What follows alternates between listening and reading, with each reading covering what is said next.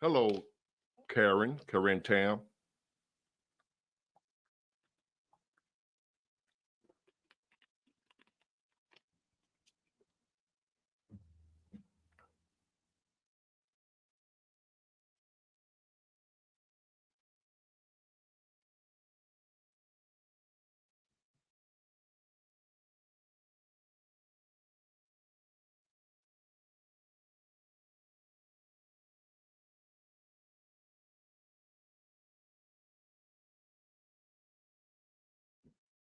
What up, Dolo? How you doing?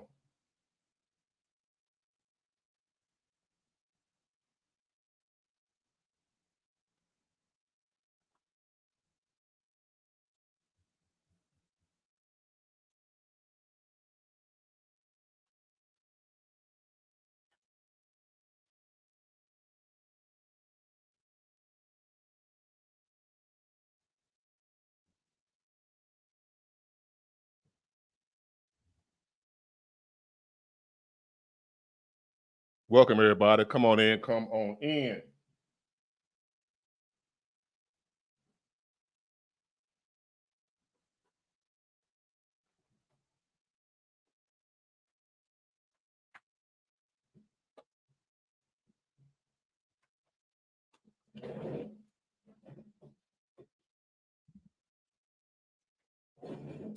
I am running late.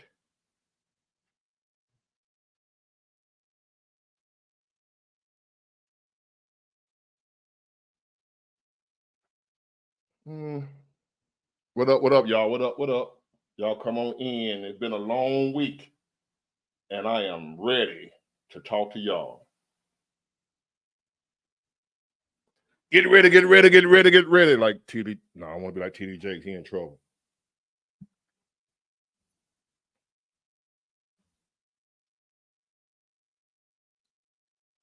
Let's see. Get my little. I like that. Mm.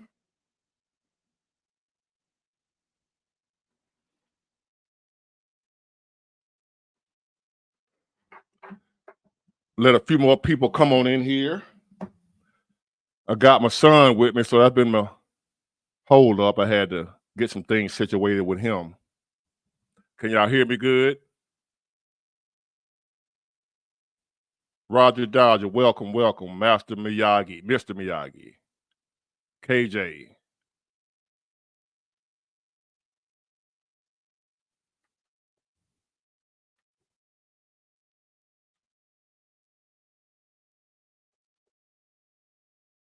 I know it's football Saturday. A lot of people probably watching football.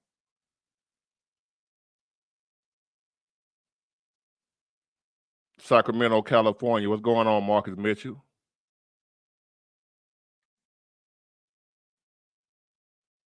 But we're gonna make it do what it do, football or not.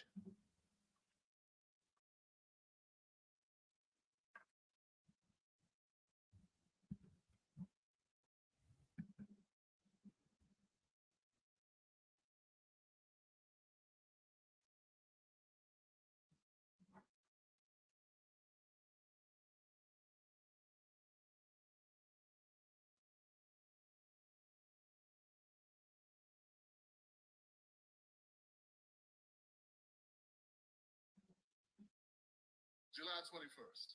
That was the day when Joe Biden dropped out. It was until today.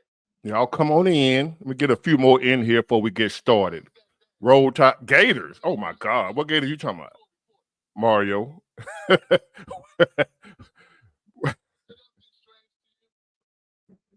What Gators?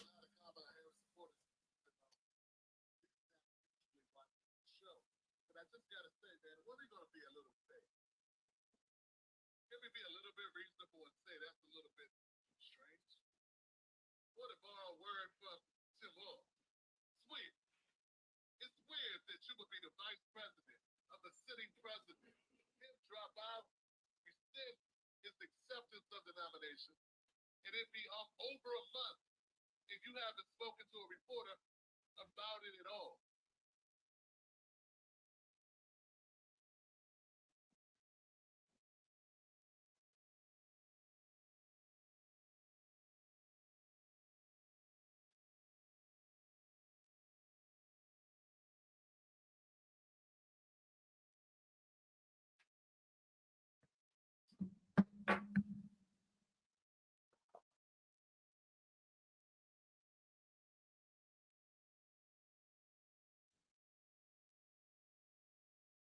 No, LJ, I'm just getting started. I'm late.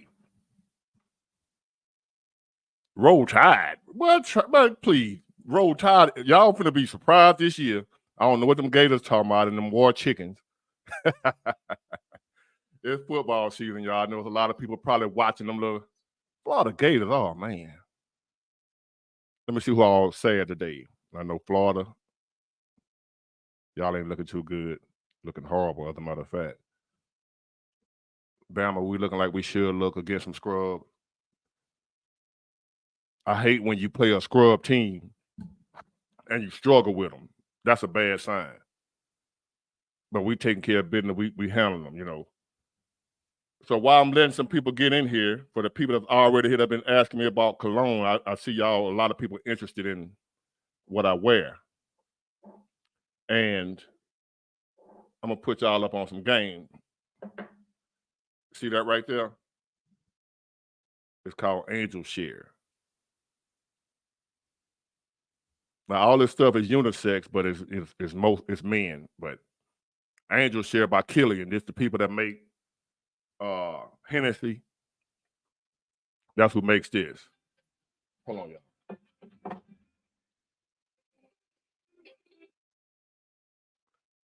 I'm an important person now.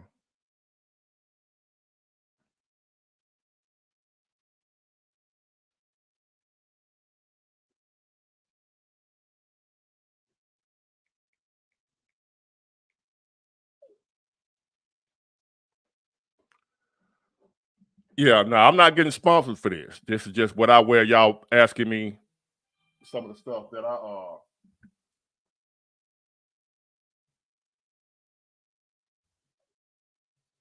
what I wear. So it's called Angel Share 5. This will run you about, this is 50 ml. It look like it's supposed to, it's made by the liquor company. Look like a little liquor bottle on like a shot glass. Lovely.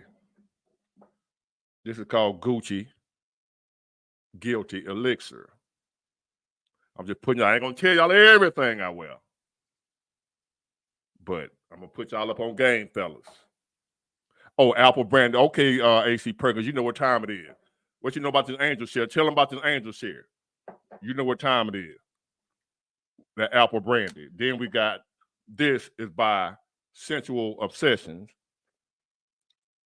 Yep, I got Layton, Carlisle. That's by Parfum de Marley. Layton, Carlisle, Harrod. Shit. Wajon. I got off the top of my head. I got about 7 of them. I got like the top 7 of pretty much every house. I started collecting them. Hey, Osmond. I started collecting about 5 years ago. Once I started, I couldn't stop. Central Obsessions, Andy Warhol. You should knock the dent in that. And of course, this one of my favorites, Zerjal. This is what I done wore this week. These right here. So that's why I got them sitting here. I'll tell y'all about next week. Next week is the Lord's will, and the creek don't rise. Now let's get on to business. We got 124 in here according to this thing here, and I don't need much more than that. I need a few real ones, not a whole bunch of fake ones. So let me drop this invite again. We're gonna talk about, I want y'all to be careful out here. I like ombre leather, but I found a lot of women that I know don't like that leather smell. I love it though, but I ain't trying to get none that men love. Thank you, Joanne West Point. I appreciate that. That's what we're finna get to now. Surviving and what's going on. This ain't gonna be even though I'm gonna mention her, but this is not a, because it seems to be some people think that I have something personal against Ms. Harris. And it's not personal. I don't care who it is in that spot. If I don't think they can fix what we got going on, our problem that we're having right now. Not gonna be able to fix every problem. We got a lot of problems going on. But we got to tackle the biggest one first, which is that economy, man. If you ain't talking about that economy, I don't want to hear nothing you talking about. I don't want to hear nothing about no convicted felon. I don't care nothing about none of that. Is this somebody that can fix this economy is what I want to know. If you're not talking, I don't want to hear nothing about no abortion. They taking voting rights. They're going to put it back in Jim Crow. I don't want to talk about none of that. None of that. Economy. Because what's going to happen with a bad economy, the more people that are hurting, the more people that are struggling, the more broke people you have in a society.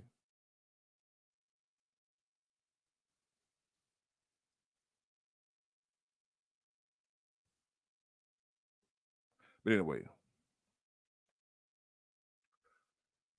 the more people you have in a society that's struggling financially, that's broke, quite naturally your crime rate gonna go up. That's something we've been knowing in the black community for years.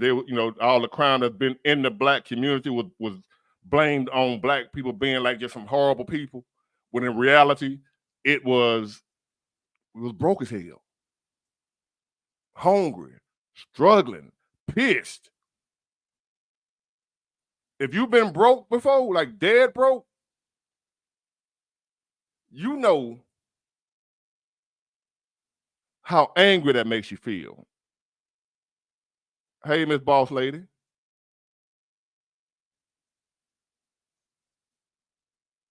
And you living in, see, that's what I'm saying. You got people living in their cars now, y'all. That's right now. You got people living in their cars right now. Hello.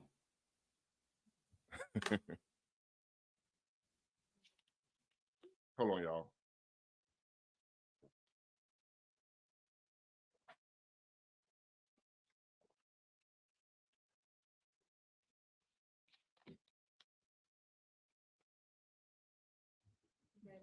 Mm-hmm. Get my son. No, look at that, JJ. Mm-mm. I'll cash out.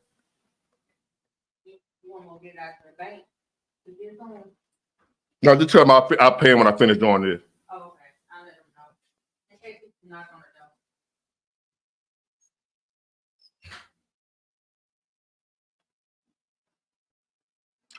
Thank y'all for all the super chats too, and what you call it, cash apps and everything. I appreciate all that. Now, I tell everybody to be frugal.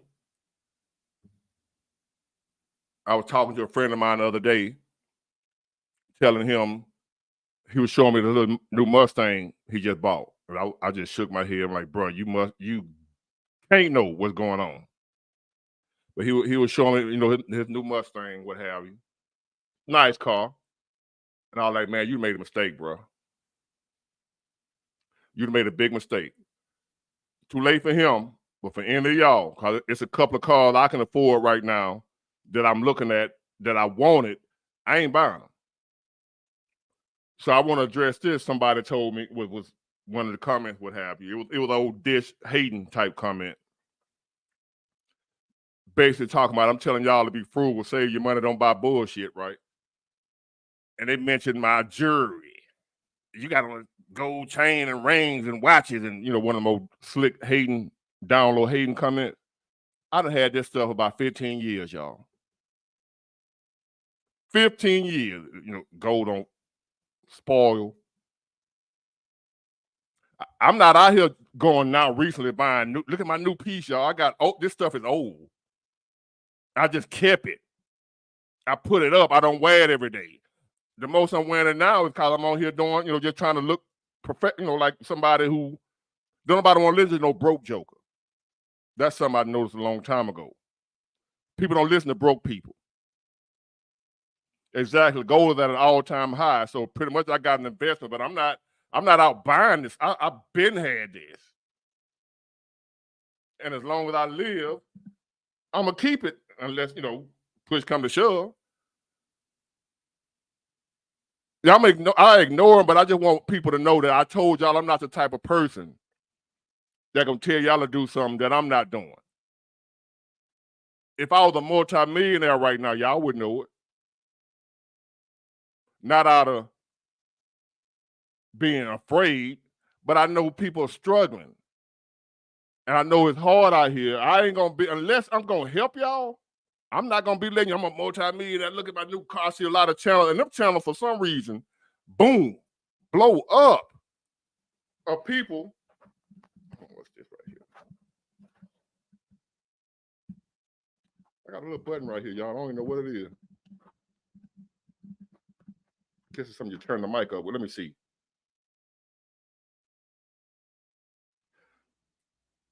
I just noticed the button on my microphone, y'all. Oh, it's a, what is it, a volume button or something? Uh-oh. Oh, it is volume. Uh-oh. I'm learning something, y'all. No, I don't know how to. But anyway, y'all hear me pretty good, right? I ain't worried about that. As long as y'all can hear me, I'm good. I'll experiment with that another time.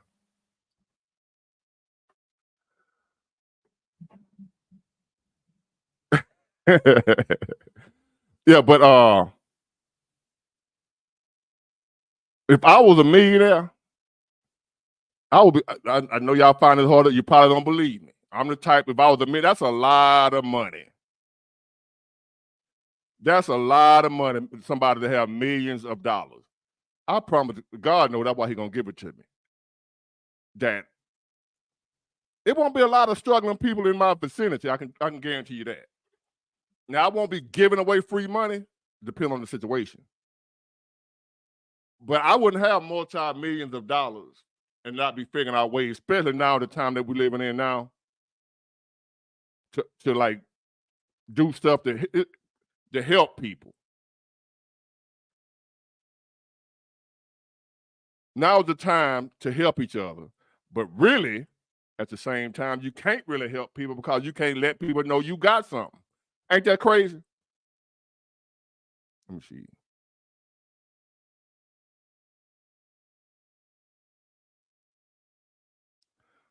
Somebody won't. Damn. Hey, y'all.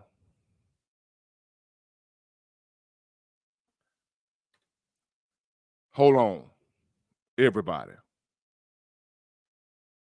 These are unprecedented times we living in. Now, these times, this is nothing new as far as life,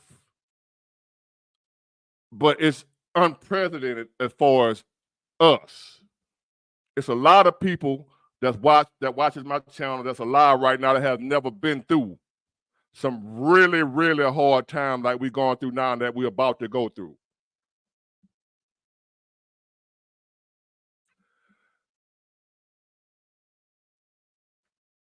Let me see how I can say this.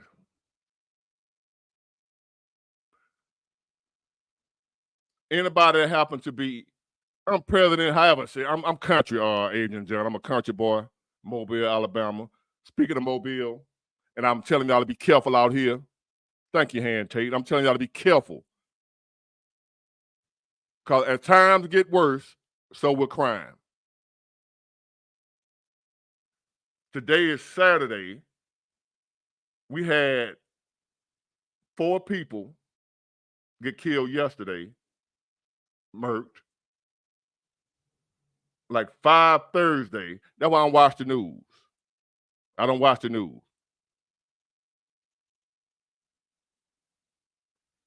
But I have to watch it now because of what I do. But crime rising just like the inflation. So y'all must be careful out here. When I'm out and about, I dress down, and I'm driving. In the beginning, y'all were telling me to clean my steering wheel and the roof on my car and all that type of stuff. That's how I want it. I ain't got nothing, fam. This is not the time to be out here trying to show your status. This is not the time to be out here letting people know you just got a promotion, looking good. letting everybody know, hey, I'm on now. I done worked hard. I know when you work hard, you want people to know. I know you want people to know, hey, man, I worked hard. I done came up. I done got my degree. I got this job. I got this promotion. I got this. I got that. Let's celebrate. Y'all come on in. And next thing you know, they done hit you across your head and took everything. We had a guy not too long ago over here hit a jackpot at the casino. They ain't found him since. F around and found out. I showed y'all the other day, in the midst of a nice neighborhood, you go down a dirt road where I was driving, what I showed y'all the other day, those trailers, it's hundreds of them back off in there. I just wasn't I ain't going through. I had my friends with me, if you know what I mean. But it's hundreds. It go deep down up in there, like you're in a whole nother world, right in the midst of a nice neighborhood. That wasn't in a bad neighborhood. It was like a dump that somebody done reopened. That's like a scrap yard for those campers and stuff I showed y'all the other day. What up? I don't know how to say your name, Hermosillo. What you need help with, my man? Anybody got any questions on here? We're gonna use this as a email type thing. I see your thing. I'll tackle it right here. You ain't gotta wait for me to respond in the email. But make it quick. You can't, you in the chat. You can't make it a long question. Or if you want to come on, I'm putting the links out. If you need some help with something, this is a help session tonight. I don't want to spend a whole lot of time talking about that, them folks. Because when it's all said and done, ain't nobody coming to get us, y'all. The way when Hurricane Katrina hit New Orleans, and them people had to wait on top of rooftops and what have you.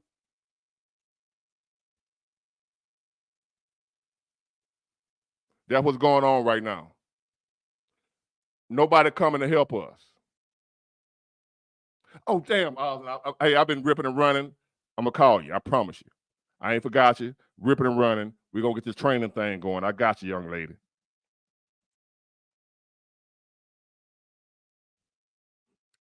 I'm Osmond's new personal trainer, y'all. My wonderful moderator right there. I'm her personal trainer. So when y'all see her looking like a runway model, y'all know what's going on. She ain't smoking crack. When you see black folk lose weight, they say we smoking crack or we got that package. We working out. So, will God help us, Vito? He already has. We have everything that we need to be better. But God can't make us be obedient. We are where we are because of disobedience, not because of God not helping us.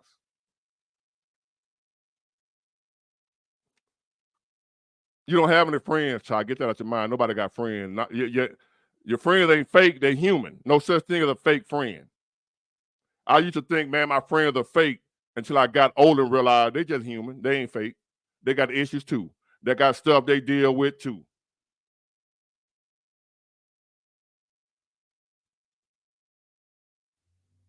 Hold on. Oh, really, Osmond? You did what I said and it worked, huh? I hope you vetted the person. I hope you vetted him now. Make sure he was worth approaching. If that's what I think you're talking about. Let me get Rick Simon in here. What's going on, my man? How you doing?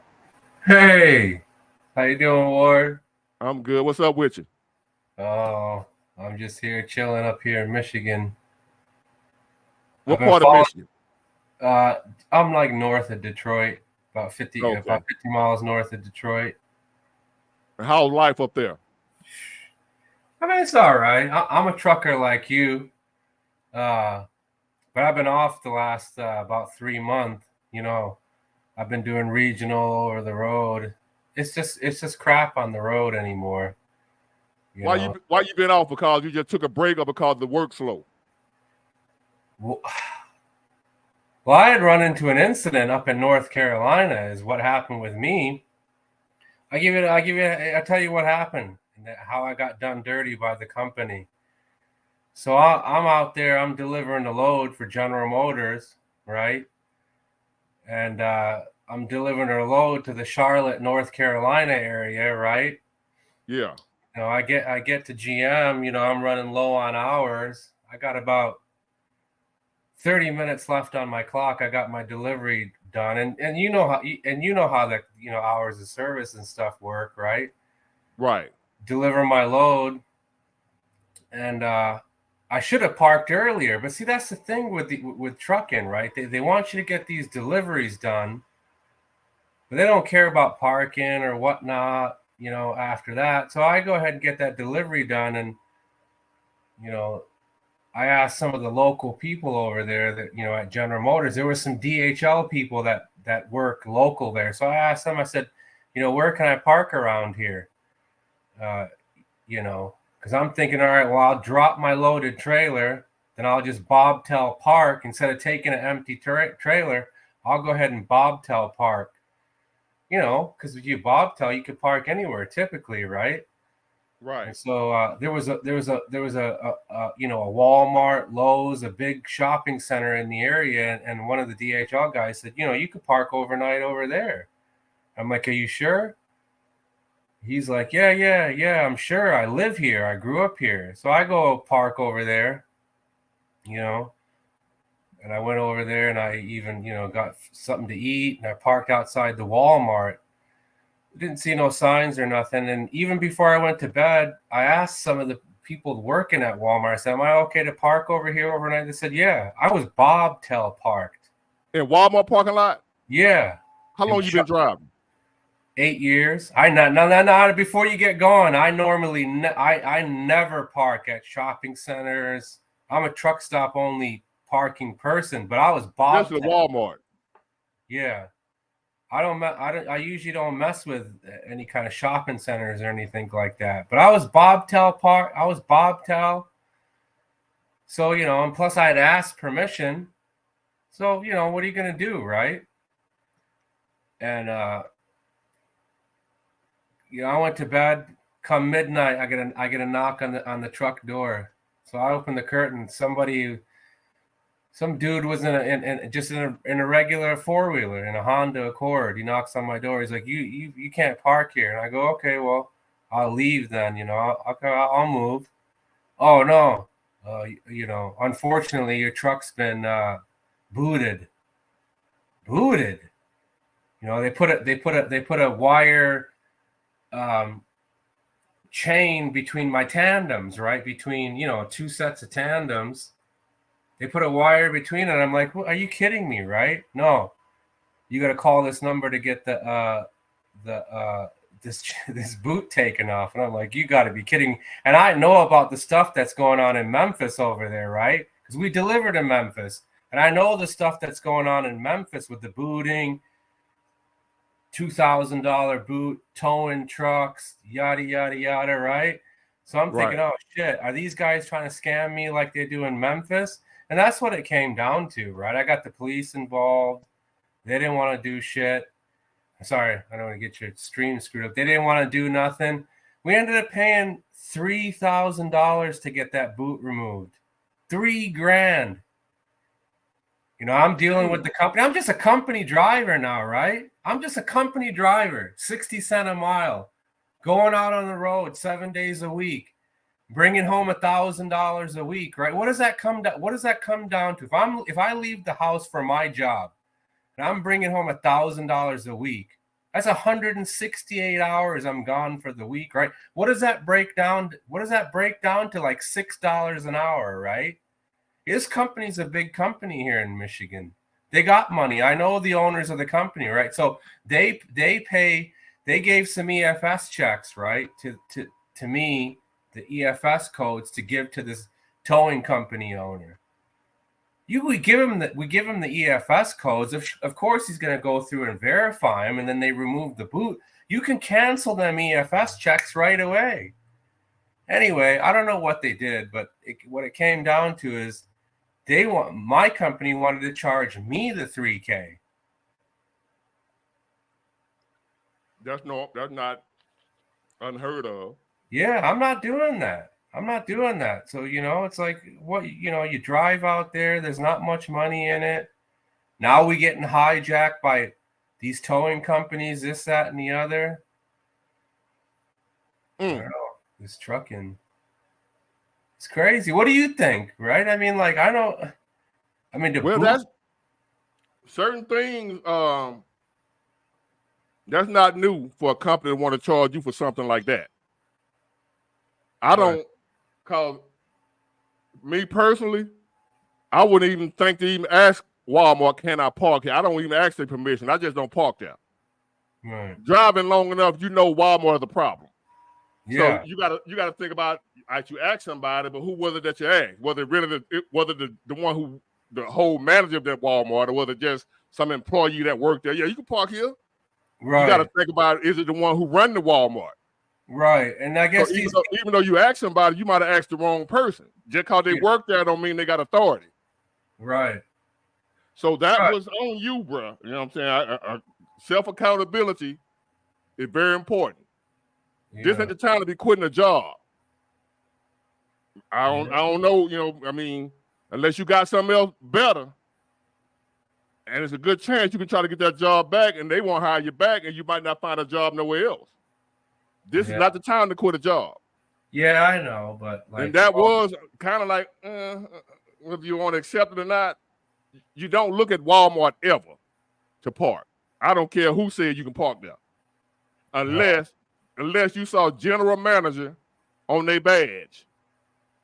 Don't park there.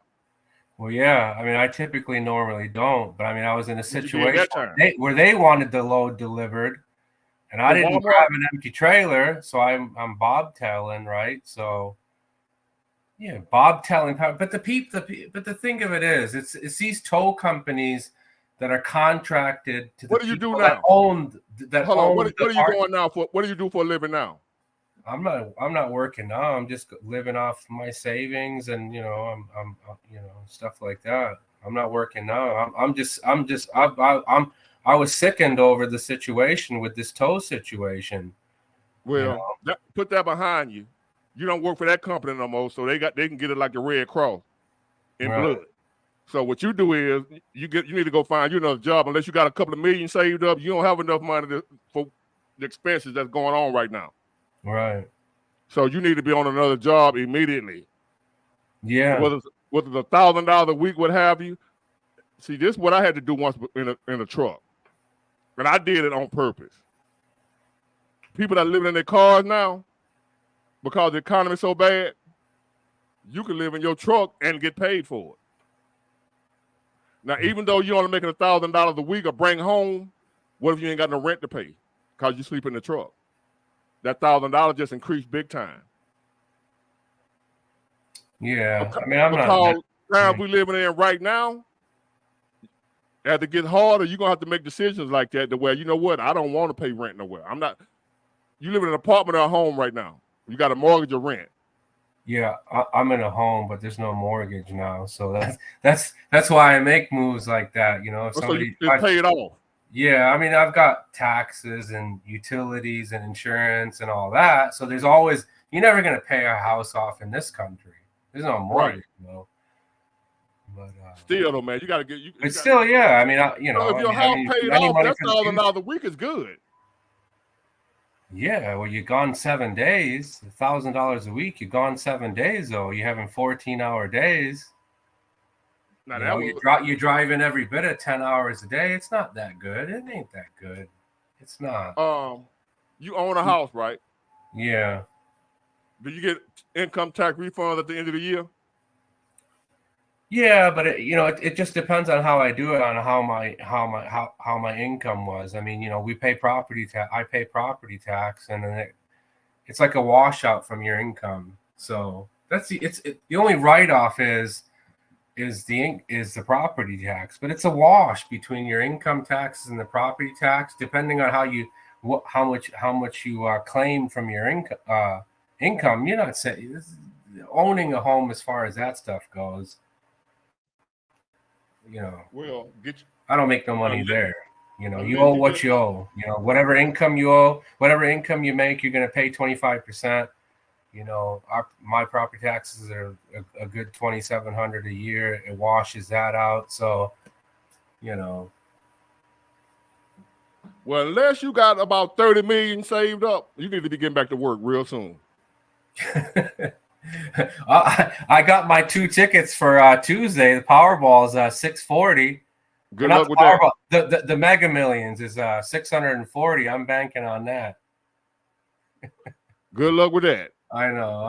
Now get back to work. Stay out of Walmart parking lot. Oh, I know. Unless you go in another shop. Other than that, don't park at Walmart. Don't even ask them, can you park? Oh yeah, I never have. I know better, but you know what I mean. It was a bobtail situation. Bobtailing, nobody. If somebody booting your truck because you're bobtailing, they're being predatory. That tow company that's got the contract for the landlord who owns that parking. My man, that's predatory. Hold up. I ain't gonna let you do that. Right there. Hold on. Uh-huh. It's not predatory when you own somebody's property. They can do what they want to do. You own their property. Right? Take accountability. Stay out them folk property. It'll happen. It's theirs. If somebody come on your land and somebody else gave them permission to be on your land and you didn't. I tell you what, where I live in Oakland County, Michigan, if you parked in my driveway, in your car, in my driveway, and I booted your truck and I booted your vehicle, you know what the deputies would do to me in my county? They'd take me to jail. They don't play that around here. You talk about private property. If you're in your vehicle on my property and I boot you, because this is not a situation where I left the truck. I'm in the truck. If they did what they did to me in my county.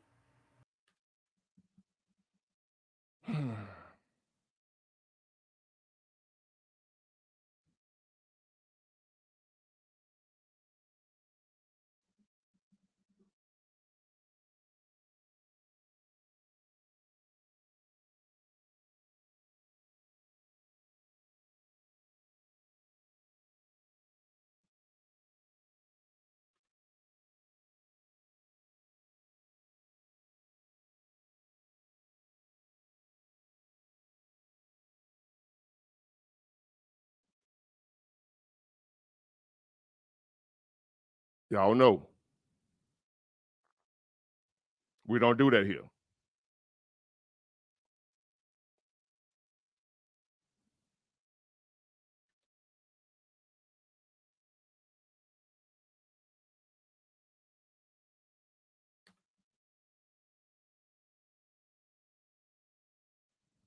We don't do that here.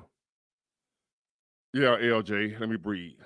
I'm trying. Look, I try to be understanding, which but y'all know I don't do excuses. I made many mistakes. I done plenty of dumb shit. So I gotta admit, hey, I did some dumb shit. We all do dumb stuff. I'm guilty. Admit it, learn from it, move on. Don't keep. I just can't do it. I can't sit there. I don't mean no harm. I don't mean to be disrespectful. I love y'all. I appreciate y'all. I appreciate your support. Y'all mean the world to me, but I just can't. I can't. What up, Damon? How you doing?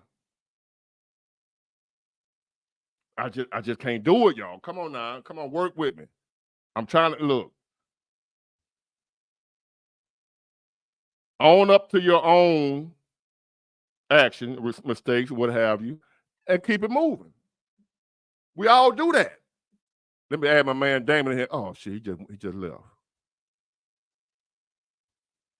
While I'm waiting on Damon to come back. I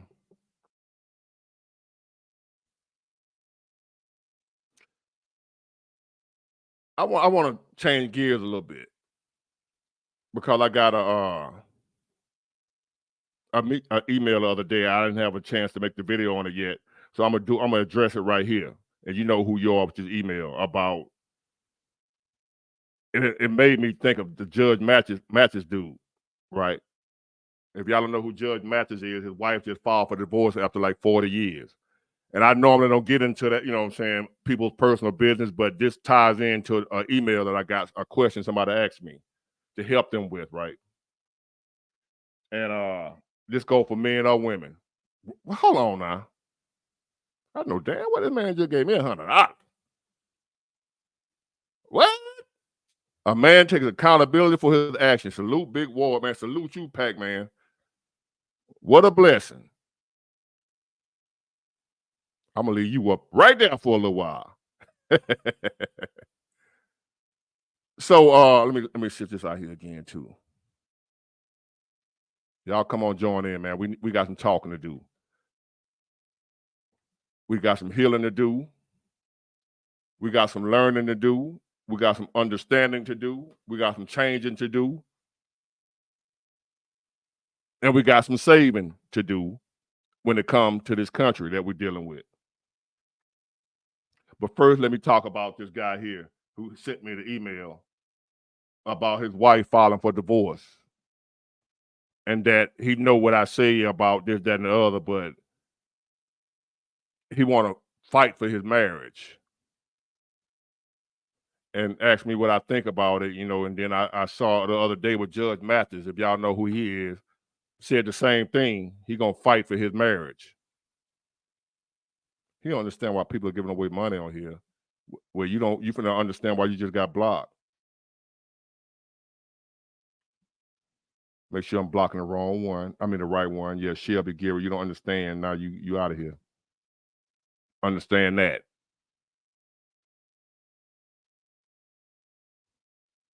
You don't understand why people are giving away money on here.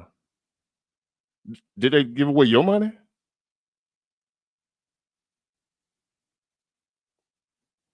See, that's somebody who ain't got ish and ain't gonna never have ish. I guarantee it. People who got money, who's situated, who's straight, they don't worry about what nobody will do with their money. That's broke folk shit. I wonder why folks on here giving away money. Think about that. Somebody made a donation, my man Pac-Man right here, P-Mac, and somebody asking, why do folk give away money on here? Like, who money is that? Who money? I do it. I do it. You support.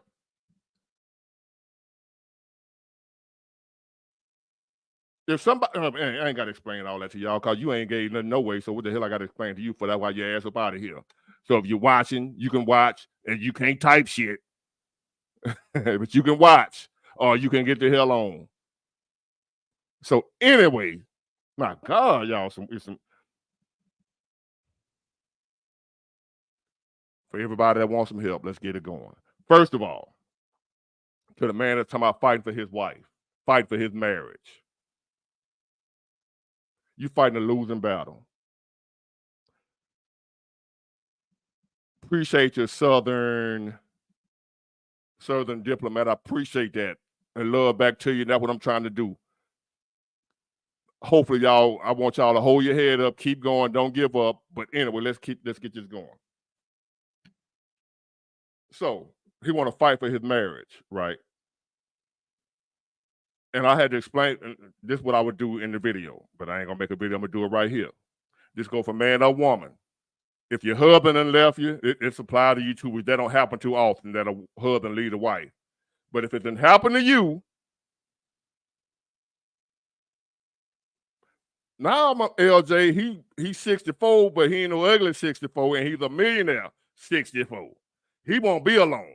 As a matter of fact, he can get some women look way better than his wife, but he can go out and play right now. See, he rich. He ain't your average man that get left at 64. Yeah, his wife can go out and get her back blowed out, but he can go blow some backs out too, and they got blue pills to help with that. So there's just something to think about. But anyway, back to what I was saying. When a woman wants you, you ain't got to do nothing to get her. And when she don't want you, ain't nothing you can do to keep her.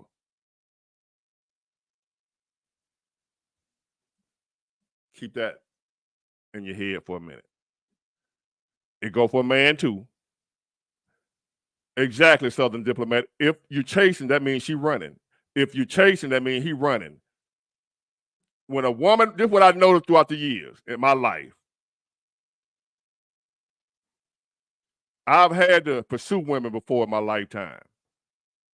And I found out them women didn't want me. It's like, and then there's women that I didn't have to pursue because they wanted me too. I didn't even do much. A woman that wants you, she just wants you. It ain't got nothing to do with you doing shit.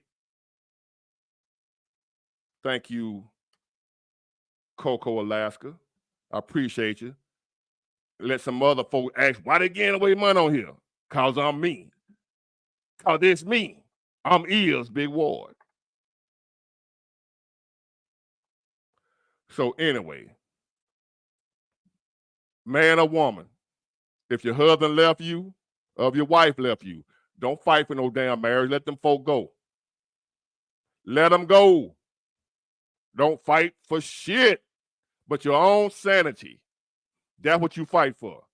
Judge Mathis finna look like a damn fool. I know from experience. Anybody out there right now that's fighting for their marriage, because if the person you with want you, you ain't got to fight for them. And I always tell y'all, want who wants you. Want who wants you back. And I don't care if you've been with them 40 years. If they don't want you no more, don't fight for them. What you fighting for? Judge Mathis, you looking bad right now. And it was mostly women. Yes, right. Fight for your marriage. Because y'all, the women, you the one who he going to be tap dancing for.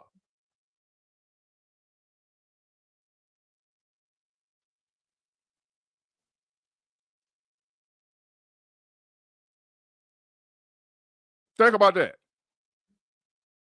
Basically, what that means, if you got to fight for somebody to be with you, you finna go tap dance for that person.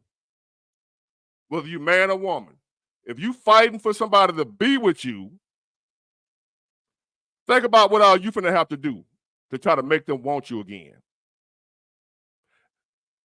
Even if I screwed up, I don't want to say your name wrong. Idra presenting. My bad if I said your name wrong.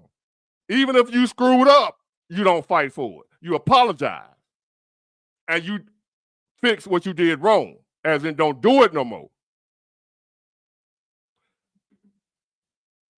Say, for instance, you got caught cheating, right?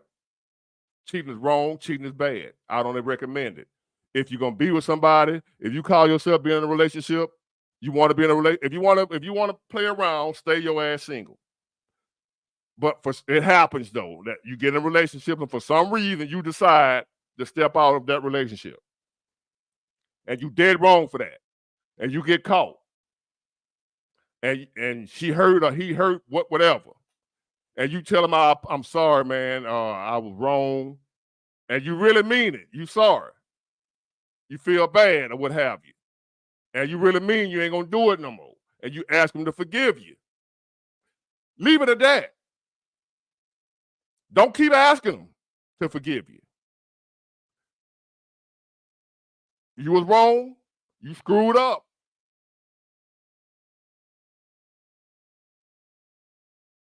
Hold on, I'm going to deal with you, my man. All right, you screwed up. You cheated. You got caught. You ask her to forgive you. Or you ask him to forgive you. They either can forgive you or they ain't got to forgive you. If they don't forgive you, move the F on. Don't fight for them. Even if you messed up. If you trying to fix it, fixing it means do right from here on out. Because that person you fighting for, that person you cheated on that you got caught, they probably cheated on your ass too and you don't even know it. They just didn't get caught. Don't be jumping your ass around here trying to make somebody want you or forgive you when you did wrong. Ask for forgiveness. I apologize. As God say, repent and turn away from your sin. Apologize and don't do it no more. But as far as trying to win them back, I effed up. I know you're hurt. I give you time to heal from the pain that I caused you, but I ain't jumping to no hoop. Listen what I'm telling y'all. Even if you cheated, ask for forgiveness, and it's up to them to say, I forgive you or I don't. If they don't forgive you, go the hell on, even if you messed up. Because I guarantee you, they messed up too, or they going to mess up. And at some point in time, they're going to want you to forgive them. We all mess up.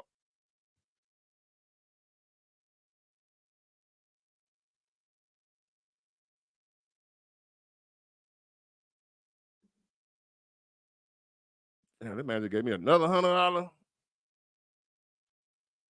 I ain't gonna show that, y'all, because them folks gonna be, they probably gonna start checking out, my man. I'll show you and hit me with 100 again. They're gonna really, oh, hell no, big boy. I like you, but I don't like you no more. He getting you too much money. Lord have mercy.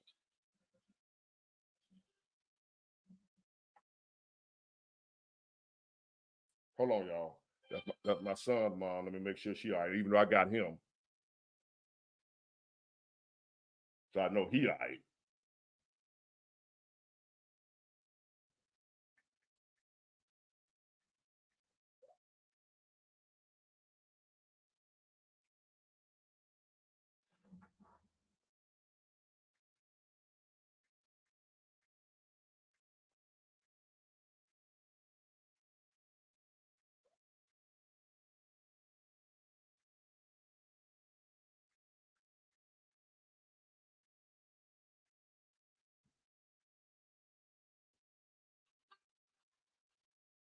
Hold on, y'all. I text slow.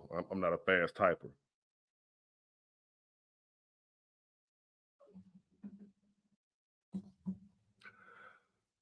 So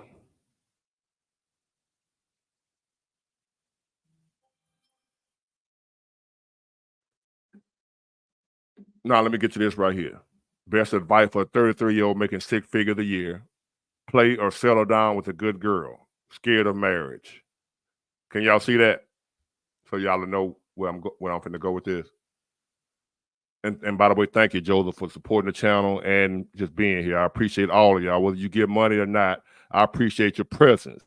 I appreciate you watching my videos. I appreciate you commenting. Somebody asked me, do I ever respond or comment or hit the like button? Why I don't ever do that? Because I'm getting thousands of comments and who? I'm just one dude. I don't have a staff, and I ain't big enough for all that.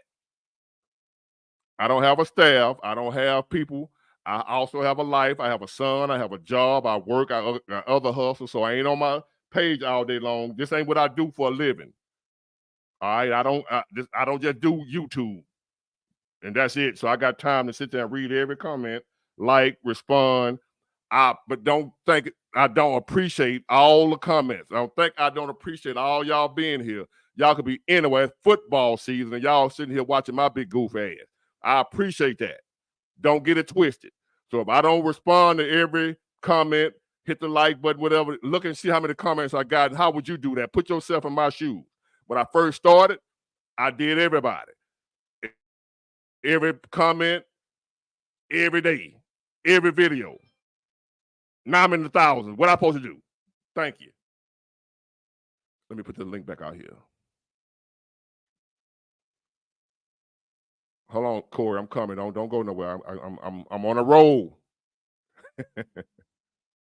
Don't go nowhere, Corey. I got you. You up next.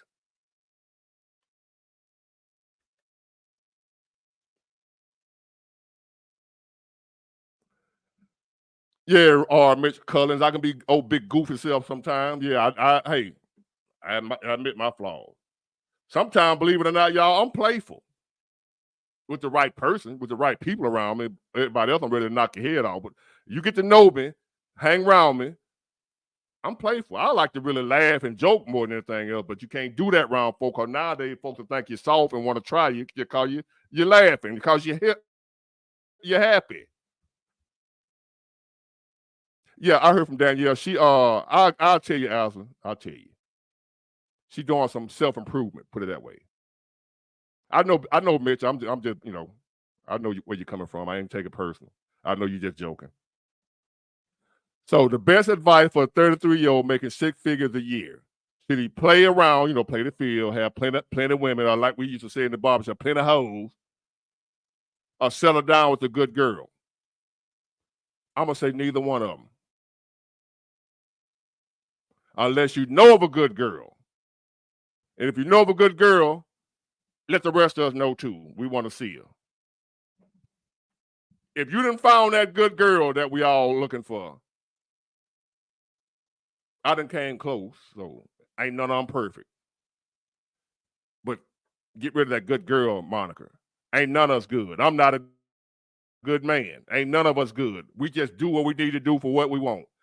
When you call yourself having a good man or a good girl or a good woman, they're not that.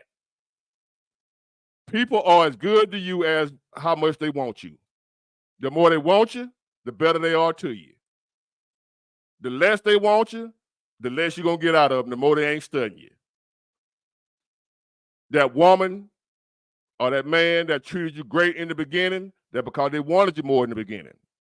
And people ask, well, why? After we've been together for so long, they ain't as good as they was, because they don't want you like that. You don't appeal to them no more. You ain't new no more. You in a new car. A new car get washed every week, if not every day. An old car don't get washed as much. So that so-called good man you got, they only good to you, not because they're a good man, but because they still want you. That good woman you got, she can be bad too. All of us can be good or bad depending on the circumstance. No such thing as a good man or a good woman. It's how bad they want you. Determines what you're going to get from them. That good woman can be bad too. That good man can be bad too. A bad man can be good. A bad woman can be good. Depending on who they with and how bad they want them. So, but as far as should he play or settle down with a good girl, neither one of you. Damn sure if you got money, you don't want to play. Not nowadays. Your ass come up stinking somewhere and broke. Advice for a 33-year-old, I don't care how old you are. You got yourself together, you're making money, continue on that path. This ain't the time to be playing around. This ain't playtime. I told y'all, there's some of y'all out here still thinking we out here playing. Some of y'all still want to play. Do y'all not listen to what y'all think I'm just doing this just to get likes and views? When I say what I say, y'all thinking I'm just saying it just to get views, trying to be dramatic, trying to be sensational or what have you. When I tell y'all this is no playtime.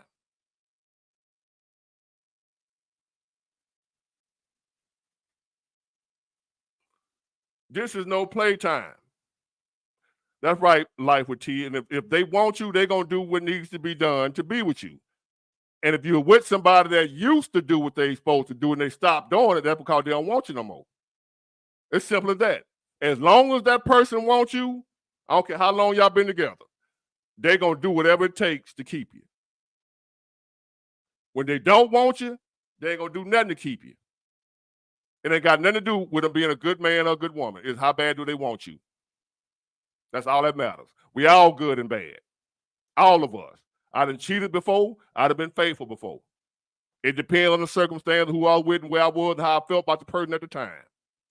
That's all. Ain't got nothing to do with Big Water, a good man or a bad man. How did I feel about you? And again, don't get y'all ass out here playing man or woman till I play in the field. You ain't gonna come up stinking.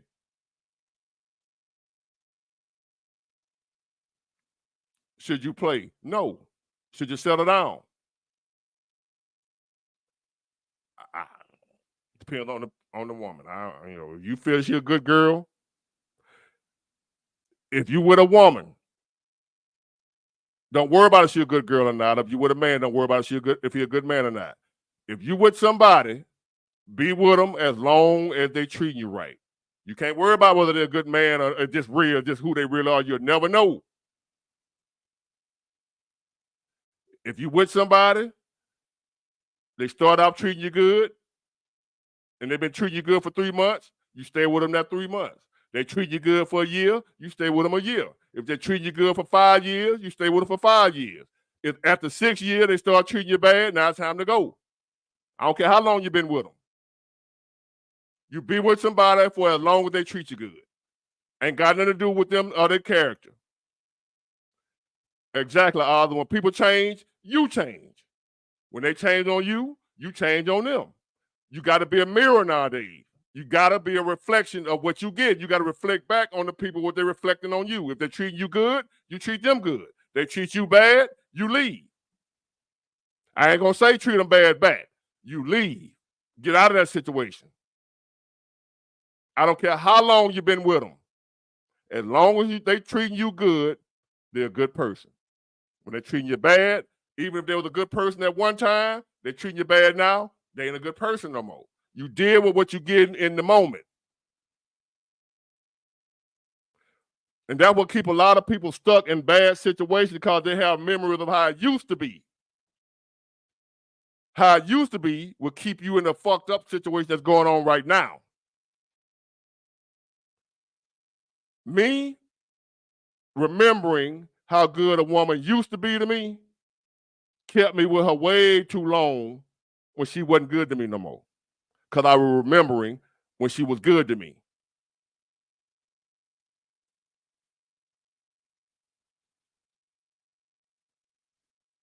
So take that with a grain of salt. So don't be out now, young man. No playing. And as long as she treats you good, you want to settle down with her and she acting right. Don't give her your bank account number. Don't tell your social security number. None of that type stuff. But if she treating you right, chill out with that one girl. And chill with her. Don't fall in love.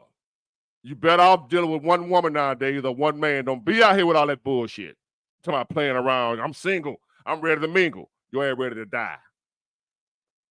If you single and ready to mingle nowadays, you ready to die. You don't know who you dealing with.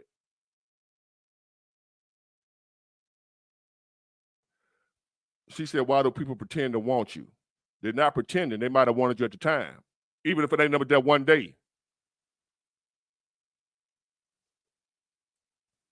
Thank you again, Coco Alaska. Boy, y'all blessing your boy tonight. She just broke up with a guy who still had feeling for his ex. You was a tap dancing fool also. Goddamn. Be with who wants you. That's it. And if they want you, you ain't got to work. The biggest lie I ever heard, I done heard a lot of big lies. Let me just say this. One of the biggest lies I ever heard were relationships are hard work.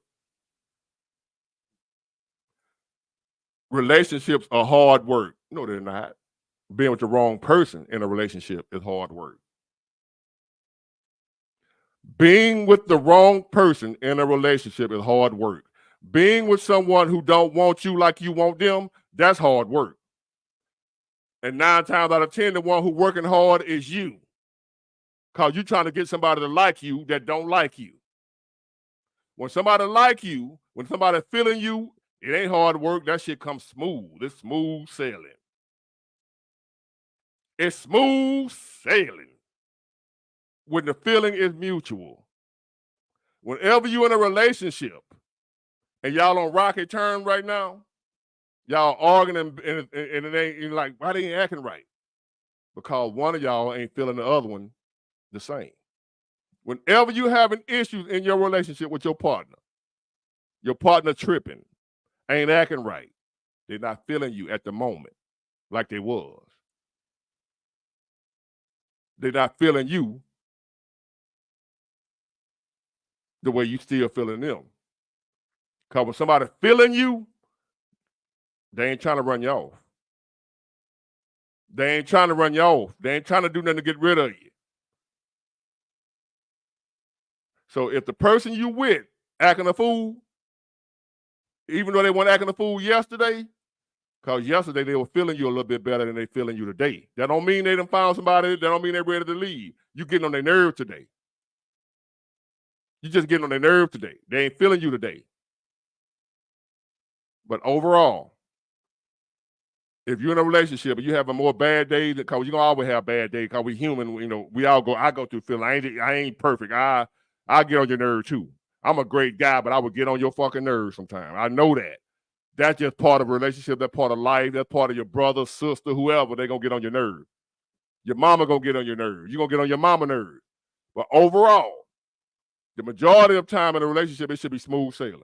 If you're having more bad days than good days, check yourself. Let me get Corey Smith in, then Damon. I'm going to keep the time short. What's up, Corey? How you doing, brother?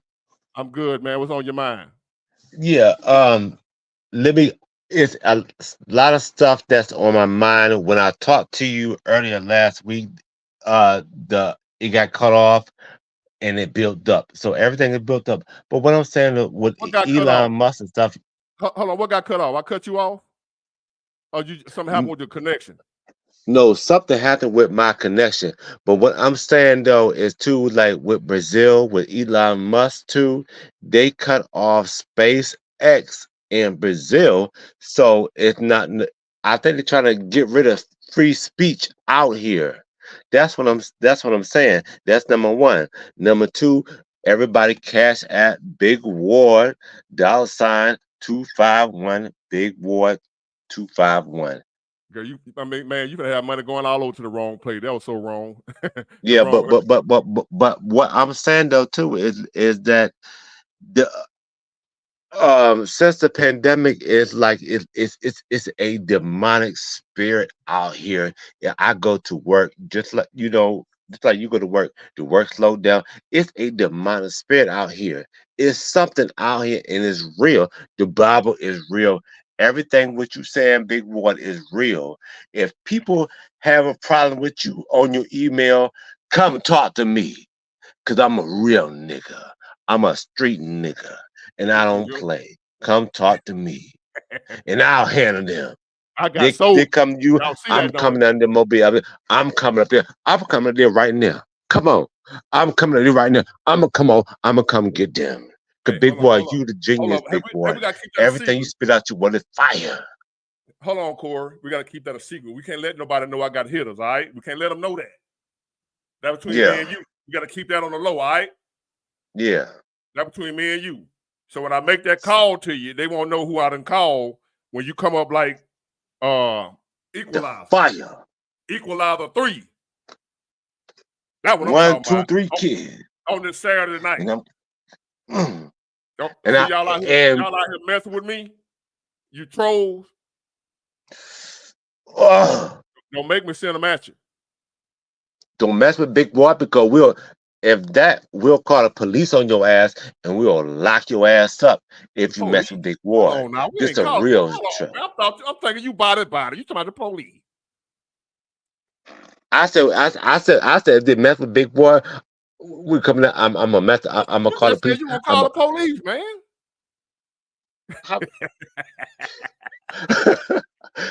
Anyway, Big Boy. I'm not saying too much, but I'm gonna go ahead and cash app you some money because I love your show. It's Cash App Big Boy. What is it? 251? It's up there on the screen. You'll better see it when you get off. Okay, but wait a minute, Big Boy. Before I go, Big Boy, you need to come out with some T-shirts that have like the ball head with the bill on it, and I already got them. In your merch store. I don't have a merch store because I ain't feel like being bothered with it. I ain't feel like trying to sell folks stuff. Well, man, everybody will buy everything that you say. Man, you was number one. Man, need some T-shirts, man. Get some T-shirts. I got the whole thing. I can't put it. Get some T-shirt with the big one with the ball head with the back cap. Sitting in my truck. Hold on. Man. As a matter of fact, hold on. Man, you was set by God, Jesus. No, I don't know about all that. Don't have God mad at me.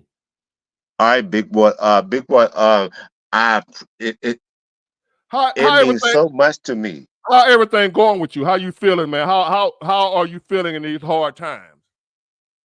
It's hard during these hard times because I have to work extra overtime during work to pay for these bills. It's hard. It's hard. But I know my ancestors had it hard, so it's in my blood. So it's natural to me to have it hard. But for people out here that, be skating and stuff, doing that, irrelevant. But I'm a soldier, so I make it through anything. So I'm not gonna be complaining. But for these kids, but for the people out here who have 2, 3 kids and five baby mamas and suffer, that's on you. That's the ghetto. That's how the government wants y'all to be. Y'all relying on food service and Hey, food stamps and all this other stuff. That I don't need that shit. I was on that. I don't need it no more. now this See, gonna that's what the Democrats want people to be on, is on the food stamps and public service. No, I don't need that. well, Have I all hate these to kids and stuff. You can't take care of your goddamn kids, and then they up here on your goddamn show, whining and complaining about the hold on. shit that they going through. And I'm a real person, and that's what I'm trying to tell you about. You got the wrong people on your show. I'm a real nigga. I'm gonna tell you just like what it is. You deal around with people problems, people people fucked up. You can't solve people problems. When you call me, I mean not when you call me. When I talk to you, you say, how you doing? I'm doing okay because I'm a real man. I handle my own. But you talk to all these riffraff people out there, all these street people and all these people, baby mom people, that's their problems. Let them handle it. But they want to Well, call you and want you to handle their goddamn problems. They're already getting food stamps, all that. What more do they want? That's why Kamala Harris, no. Trump, yes. hold on. I don't. I haven't seen anybody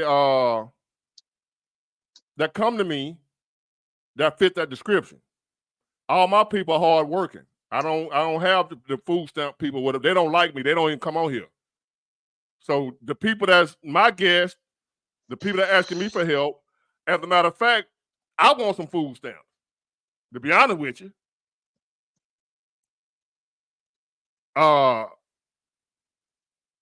the people you named, they ain't struggling. It's us, the working folks that's struggling. You're right. They not You're having right. issues. They not having a problem. It's the working class people, the people that are not. They not calling and complaining. The food stamp people ain't complaining. The welfare and them folks ain't complaining. It's us, the people that you see complaining, asking me for help. You're right. Them ain't food stamp people. Them regular people that work every day. The people Yeah, you just described ain't struggling at all. You got it backwards. right. You do. I do have it backwards because I said, wait a minute. Because once you mentioned it, I said, wait a minute. You was absolutely right. You know, and I did watch the last video when you had shot the video in Mobile, Alabama of everything. Everything that you saying is right. But I mean, what can we do to get out this situation? What can your viewers do? What can I do? What can everybody do to get out this situation? Hold on. That's all. Ain't nothing you can really do Ain't because nothing we there's can some do. things. Hold on, I'm My explaining God, it to you. Jesus. Just listen to him. I gotta get on to the next guest, but I'm gonna answer your question before I do this. All right. Yeah. I appreciate it. All right, Damon, you up next, but let me tackle this question. What can we do about what's going on right now? Hey, Damon, how you doing? Oh, I'm doing good. How you doing, Big Ward? Welcome back. Yeah, it's been a while. So what can we do? How you been, first of all? Oh, I've been wonderful, man. Struggling, trying to figure out what's going on with this market, man. What market? The real estate? Not Well, real no, estate, but no, the stock market. yeah, the stock market, the real estate market. I thought everything was going down, man, but it's weird. Housing hit an all-time high. I think for the month of July, but I don't believe some of this news they're reporting out. I don't know if you noticed that. That's shit manipulated, Damon. They're manipulating the numbers, man. Yeah, they came out 2 weeks ago and said that they reported 800 and something thousand jobs in what they said. You watch me and what have you, and you keep your ear to the street. You got to keep your ear to the street, to the people. You can't listen to the news outlets, especially the what you call it, liberal, Democrat, ran media. You can't believe them people in these numbers they're coming out with, man. Oh, I know. You seeing what's going on. They telling us about how good the economy is. I done heard them on MSNBC say this is one of the best economies we've ever had. Showing numbers to Don Lemon. You know Don Lemon, right? Yeah, I know Don Lemon. He was showing numbers to back up what he was saying, that this is a great economy. Like, what? He actually had stats and numbers. Where you get them from beats me. But we can't trust them people, man. You'll be out here losing all your money believing these folks when they saying we doing well. Hell yeah, no. I listen to what you got to say. It's been good to see you. You've been back working hard, putting it in. It's been good to see that. I know you say that the holiday traffic is coming up. I pay attention to a lot of the videos, man. Trucking as a whole is in a really bad spot. I don't know if you pay attention to quarterly earnings. Almost every corporation that has to do with the consumer reported bad earnings. What I'm doing big work right now, man. I'm selling everything that I can get my hands on, man. I'm preparing for the downturn that I believe that is not being recognized on the street, and I'm gonna try to get paid. Huh? We already in a downturn. Don't get ready for it. We already there. Yeah, I mean, did you know you there? But I mean, would you say that the stock market is at all-time highs and we doing so bad out here on the street? Huh? I don't trust that. Oh, you don't trust that the stock market is at an all-time high? It might be, but that ain't got nothing to do with the price of tea in China. Oh no, I agree. But as an investor and forward thinking, if you can, I mean, this is I've been doing this for 30 years, and this is the first time that it's been so obvious to me, man. Even 2008, I knew that houses and everything had got way out of equilibrium. Like, I don't know. I'm gonna ask you your opinion on this because this has been a thought that I've had for about 3 weeks. Rent is so high, housing prices are so high. There's obviously more people becoming homeless, as you talk about, sleeping in cars. How do you either one, we got to have rapid wage inflation, which is bad, or we got to have housing prices and rent come down. Which one you think gonna happen first? I think, now this might sound crazy. Neither one of them. I think, now this might be a conspiracy theory. I think it's by design. I think they're going for elite and have-nots. Like, no middle class. Nothing in between. Slaves and slave masters. No more in between people where you can't. They looking for a bunch of people that can't say no. If you get what I'm saying, where you gotta put up with their crap. See, people that were starting their own businesses, it was too many people like you with your own Dairy Queens and stuff like that. You ain't got to answer. It's too many of you out here now. I think they shooting for people assed out or either extremely rich. Nothing in between. Now, I might be crazy. And you saying about how the stock market is looking, man, I ain't. Isn't the stock? I'm now asking you a question. Isn't the stock market and all that based on how well people are doing? Well, no, it's based on what people building the prices up, and like I'm going a lot into T-bills, which bonds is what's considered the zero risk because government's supposed to. I don't know how much longer, which is a concern that I don't have to put up with the rest of my life. When you spending as a government, you spending $1.50 and only bringing in $1. At some point, that's going to be a problem. So that worries me, and I hope that don't affect my. But it might. The stock market is just a reflection. It's supposed to be a reflection of the economy, but as you know, you got the Magnificent Seven and Meta. Facebook is one of my favorite companies. I like Google, so I'm having a hard time selling them. But I think I need to. Like Meta is at an all-time high, and at some point, the stock market should reflect what's going on in the economy, but it's not. which The economy is in the tank. We heard it. Yeah, which is why you should be telling me I should sell everything I got. But I ain't gonna do that because, hey, let's check this out. I keep my ear to the people. I don't keep my ear to the elites, because I'm still down here with the people. Whether some people think I'm rich, I don't know where they get that from. But anyway, I'm down here with the people. So I pretty much know that when I say everybody, you know what I mean by everybody. Yeah. Everybody heard, man. So you got to ask yourself the question: how in the hell, where's these stocks getting money from to be growing? If everybody out this bitch hurting, somebody lying, bro. You got to ask yourself, why are they lying? Because you ain't gonna tell me the economy is booming when I'm a trucker in the import and export business, which we don't build nothing in America no more, pretty much. So all the goods and services that we getting to come from overseas, it'll come through me first. If I ain't seeing it coming, it ain't coming. I'm right there on the front line. We ain't getting nothing in, man. Yeah. So where's the stock market growing from? Houses ain't selling. Yeah, houses ain't selling, but the prices ain't going down, which has got me really confused. That's weird. It's artificial, man. It ain't real. You ever heard of the ERC program? What is it? Employee Retention Credit? What is it? Well, you know the PPP. You heard of PPP, right? The loan? Yeah, the PPP was the original loan that they gave out that you ended up not having to pay back. What a lot of people don't know is that the PPP is a very small portion of what an employee tax credit is.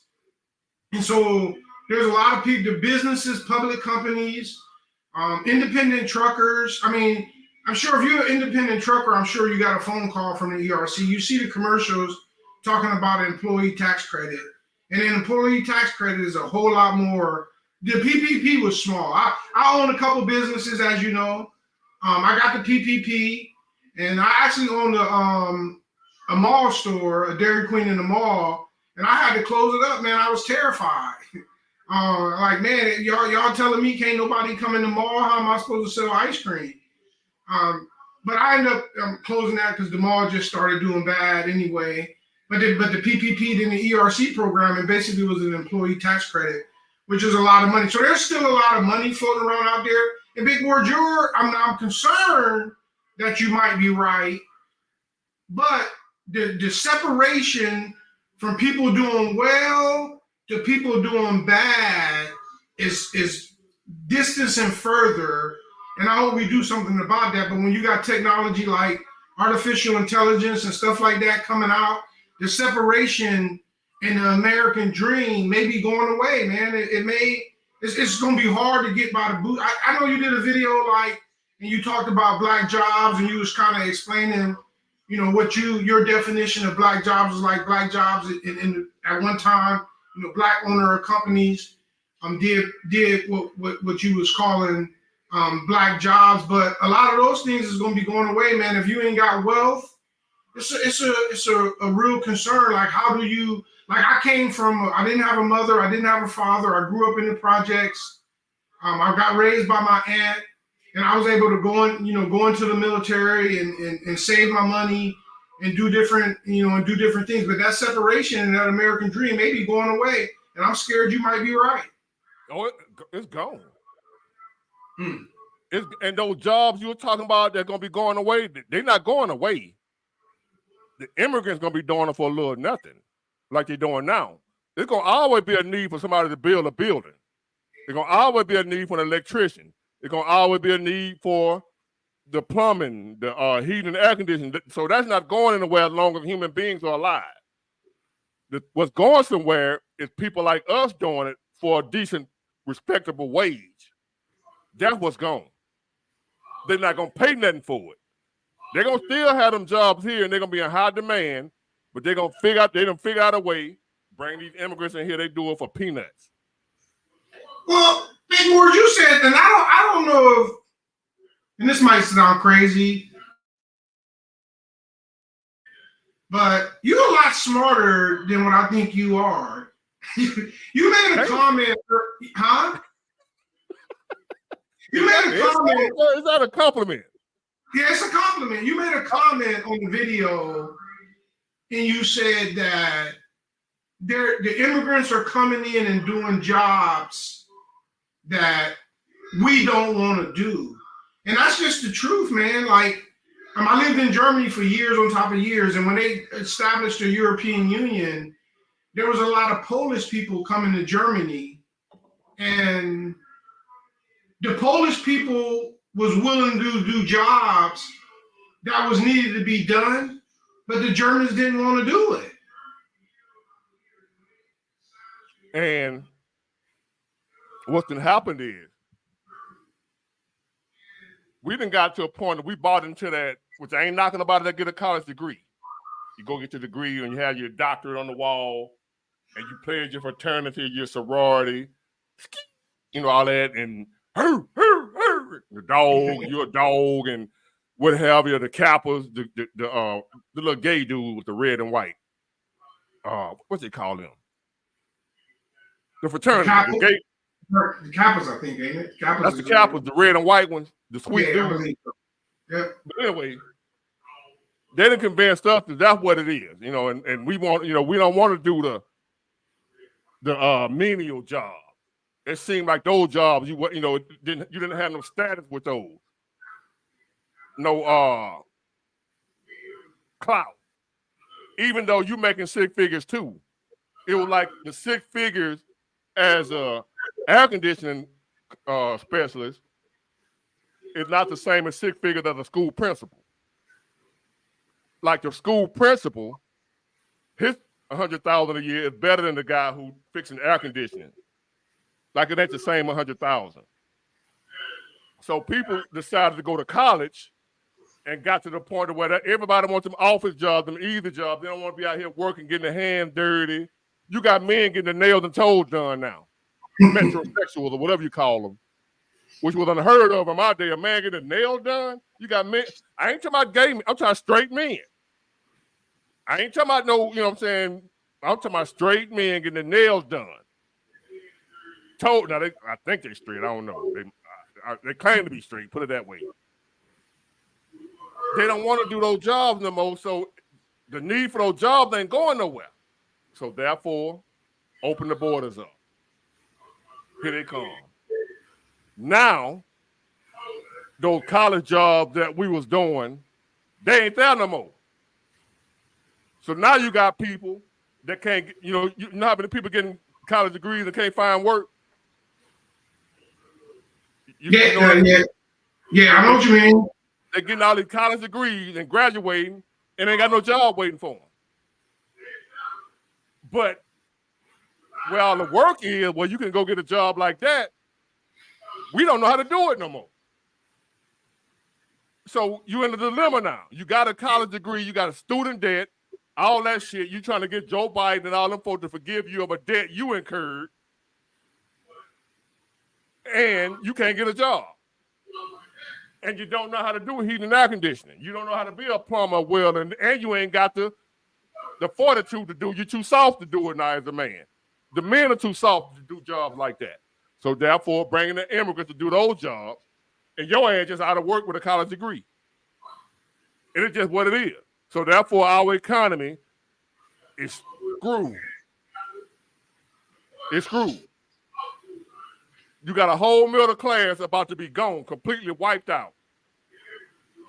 Because believe it or not, what created the middle class back in the day, it wasn't college degrees. It was people like us, a blue collar, is that what you call people that do real work? Yep. The middle class wasn't created by people with college degrees sitting behind a desk. The middle class was created by grassroots workers that no longer exist. Everybody want either a college degree or nothing at all. So the only ones that's able to do the real work that built the middle class are the immigrants, and they doing it for a little nothing. So therefore, that's where our middle class is going, out the door. Out the door. what created the middle class was us, the working class people. We are the what we were formerly the middle class. It's gone now.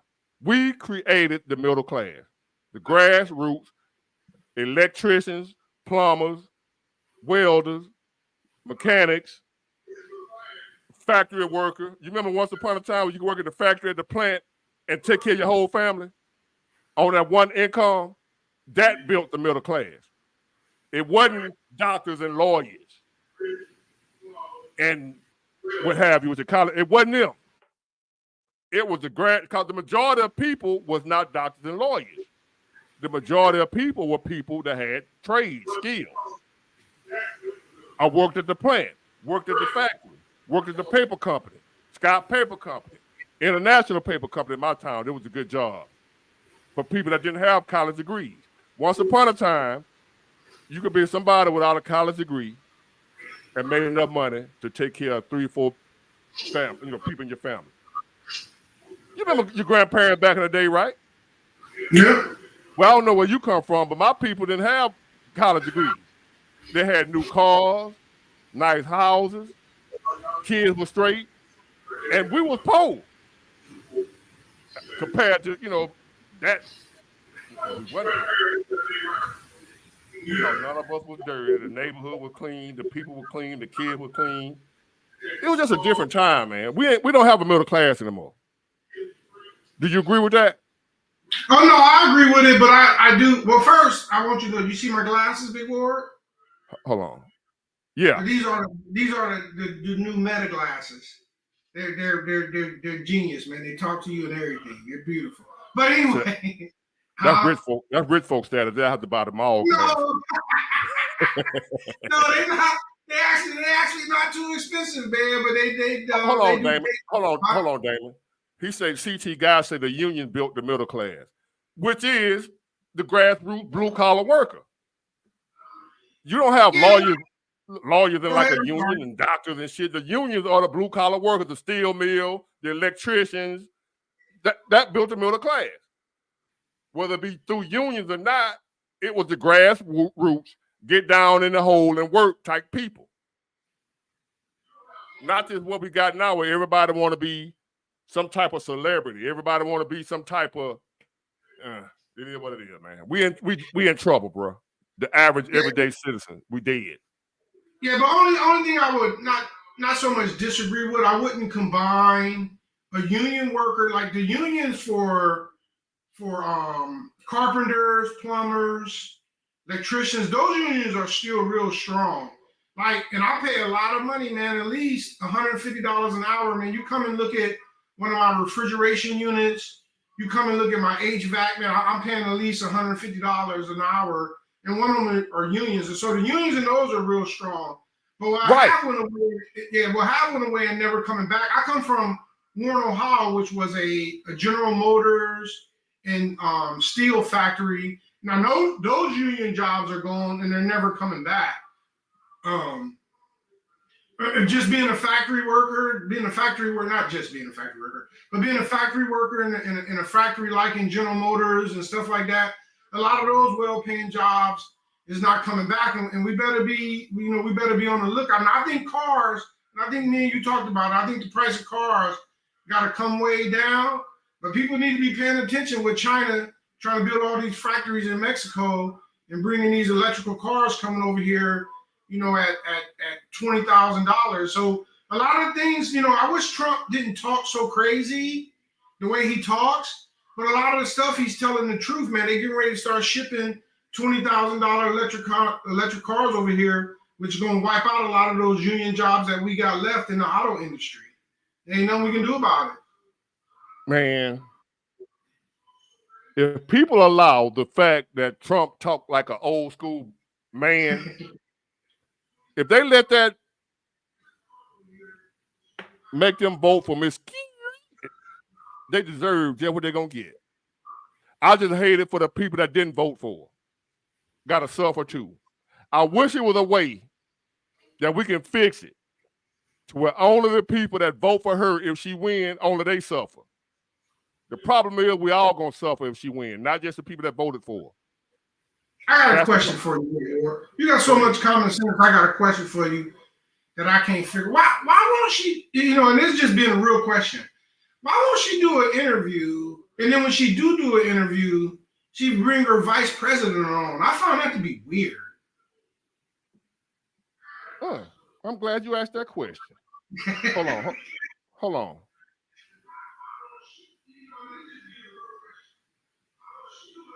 Damn. Somebody send me up. Hold on, y'all.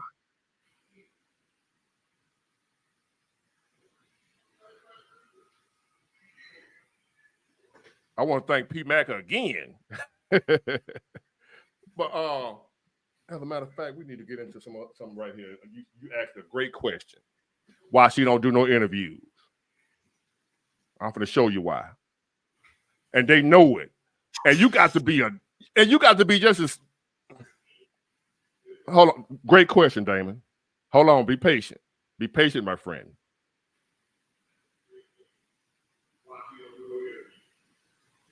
It's called word salad. You heard that term before? No, I never heard that.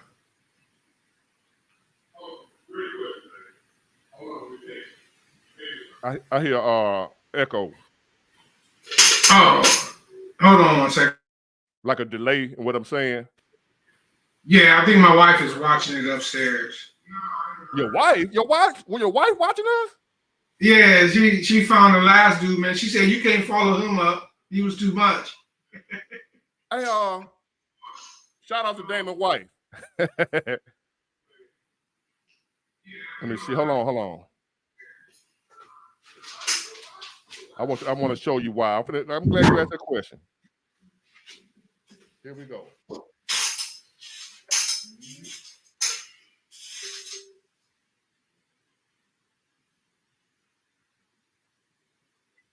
All right.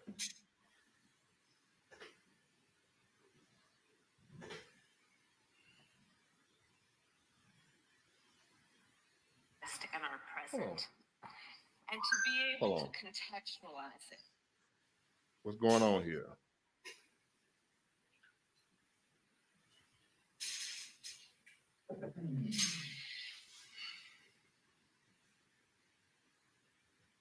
Hold on, y'all. I'm trying to get my Bluetooth hooked up.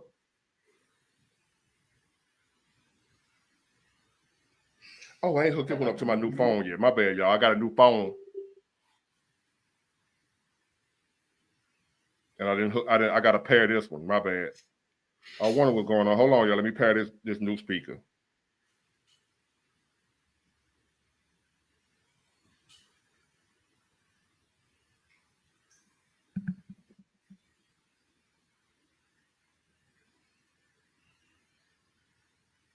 I think that's it.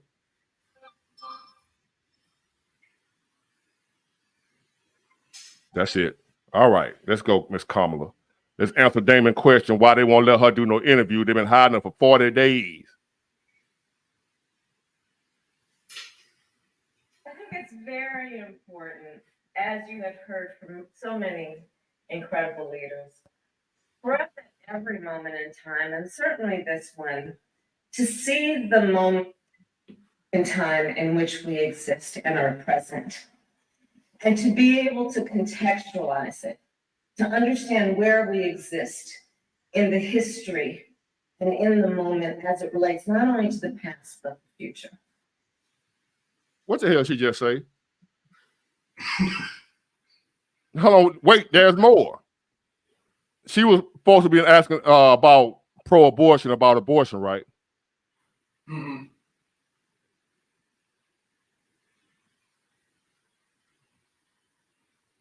Hold on.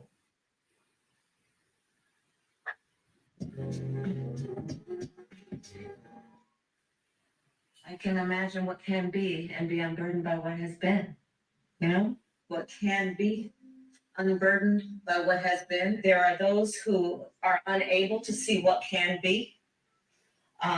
But there are many more who are able to see what can be unburdened by what has been. Remember Venn diagrams, those three circles, right? And then let's just see where they overlap. You will not be surprised because I have constructed a Venn diagram on this. Remember those three circles, how they overlap? I love Venn diagrams, so I just do. Whenever you're dealing with conflict, pull out a Venn diagram, right? And so here are the three circles. Ukraine is a country in Europe. It exists next to another country called Russia. Russia is a bigger country. Russia is a powerful country. Russia decided to invade a smaller country called Ukraine. So basically, that's wrong. I found out that she and her and a woman sitting at the table wearing a blue suit. Now, wait, there's more. Now, imagine her sitting next to Vladimir Putin. Like, really?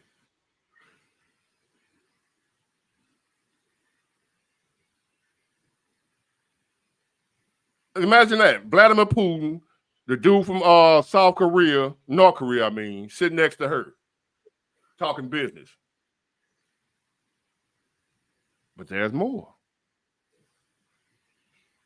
One play, they just swearing she was drunk.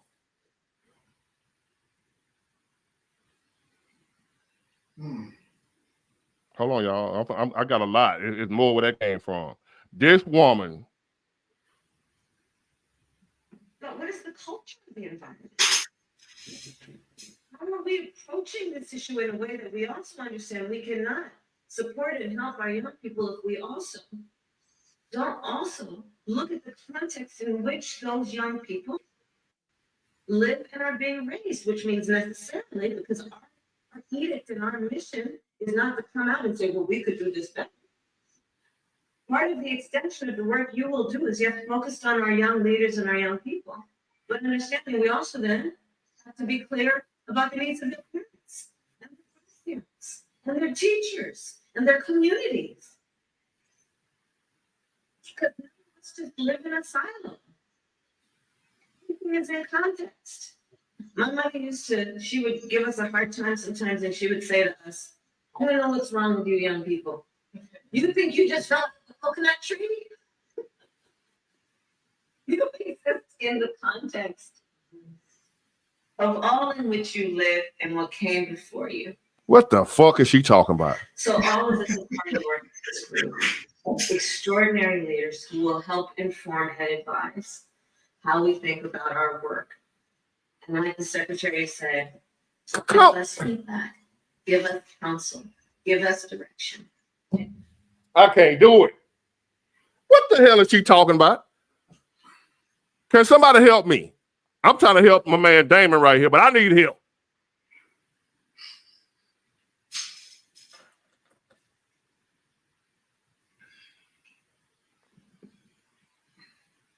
I don't think I brought the charger with me to my son's computer. Oh, I did.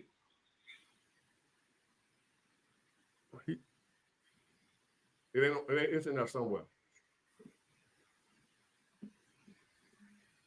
That's it. No, but you can use it until I find it. No, look on the front of the bed right there on the floor. That's it.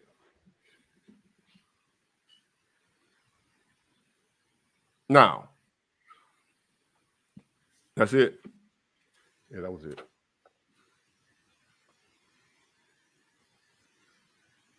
I don't know what this is going to be the president of the United now, and they never show up. They never show up. Her supporters, that we can ask them questions.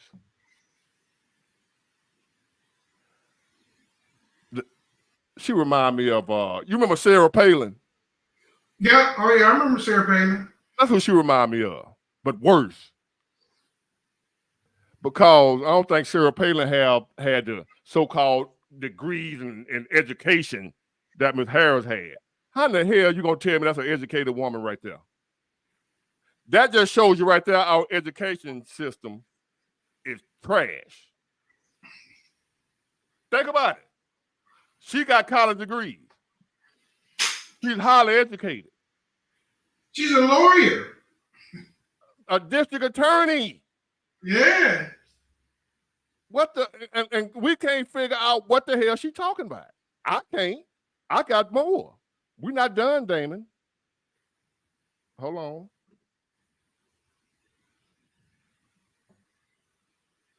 In the words of Jack Morgan, we're gonna have some fun.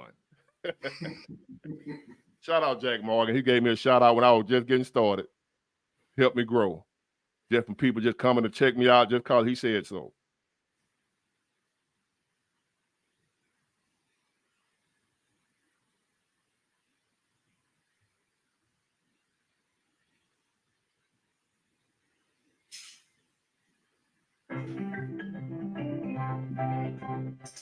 Then it gave her her own.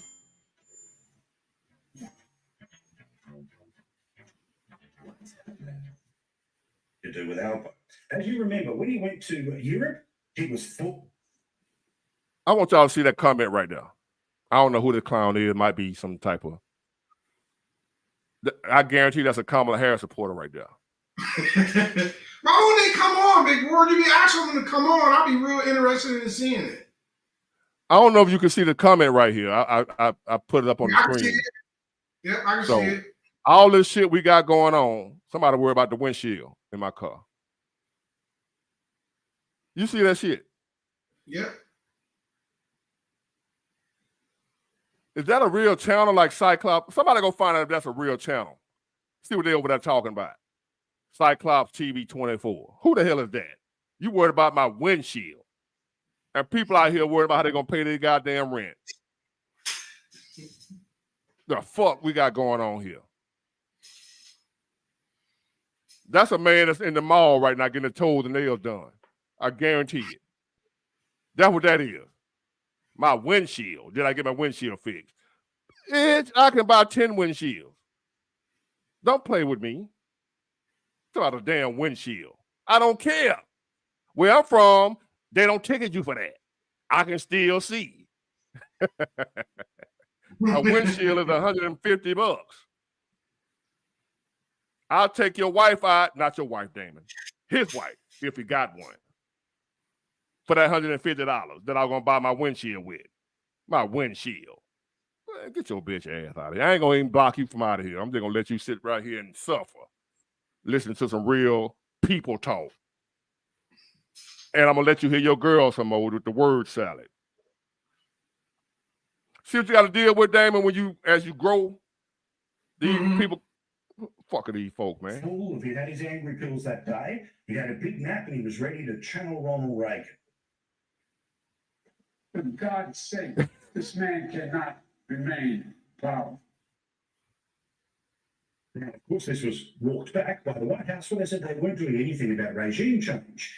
So let's imagine, for whatever reason, the old man got put out to pasture. Well, who would be the president of the United States? Our old man Kamala Harris. Now, I'll save you the full, excruciating 2.5-minute version of this answer. But when asked, do you agree with the president? He offered this word salad. Been to Poland, I was in Romania, I've been to Europe, I think probably at least 3 times in the last 4 months. I was in Munich, Germany, where I gave a speech at the Munich Security Conference.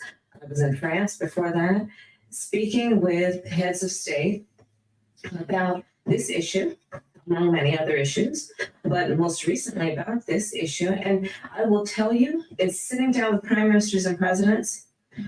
Often the first thing they would say to me is thank you to the United States and this administration for bringing us together, for building the coalition, for reinvigorating the relationship between the United States and its NATO allies, reinvigorating the relationship and the importance of the relationship to the EU in terms of an issue like Ukraine, which is ultimately about one of the most important principles that we are fighting for, which is the importance of sovereignty and territorial integrity. Now spells Zelensky. Let's compare and contrast that with Donald Trump, who did.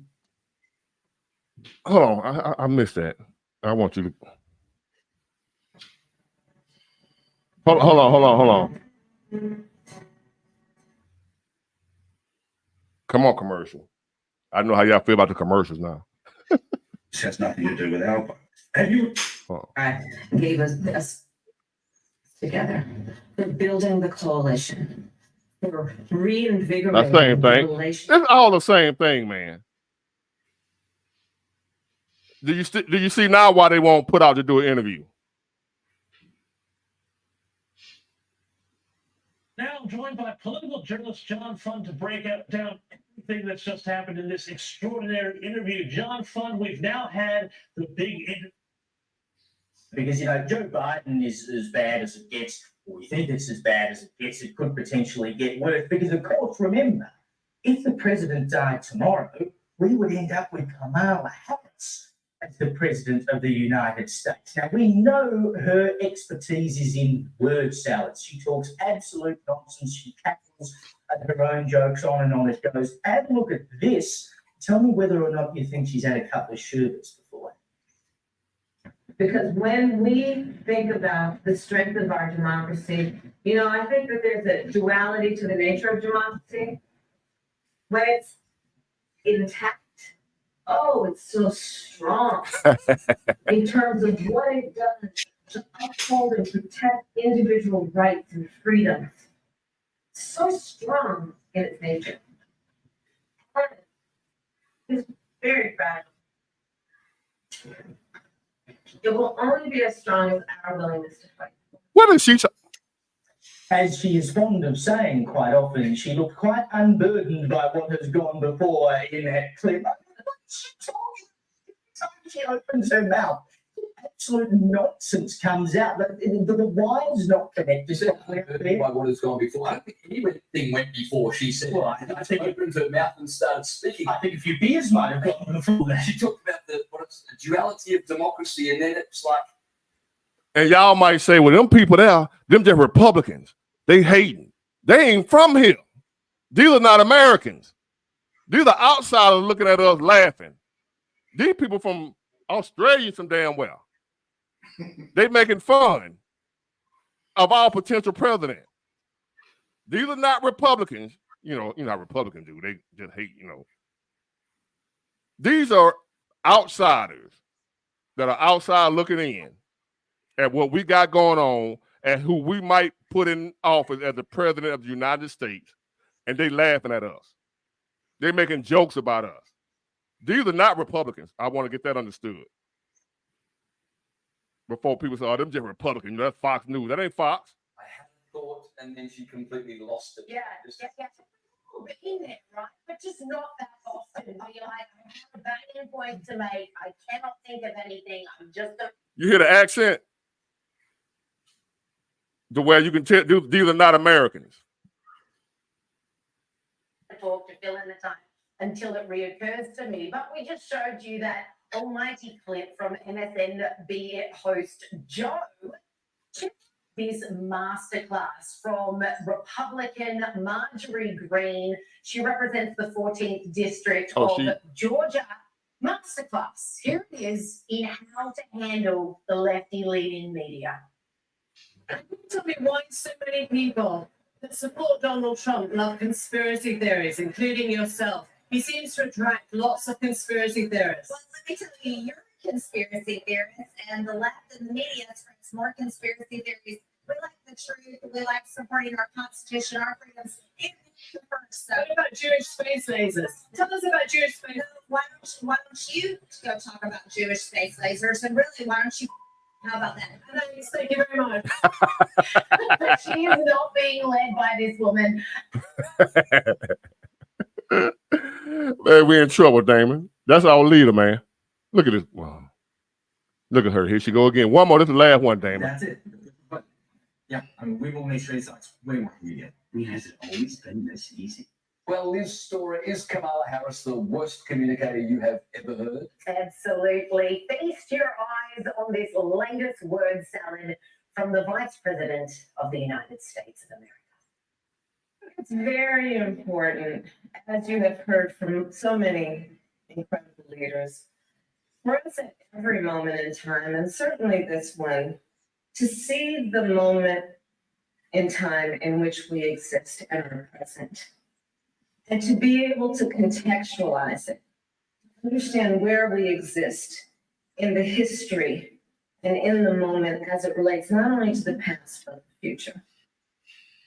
What is this woman smoking? Keep in mind, she premised that with, I think it. Now, I played about 4 or 5 of her speeches. Did you understand anything? Not one thing, Big War. Not So one thing. why would they smart not to put her out and let her ask questions? I'm not ask questions. Be asked questions. Who gonna interview her? And you gonna understand what the hell she's saying. If they put her out, like when Obama was running, he stayed doing interviews. Everybody else, we've never had, especially now that we don't have much time between the election and when she became the candidate, right? She should be out here on a regular basis, talking. Where's she at? Have you seen the interview she done? I seen one on CNN 2 days ago, and I didn't understand why the vice president had to be there, and it didn't go too well. And he talked more than she did. That man, shit. Come on, man. We in trouble. And then we got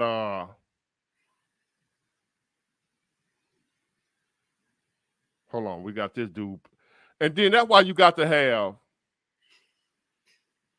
these people like D.L. Hughley, Plies, and all these folks speaking for her. She can't speak for herself. They didn't have to do that for Obama. Whether you liked him or not, he spoke for himself.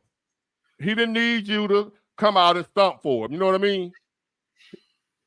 Yeah, he was a good speaker. Whether you liked him or not, he can do that.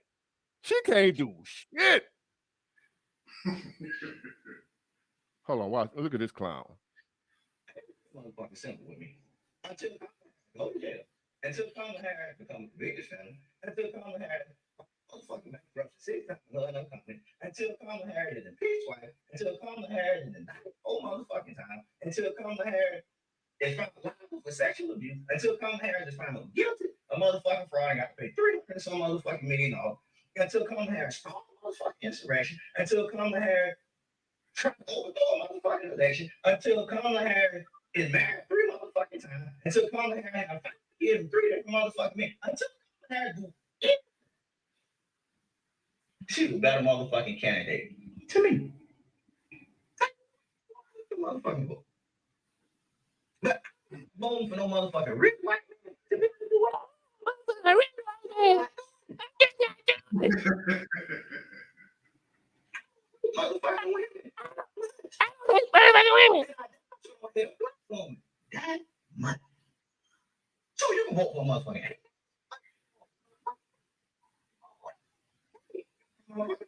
Look at this bitch. Look at this dude.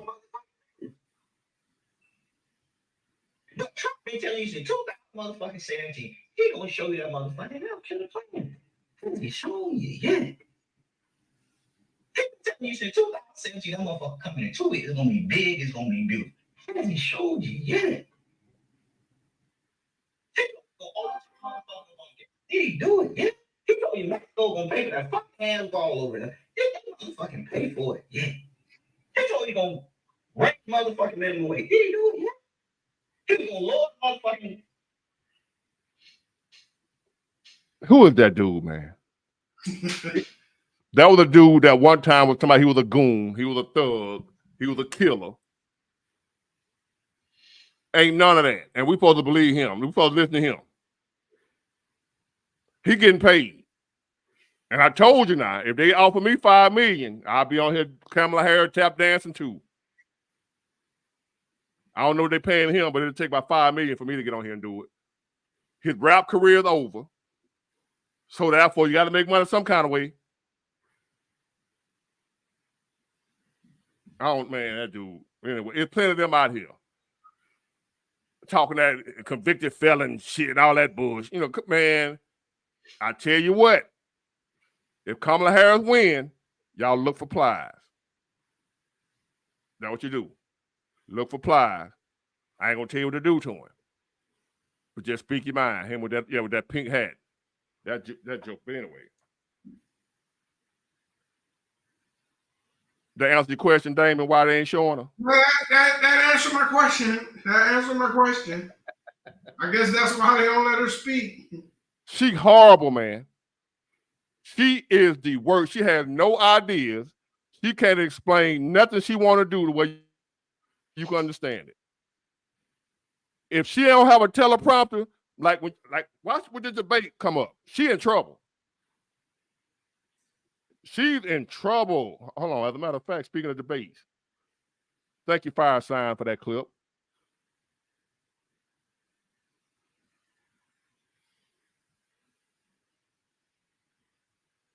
She what's the dude's name? What's her name? Tulsi Gabbard. Did you see that debate when she was running for president? Well, I seen it. I seen a while ago when she was in a debate with with the president now, and she gave, and you can tell she had it well prepared when she was riding the bus. And Biden. Yeah, Biden. Yeah, but he had her riding the bus. Let me find. Hold on.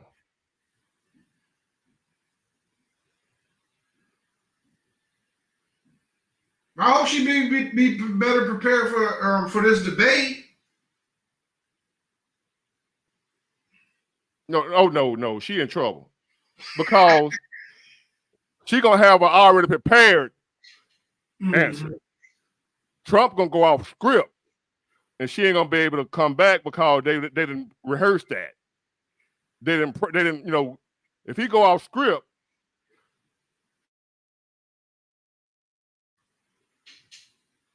All right, here we go.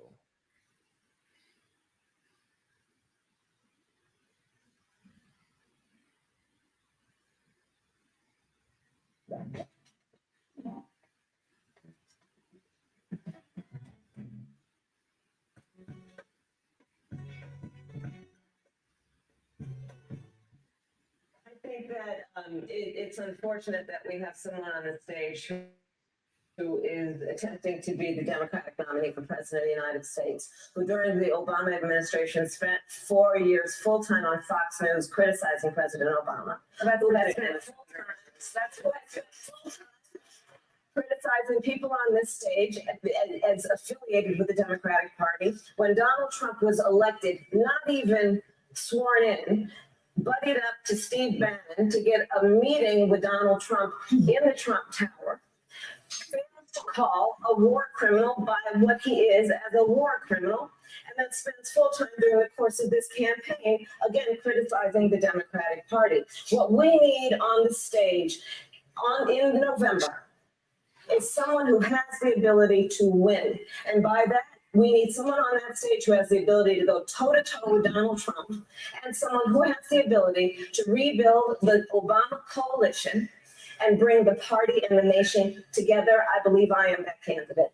Thank you, Senator. Yes. Senator Harris is doing is unfortunately continuing to traffic in lies and smears and innuendos because she cannot challenge the substance of the argument that I'm making, the leadership and the change that I'm seeking to bring in our foreign policy, which only makes me guess that she will, as president, continue the status quo, continue the Bush, Clinton, Trump foreign policy of regime change wars, which is deeply destructive. This is personal to me because I served in Iraq. I left my seat in the state legislature in Hawaii, volunteered to deploy to Iraq, where I served in a medical unit where every single day I saw the terribly high human cost of war. I take very seriously the responsibility that the president has to serve as commander-in-chief, to lead our armed forces, and to make sure always, no, I'm not going to put party interests first. I will put the interests of the American Thank you, Congresswoman.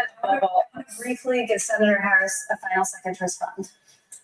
I believe that what our nation needs right now is a nominee who can speak to all people. I spent my entire career standing mostly in a courtroom speaking 5 words, Kamala Harris for the people. And it was about all the people, regardless of their race, regardless of their gender, regardless of where they live geographically, regardless of the party with which. She don't be talking about shit, man.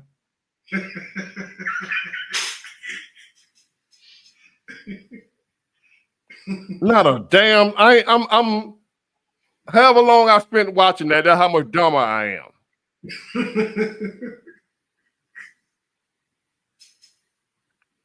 You ain't gonna learn shit listening to her. You listen to her, you gonna wonder, am I living? Is this real? Is this real? There's people actually considering or are going to try to put this woman as president of the United States when we are in the condition we in right now. They're going to put her in charge to fix it. Oh, my God. Well, I tried not to. Go ahead, Big Word. I'm sorry. And you were talking about you can't understand why, if the economy is so bad, why the stock market doing so good. Mm-hmm. I think it's artificial, man, because they got to make them people, they on their side. They on her side. They on Biden's side, and whoever those people are, or whoever the people are that try to assassinate Trump, they're all in the same group. Big War, man, you think, oh man, you coming right down my lane, man. You thinking the right way, but the question is, how are you gonna get paid off this? And I'm telling you, Big War, I'm gonna make who millions. Gonna get paid? Who gonna get paid?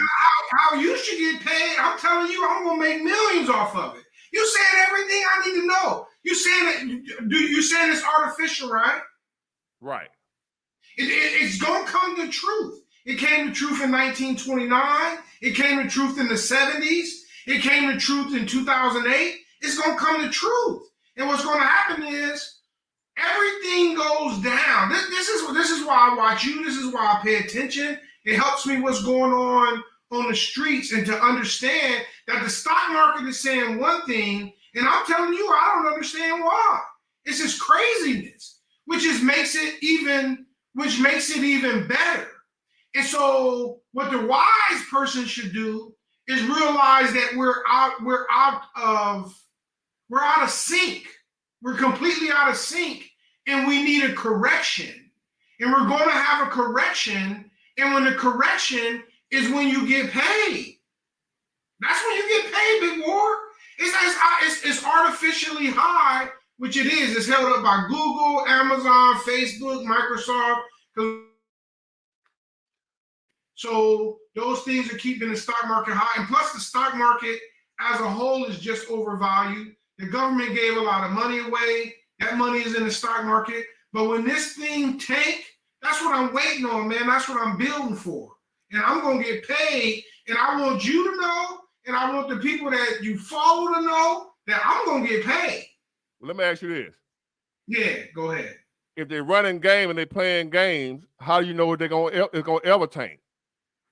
Well, it's going to tank because it's always going to tank. That's just the nature of our economy. We boom, and which makes one of the things that make America the way it is that we're willing to bust. Man, we're willing to bust and have everybody lose everything and start all over again.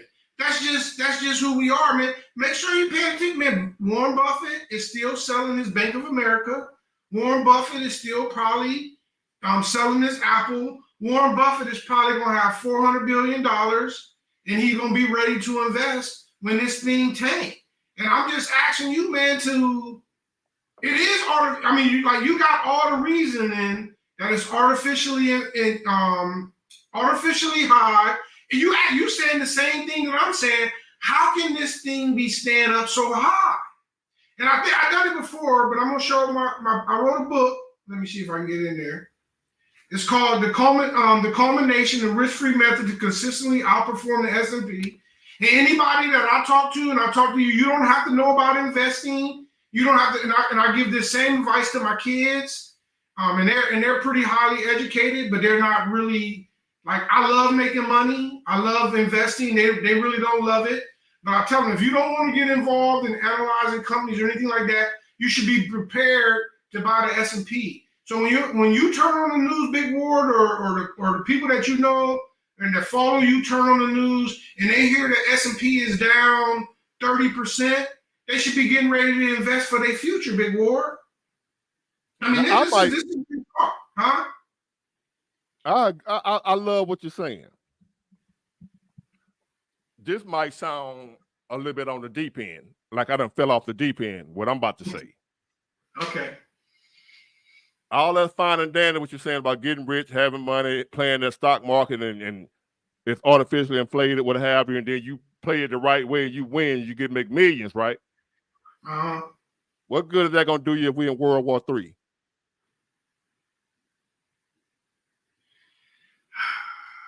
Cause that's what we headed. It ain't about, it's bigger than just getting money, getting paid. It's something else going on here. Is what I'm afraid of. I ain't worried about getting money. It's just that if we had an all-out war, now what? Well, I would say that I would put it even worse, man. I'm really concerned with this. That's what we headed, Damon. This ain't about just this ain't just normal we're going through right here. This is not normal. Agree. Not only do we might not go through World War III, big war, we might need bunkers, man. We might need bunkers in this country. You might need a bunker. And it might not, and the thing about it, let's get this understood. When I say world war, it might not be the old-fashioned war where we know about dropping bombs and tanks and that type stuff. It could be digital. Yeah. Technology. What if right now, I lost my phone the other day, right? And I told you how lost I felt without my phone.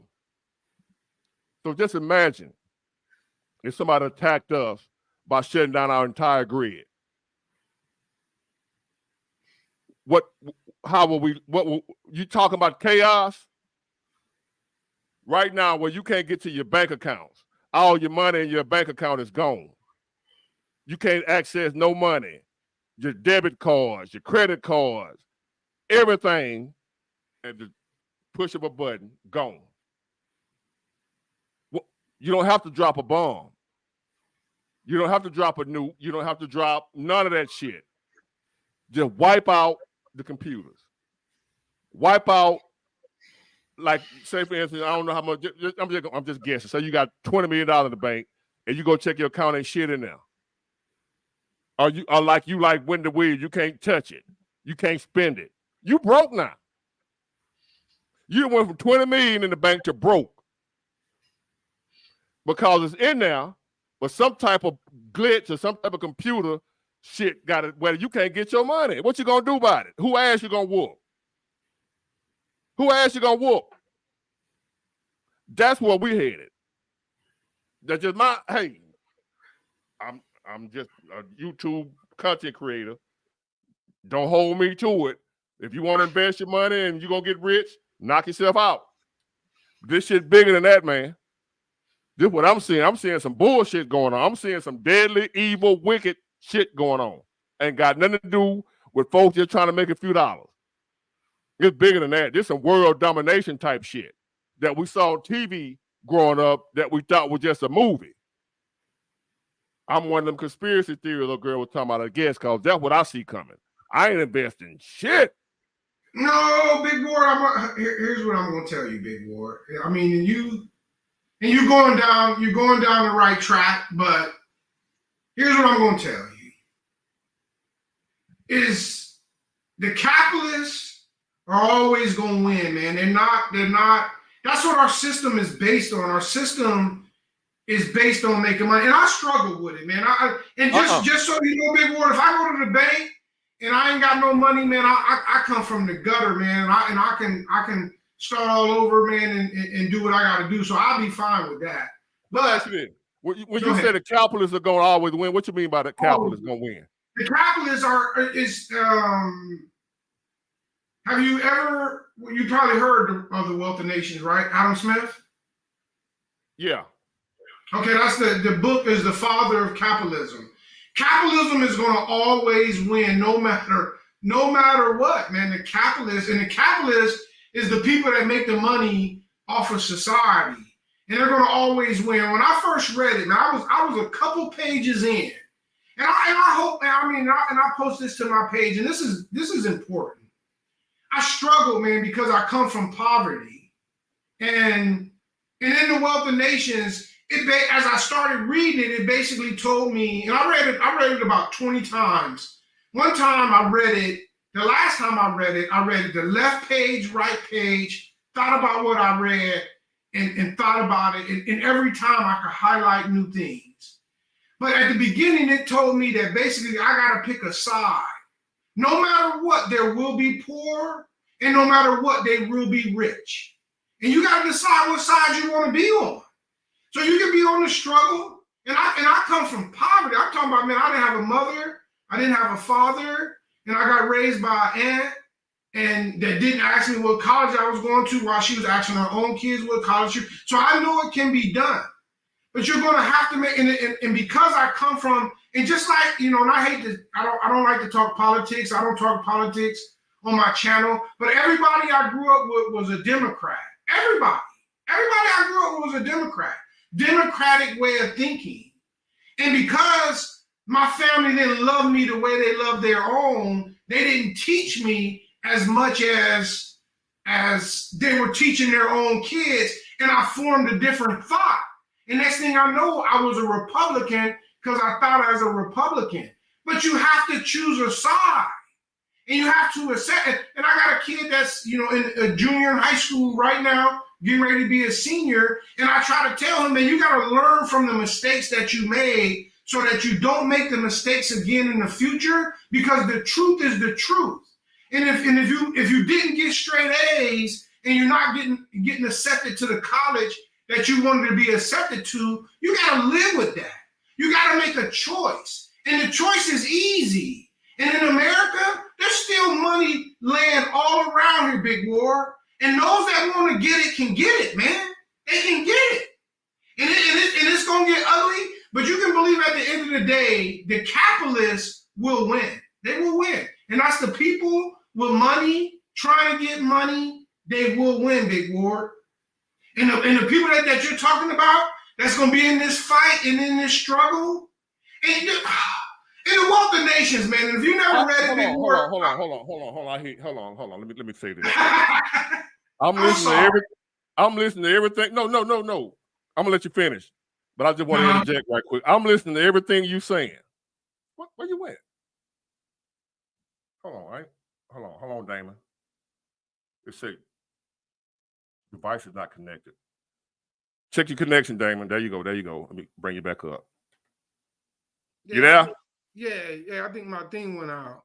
Okay. Everything you just named. First, let me ask you a question. Do you think we live in a normal time?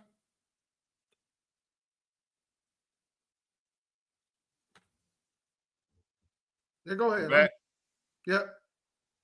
I'm gonna bring you and Oil on because I'm gonna bring three of us up. Hold on. What up, man? How you doing? Hey, what's happening? Hey, what's going on with you? Hey, I wanted to ask economic message to father to son.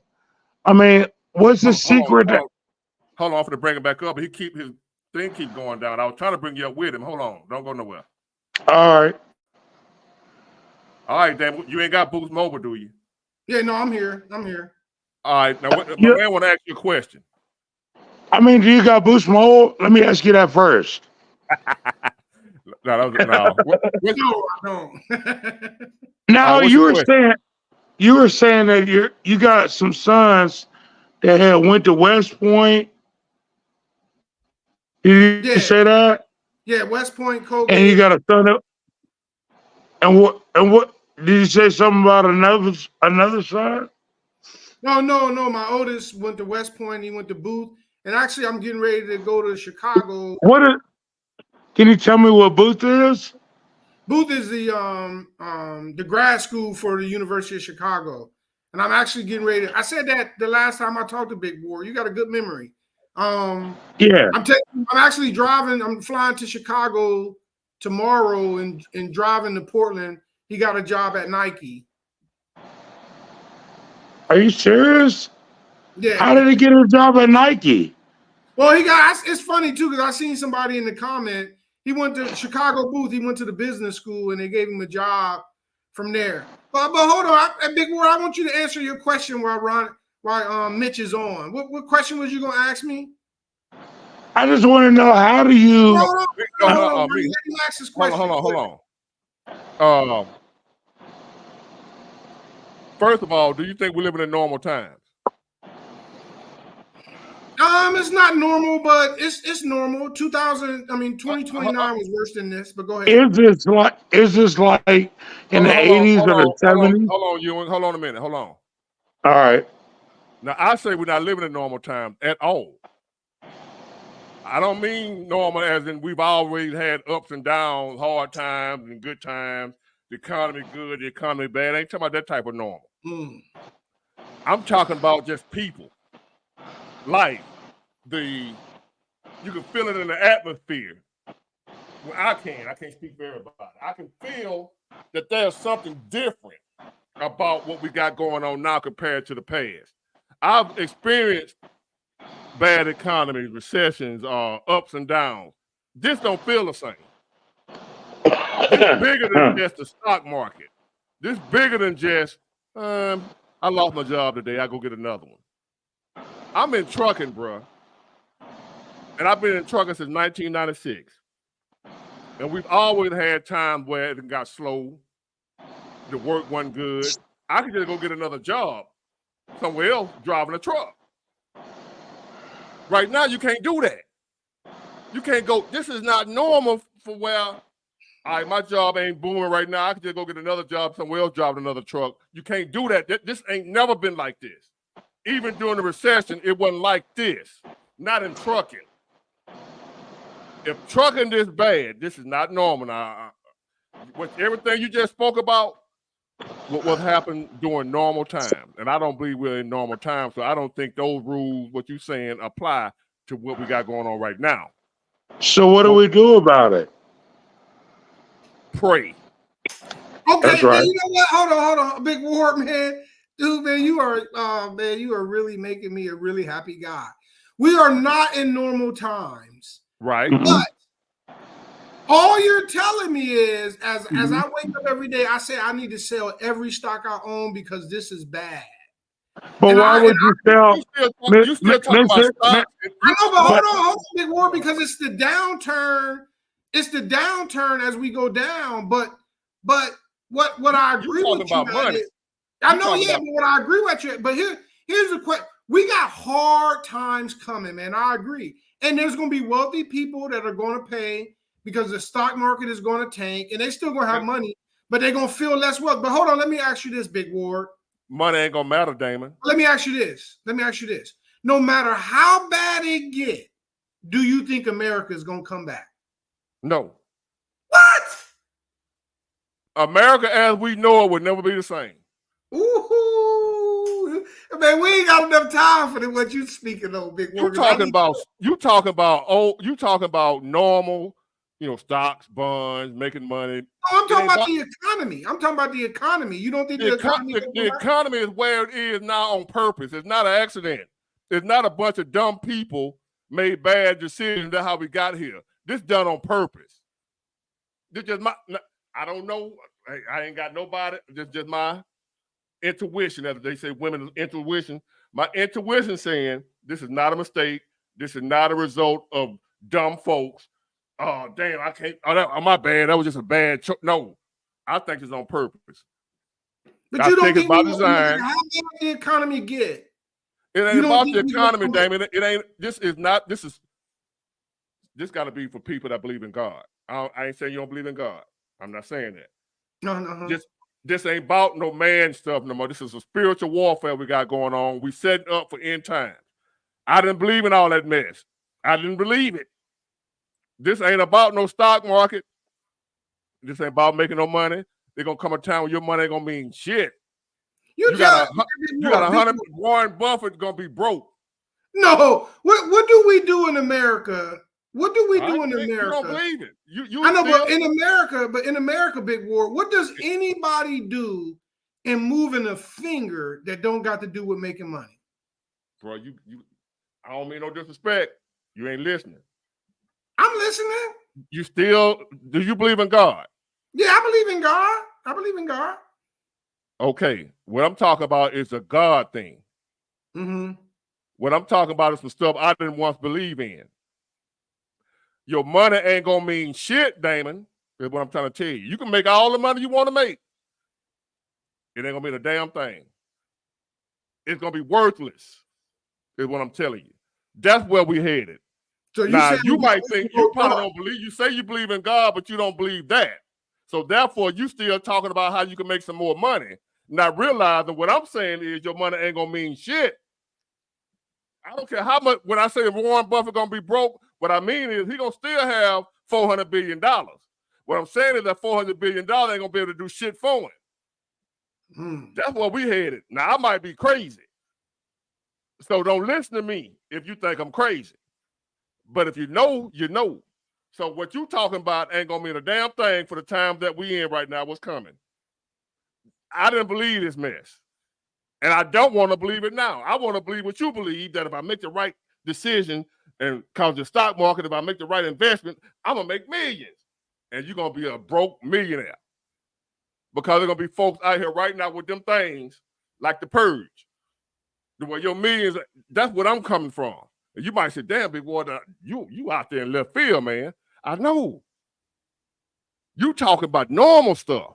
I'm talking about some supernatural, demonic bullshit. I'm not talking normal. So therefore, I ain't tripping out trying to make more money no more. I'm gonna do what I can do for the day. Times are getting harder. Right now, man, I was telling y'all about my girl, a lady friend of mine, and other folks can relate. Say for instance, you make $40,000 a year, and you got all your bills set up, and you ain't trying to go out and buy nothing extra, none of that, because you know you only make $40,000. They fixing it to where even the money you making ain't gonna be enough. That's done by design. They pricing everybody into a position where everybody's back are gonna be against the wall. So if you got millions, you better hide. You ain't gonna be able to spend it. You got to hide somewhere. What good is you having $100 million and you can't go nothing? You can't ride around in a Mercedes. You can't ride around in a Lambo. You can't ride around in a Rolls Royce because they're gonna knock your head off. What good is $100 million when you can't come outside? Because everybody else out there, like them zombies movies. You ever watch the movie with the zombies? And you're the only human left. It's like 10 humans and everybody else zombies.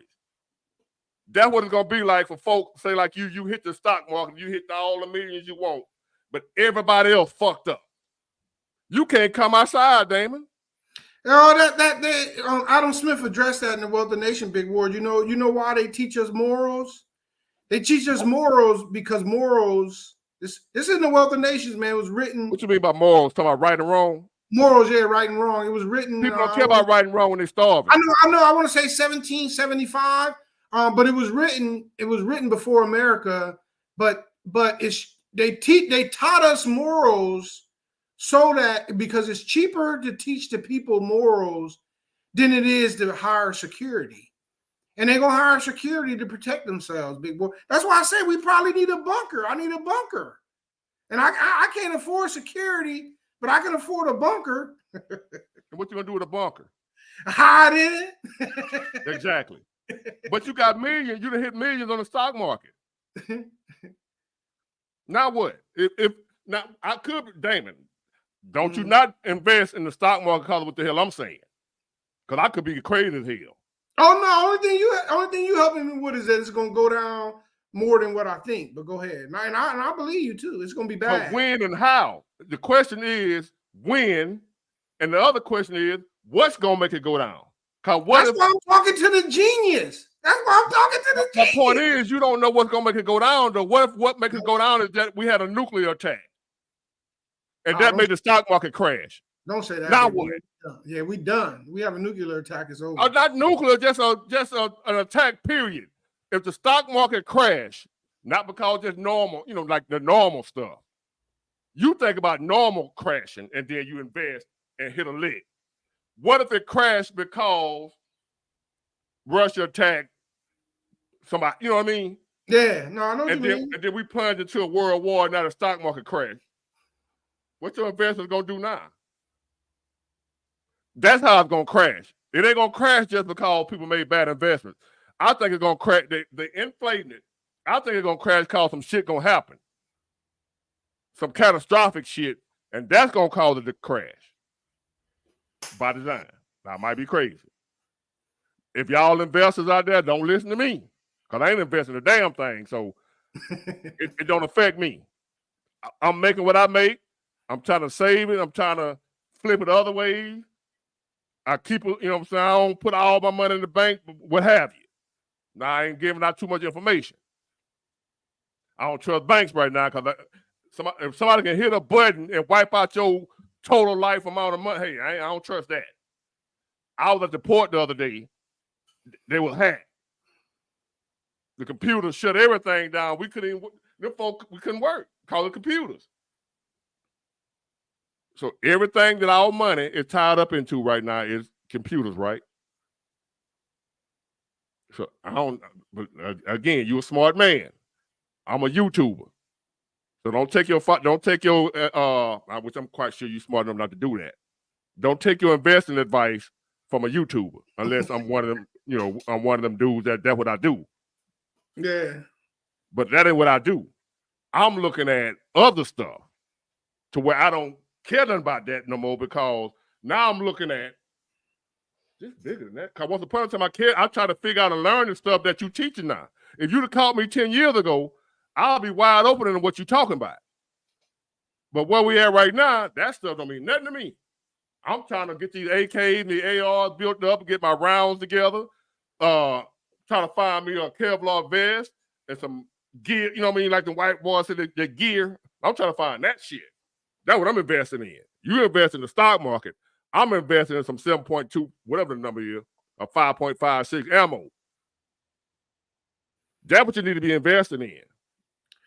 Big Word, I don't think they're gonna ever let it. I don't think they're gonna ever let it crash. But there was somebody. I'm gonna tell you what I'm most worried about. What you mean, let? I'm gonna tell you what I'm most. They're not gonna let it. They're not gonna let it in, man. The capitalists, the people with money, they're gonna do whatever. If they gotta put a million cops on the street, that's what they're gonna do. But there's someone that said something on here, and I was trying to go back and find it. What I'm most worried about is when your interest on your debt become your most expensive expense, higher than your military and higher than your what you're giving to the poor. When that interest becomes, that's like being a family. If you're making $10,000 a year and you're paying $2,000 in interest and your mortgage is only $600, at some point you're gonna be ready to give up. And I'm hoping and praying that don't happen in my lifetime, and I'm hoping that it don't come home to roost. But Big Ward, they will not let this in, man. They will spend as much money as they gotta spend to keep this thing going, because that's what everybody in this country does. They do everything to keep it going. Who you talking about? I'm talking about you talking about men, right? Well, I'm talking. I guess you could. I guess for lack of a better word, which I don't really so much, but I guess the Illuminati. They're not gonna let this shit stop. They're not gonna let it stop. They're gonna let it. So you really think it's up to man? Oh no, it is not so much up to man, but how much is the government? No, not the man. I say up to men. Up to men, yeah. How much is the government willing to? Everything is a scheme. How much is the government willing to spend? How much is the Federal Reserve? How much are they willing to lower interest rates? How much are they willing? I mean, you got to think, man. We survived COVID, and they stopped all economic activity. All economic activity. And we came up out of that because they gave away enough money to boom. What I'm saying is that Western society, and it's bigger than just America, but Western society as a whole is going to do everything they could possibly do because it's easier to, and it's all in the Wealth of Nations. And I would advise everybody on your channel. Let me ask you this. Is the Wealth of Nations mentioning God in there anywhere? In his plan for the end time? Does the Wealth of Nations mention that? No, he don't mention that. Okay, well, I don't want to. That ain't what I'm talking about. Okay. You missing my point. You think it's coming to the biblical end? Yes. Damn. That's where you missing my point. That's deep. You missing my point. You overlooking the main factor that I'm talking about. Yeah. Okay. Biblical, God ordained prophecy. Ain't a damn thing the men you talking about that you say ain't gonna let it happen, they can't stop it. Man cannot stop what God has put in place. What the hell a man gonna do about it? The Illuminati and all them folks. Satan himself can't do nothing about it. what God said gonna be done. I didn't believe in all that, Damon. You talking to a dude that was once an atheist. I ain't ashamed to tell the truth. I was once an atheist. I know God is real and all this stuff is not. I can't explain exactly what everything the Bible is saying, but I got enough sense to know that what I'm seeing going on right now is not normal, man-made bullshit. It's deeper than what we know. Now, anybody that's talking something different than that right now, I ain't trying to hear it. If somebody ain't coming to me telling me how to survive in this spiritual warfare we finna have going on right here, how to survive what God finna allow to happen and unleash on us, I ain't worried about the other stuff no more. I might be crazy, or Marjorie Taylor Greene, or whoever. I might be crazier than damn Kamala Harris. But ain't no way you're going to tell me somebody like Kamala Harris got to where she is in normal time, 30 years ago. You can be that dumb and be where she at. If it wasn't some people to where they don't need her to be smart because she ain't running shit no way. They don't need Joe Biden to have all the senses because he ain't running shit no way. Trump ain't going to run shit, and if he don't do what they say do, they're going to knock him off. They already showed him one time. This ain't about you. So, like I said, don't take your financial advice from a dude that believe in God. Yeah, well, Big Ward, and we've been talking a long time, so I won't take up too much more time, but there's two points that I want to make. I'm going to go with my strategy no matter how and I believe everything that you're saying is going. I believe it's going to be bad. I believe we're going to be back. But the way I see it, I might as well try, because if I'm broke and everybody else broke, it don't matter. We all broke. So But you know who ain't gonna be broke according to what he say? Yeah, who? The people who depend on him for survival. Not depending on man or their own devices. Or depending on money. There's gonna come a time where the only way you're gonna survive is to depend on God. That's what's written. The way you ain't gonna be able to afford a loaf of bread. You ain't gonna be able to afford none of that, no matter how many millions you got. You can't buy it if the stove bombed. You ain't gonna be able to buy it if the money crash. Or what have you, because some type of computer glitch, some damn virus or some bullshit that you ain't preparing for right now. You depending on money. And you think having enough money gonna fix it. I'm looking at it different than that. The way if you ain't got God, you fucked. Well, I'm not just depending on money. It's just I believe in God, and I believe that God. I don't believe that getting money is evil. You can read the Bible. I've read the Bible a lot. I'm a Mason, which required us to read quite a bit of the Bible. But we can look at it good, we can look at it bad, but we really don't know what His plan is. And like you say, all we can do is believe in the Lord, and follow His ways. And you can still try to prospering isn't an evil thing. And I don't believe because you prosper, you're gonna be evil. But like I said, if it all come down crashing, Big Ward, I'm gonna be prepared, just like everybody else gonna be prepared. But what I will say is, and I don't have people challenging me on getting money before, and I don't know how this is gonna play off to your crowd. But like they say, health is the most important thing. But I'm gonna tell you, man, if you got bad health, you want to be a wealthy person with bad health. If you're in a bad relationship, you're better off being a wealthy person in a bad relationship. Everything is better, no matter what anybody say. Everything is better with wealth. And if it all comes to an end, it all comes to an end. But that don't mean we don't try to rise up to the challenge. And I really believe, man, we're getting ready to have, and for everything you say, Big Ward, I see it out there, man. This is strange. I've been trying to analyze this economy now for months, and I just cannot figure out how could it be so bad. How could there be homeless? I've been watching videos. There's people renting shelters, man, like U-Haul. They're renting U-Haul.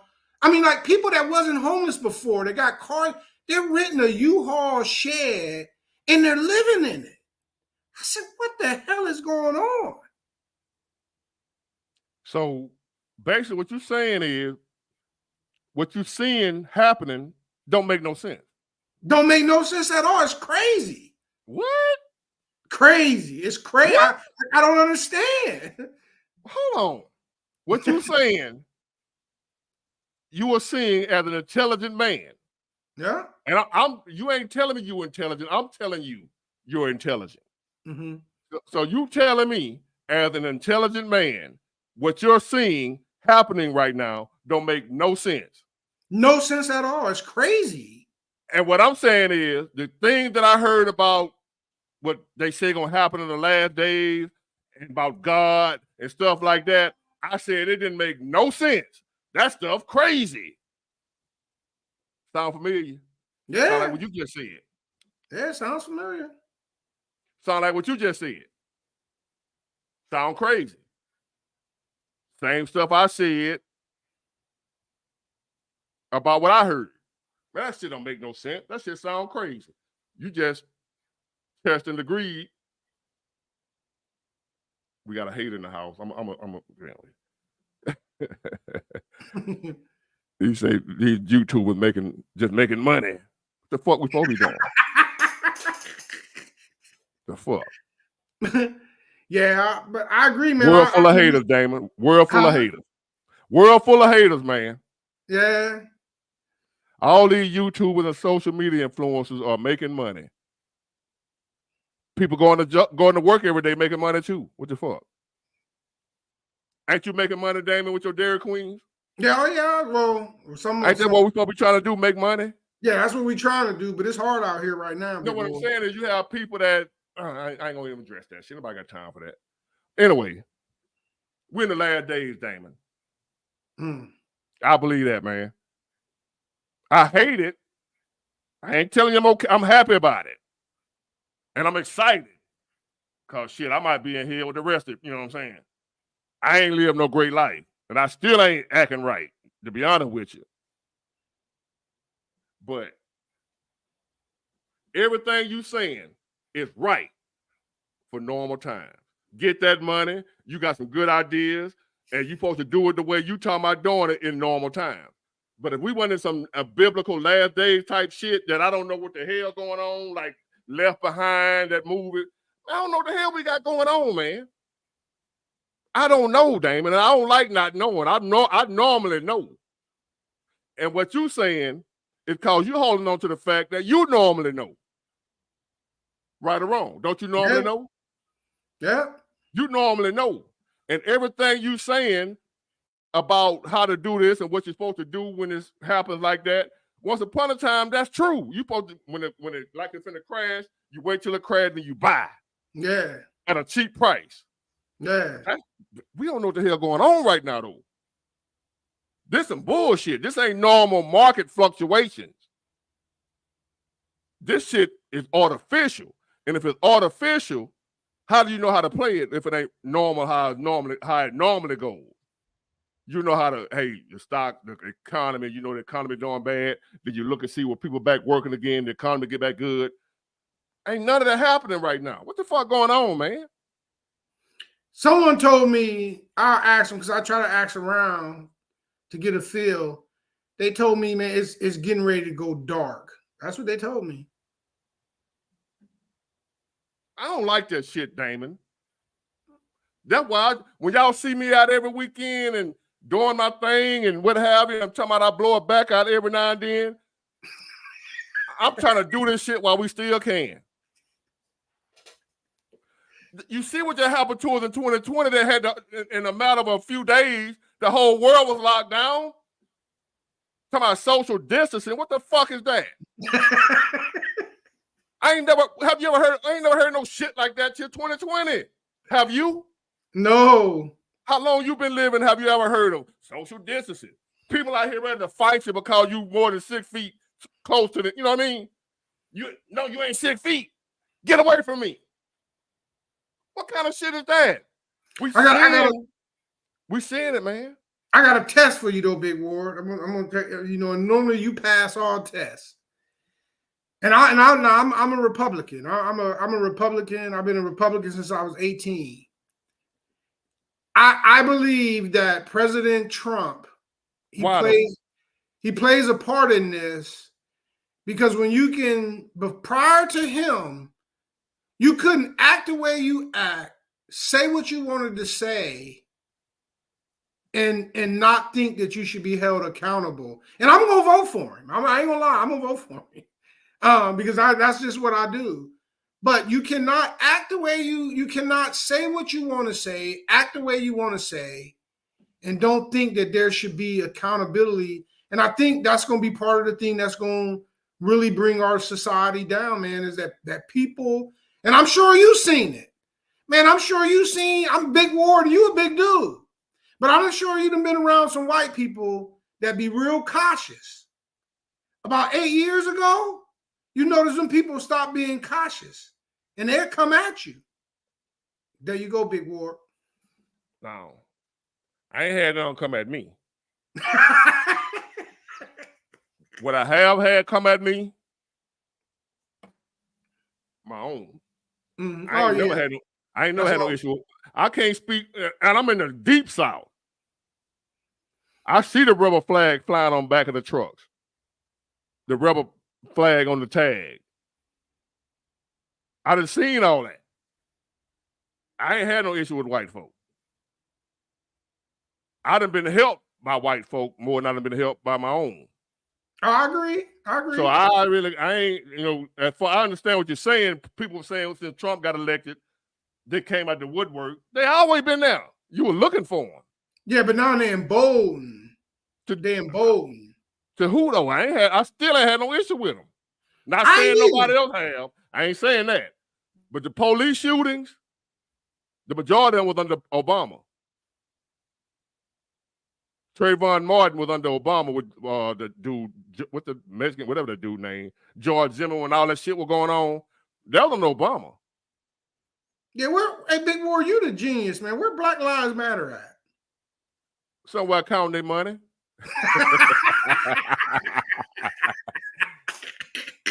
Somewhere counting their money. I think that's another media manipulation to keep us divided. Them white folks out here acting a fool. So now black people got to be on high alert looking at white folks funny. Uh-oh. Because what happened is, I noticed white folks been, with me, cooler. The media say white folks out here acting a fool. But what I'm seeing, have you had an issue with white folk? No, I haven't had none at all, man. I was in the military. I never had. I'm talking from all this. You say they're being emboldened. Have you experienced it? No, I haven't experienced, but I ain't out trying to bother nobody. I ain't saying nobody have experienced or have not experienced white folk acting crazy. My point is, we've always experienced white folk acting crazy. They're trying to make it seem like it's more now. It ain't no more than ever been. But they exaggerate, man, to keep us like this. Because it seems like the more we start coming together, they start coming out with this white folk acting emboldened, black folk did, black the Mexicans keep us fighting. They cannot let us join, man. They cannot let. The biggest trick is to keep white folks thinking that black people were their problem, the reason they didn't have none, the reason they were poor. And for black people to think white folks the reason we was poor. When all said and done, it was the elite, the ruling class, the reason both of us was poor. Just some people, you got some black people that's always been in the elite class. All black people weren't slaves. Yeah, I'm sure you know that. Mm-hmm. Since the beginning of time, you done had black folks at the top, right along with white folks. It's white supremacy, what have you. That's bullshit. White supremacy was in America. But America just one country in the whole world. You know what I mean? Mm-hmm. So as far as the world is concerned, world power, world leaders, that's all races of people. You got elite people of all races at the top. That's just over here in America when white folks and black folks fighting against each other and the white folks ran shit. They wish they didn't run shit. It was the same people that was running it 50 years ago as the same people that were running it 5,000 years ago. Same people, same groups, same bloodline, just my view, which is, I believe, some satanic bloodline. They say this world we living in is Satan's world until God come back and reclaim it, or whatever the Bible says. You know what I'm talking about. Mm-hmm. So Satan is the ruler of this world, according to the scripture. Now, if I'm wrong, y'all let me know if I'm wrong.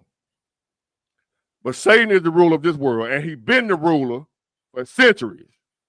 Him and whoever is on his side, or who he chooses. So all them elite rulers of the world, the presidents and the skull and bones folk. What is skull and bones? You heard that before, right? George Bush, all of them. It's a real fraternity. It's a real fraternity. Secret organizations. Yeah. Who are them people? Who knows? They secret. Mm-hmm. So it is what it is, man. Yeah. But all right, man, you went deep on me today, Big Ward. I can't say that because I might sound crazy to a lot of folks, and I might lose a few subscribers, which I don't care. But I know I would sound crazy because a lot of folks can't. Just like they don't like you talking about Trump, or they don't like you talking against Kamala. They also don't like you talking about God either. People hate that nowadays. We live in a society that hates you talking about some damn God. Like this dude here talking about Gerald, whatever. I left it coming. I forgot all about him. He said, people been saying it was the end time before Y2K. That sounds like how I used to sound. Them folk crazy, them religious folk. Man, I said, I used to talk about religious folk so bad. I still do, the fake ones. I still talk about them bad. But now I'm wise enough to know some of this shit might be real. Whether I believe it or not, that don't mean it ain't true. So you do your thing, Damon, with the stock market. With the stock market, and I hope you hit the millions, which you probably already got a few million, but what I'm saying is the 100 million of billionaire status in the stock market. Don't listen to me telling you don't do it. Because if I don't have enough money to spare. Like Warren Buffett, he can afford to lose $1 billion if he wrong and this shit fake. I can't lose no money in that shit. Well, the key is, Big Ward, if you say what happened, what you saying is going to happen, then none of it matters. I might as well but I don't know that. I'm just going by what the Bible say. The Bible could, some people believe that shit fake, like I used to believe. So, all the way this shit happened is if the Bible is true.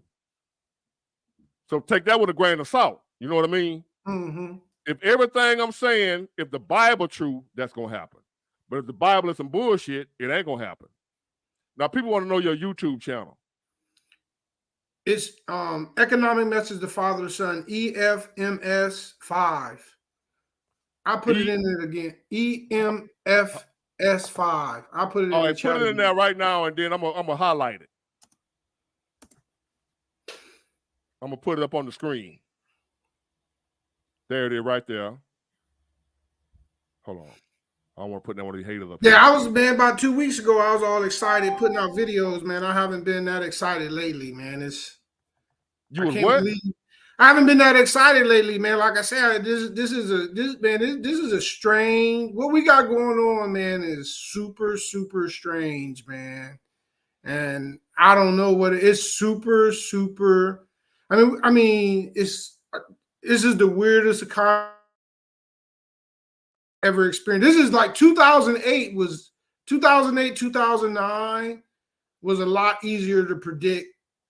It was normal. Yeah, it was. Yeah, even though the recession, we've had recessions before, yeah, and you can explain what was going on. Yeah. Everything that was going on had an explanation. Yeah. All right, the housing market crashed because they were giving out loans to people that couldn't afford it. There you go, Big Ward. When the interest rate that fluctuated, what's it called, the interest rate that moved? Damn. They didn't have fixed interest rates. They had those interest rates that you might have got. They had like 5-year rates, fixed, not fixed rates, but every 5 years you have to redo it. Yeah, if that long. But what happened was you might have bought the house at a 2.9% interest rate. Yeah. A year later, that bitch that went up to 10. Adjustable. That was the adjustable interest rate. Adjustable rate. Yeah. and they was adjusting in a way that didn't benefit your ass. So now you can't afford the house when you could afford it when you first got it. Now you can't. All these people have lost their houses, and the stock market and everything were based on artificial economy, which George Bush created. Being an idiot. You can explain that. This is what we got going on now. You can't explain it. Can't explain it. So therefore, that's why I ain't messing with it. Because it ain't normal. It don't make sense. Big Warren, I mean this real, and I can't be on much longer, man. It's past midnight here.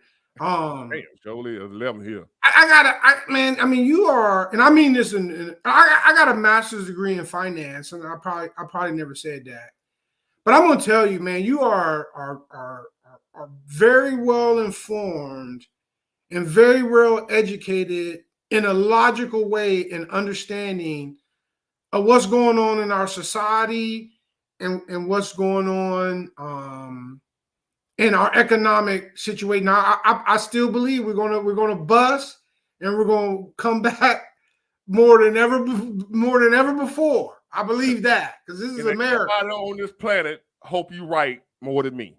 Yeah, I hope you right because I done finally see some shit getting good for me. I don't want the world to end now.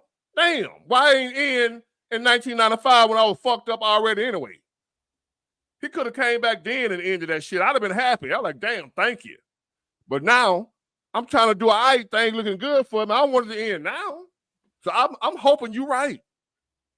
Lord, please let you be right. That they're going to bounce back and things going to be better than ever. That's what I'm hoping for. I'm worried that it ain't. I got a bad feeling that ain't going to happen. It will, but I just do want to. But how though? Look at the people we got to choose from in this election, man. Yeah, I can't wait for this. I can't wait for this to be over. But you really think they're gonna make it that much better? Well, I do know that when Trump do get elected, he's going to bring Republican principles. And he's probably going to lower taxes, which is a concern because we need to be worried about our deficit. He's going to try to cut red tape to get things. You know, man, I hate talking politics, but Kamala is really upsetting me behind the fact that she's supporting drilling and all this stuff. I don't, man. You talking about real fake? That's unbelievable to me that she's doing that. She was against it. Yeah, they all against it. Yeah, but now she's saying she was fracking. We fracking at the highest rate ever. I mean, does she think people are stupid? But and that's why I'm happy. And they are stupid. Like I said, they are stupid. Yeah, but I've been a Republican, pretty much our whole adult life, and I'm really, really excited and really, really happy to see more African Americans not just going along with what we was taught and what we was told our whole life, but forming their own conclusion and coming to their own conclusion. And I'm happy to see there's probably more African American Republicans now than ever before. Let me ask you this. Why are you a Republican? Well, I'm a Republican. The main reason is I believe in individual responsibility. I don't believe in a hand. I actually believe, dang, Big Ward, you're gonna get me going.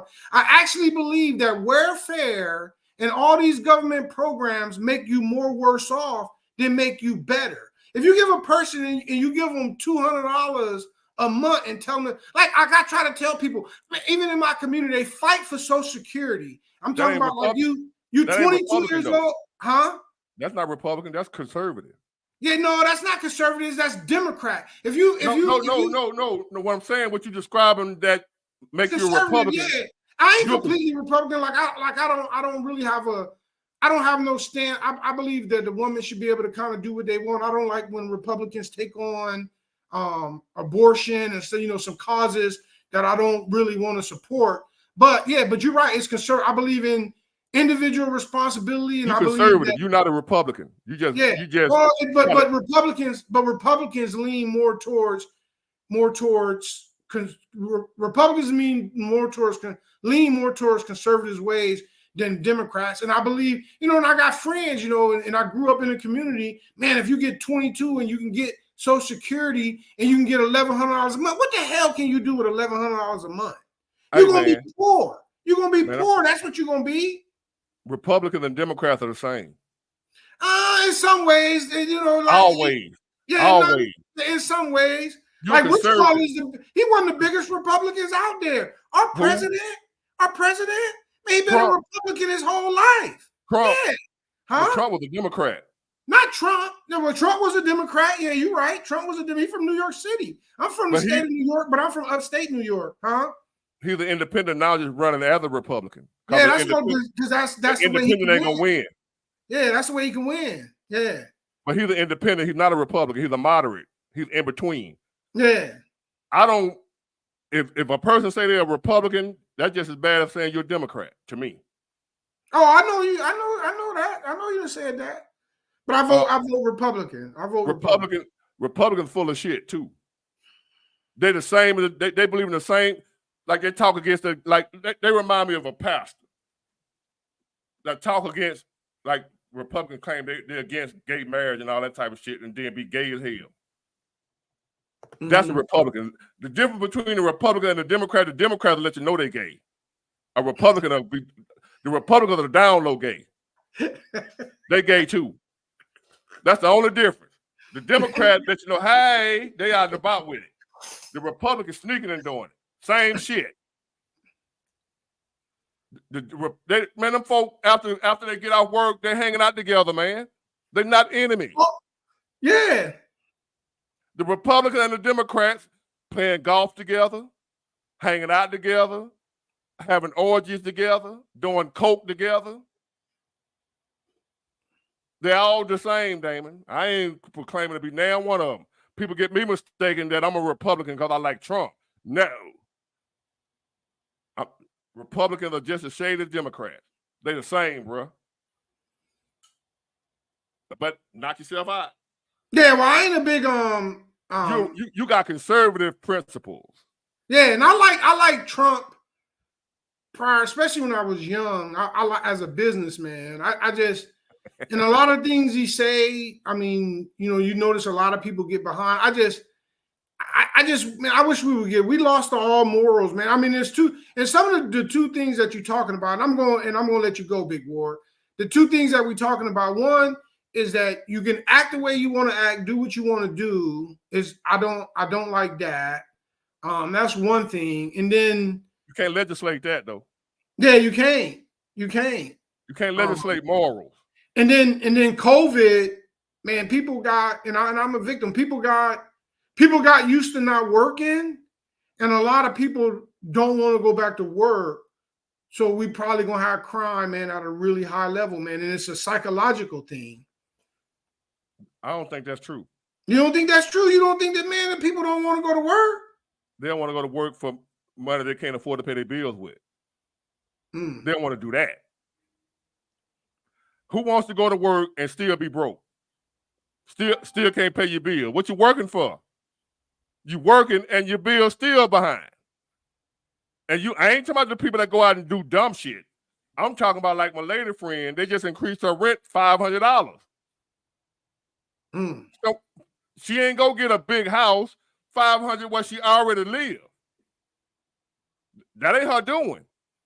It's people out here struggling right now because of stuff that's not their doing. So who in the hell want to, you like, and I'm going to work every day tired, putting up with the boss shit, putting up with co-workers and all that type shit, customers talking to me crazy, and then I get paid and I got to borrow money to pay my bill. Yeah, that's what people don't want to do. That's why I say, man, that's why this shit is weird, man. It's crazy. Just imagine right now, whatever your mortgage, you got all your bills based on what you make, right? Mm-hmm.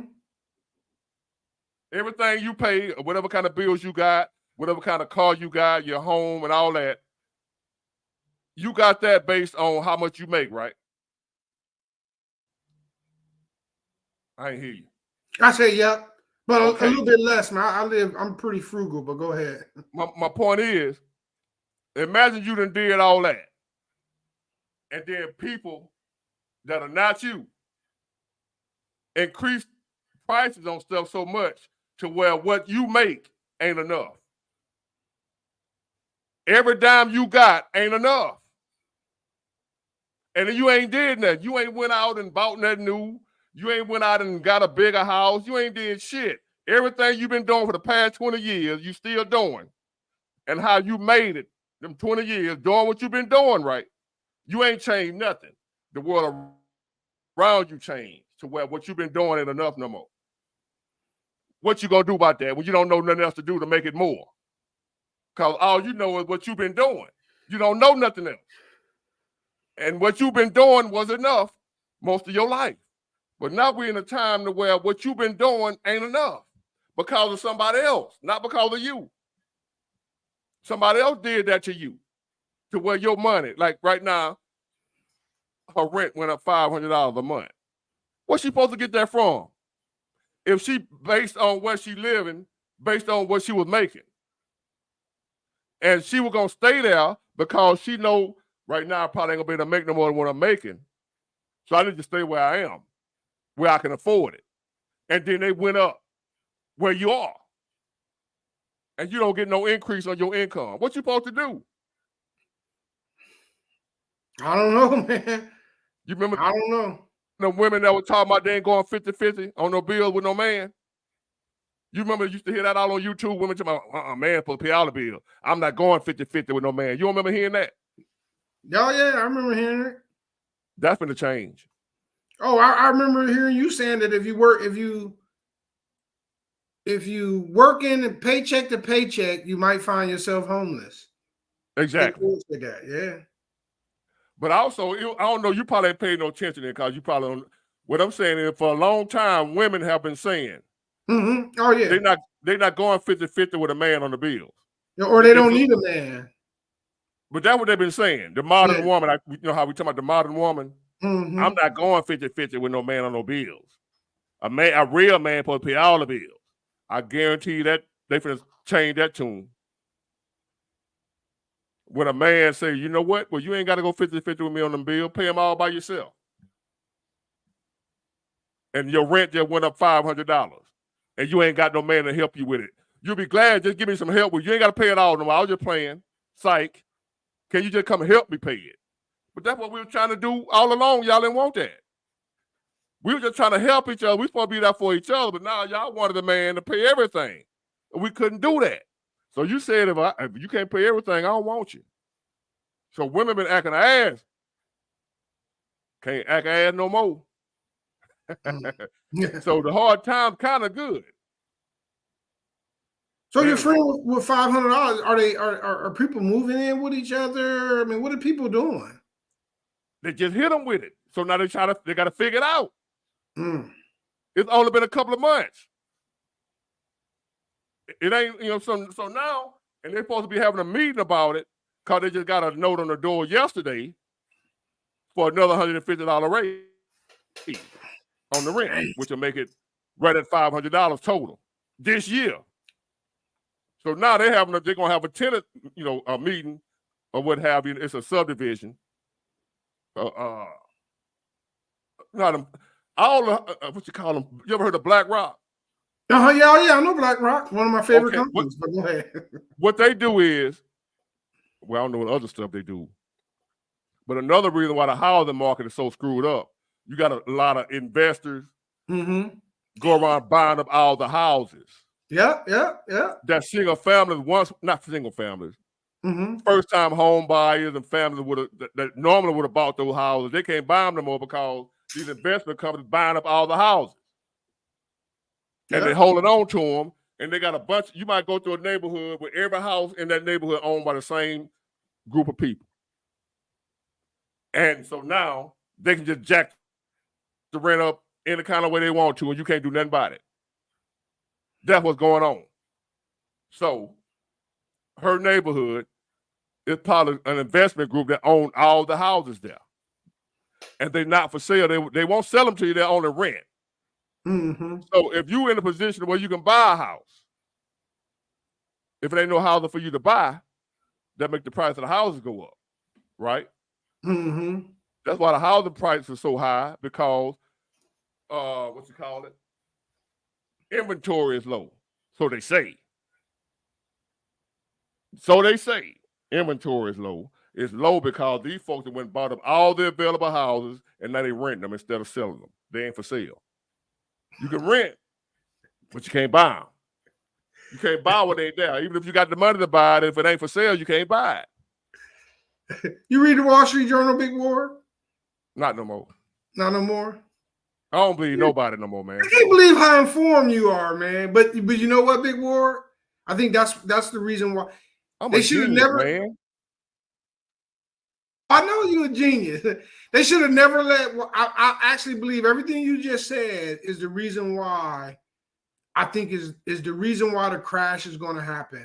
Right. Because what happens is that if housing prices start to fall, and I believe they got to fall significantly because young people can't afford to buy them.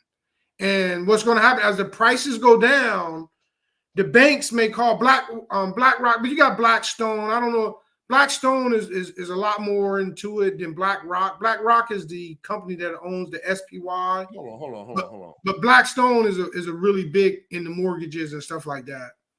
And what's going to happen is as the housing prices drop, and if they drop below what they're holding them at on their loan, I believe all those companies are going to go in and sell. Wall Street been doing it. Whenever Wall Street comes into an industry, they normally tear it up because all they care about is making money.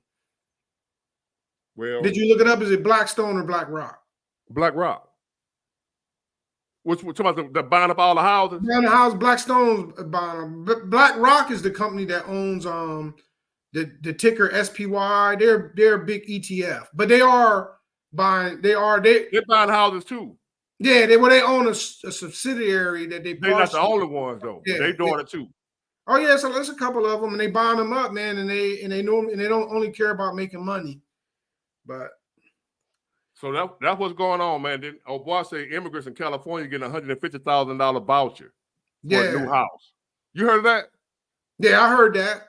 But I'm gonna have to get ready to go. But when I'm probably gonna try to get back on next Saturday, man. And what I want to, and I made a video on it, and it did all right. But I'm really concerned about this $25,000 for housing.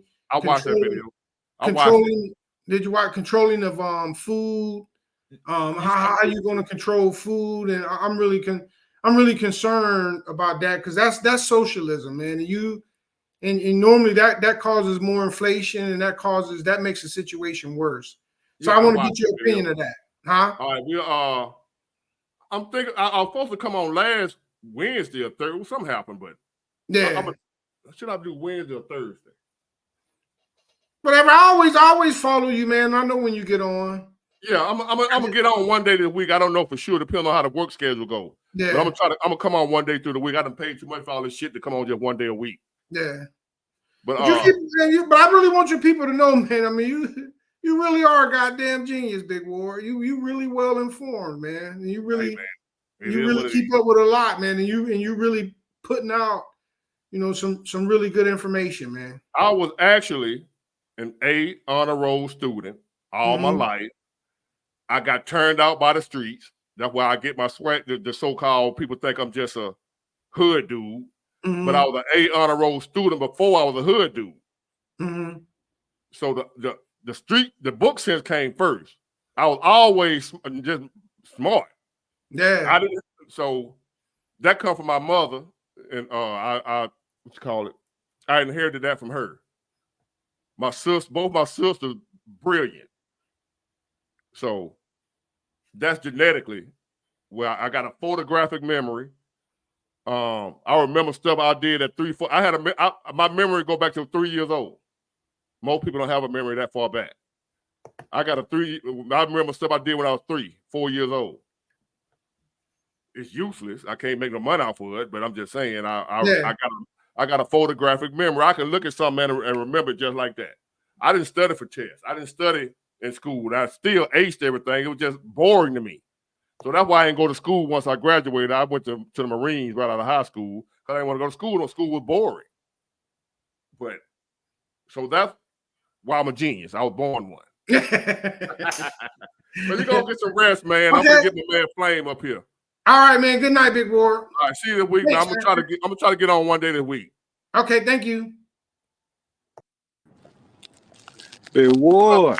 What up, Flame? What's going on? What's going on, brother? How you been, man? I'm good, man. How are you? I'm doing good, brother. I can't complain, man. I'm just proud of you, dog. You're holding it in, man. Appreciate it. What time zone you in? It's 11:27 where I am. What you doing? Yeah, I'm in the same time zone. Shit, I'm in Tennessee with it. Okay, what you got going? What you up? What you doing up?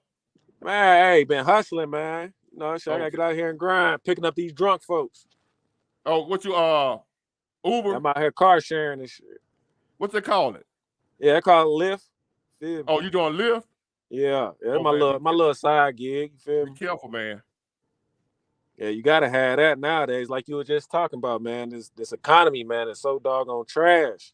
Man, this shit. And then you can work 3 jobs and still ain't enough. Nope. Sure ain't. Don't have a kid. No. I don't have no child, man. These folks don't understand that. You remember when women was talking about they ain't going 50-50 with no man on no bills? Yeah, they still talking about it. Oh shit. Give it a minute. Yeah. But what's gonna happen is though, if they get old Camilla he and they gonna be crying talking about they need a man. I mark my words, this is my prediction. If she win, Lord please don't let her win. But if she win, I guarantee you, they're gonna start hating her. Oh yeah, they're gonna do that too.